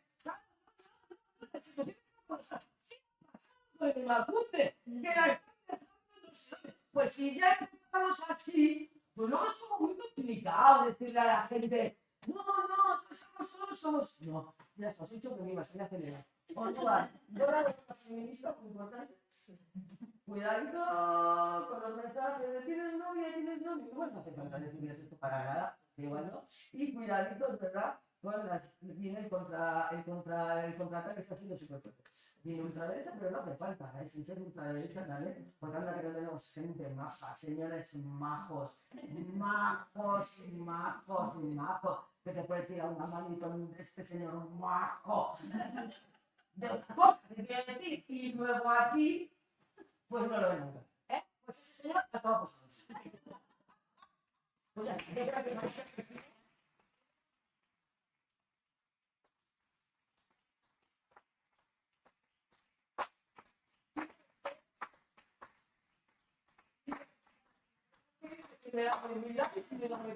Bueno, igualmente, aquí tú ponéis, porque es que las mujeres están ahí. Mira, aquí, Alba. No, ella es relleno esto ya.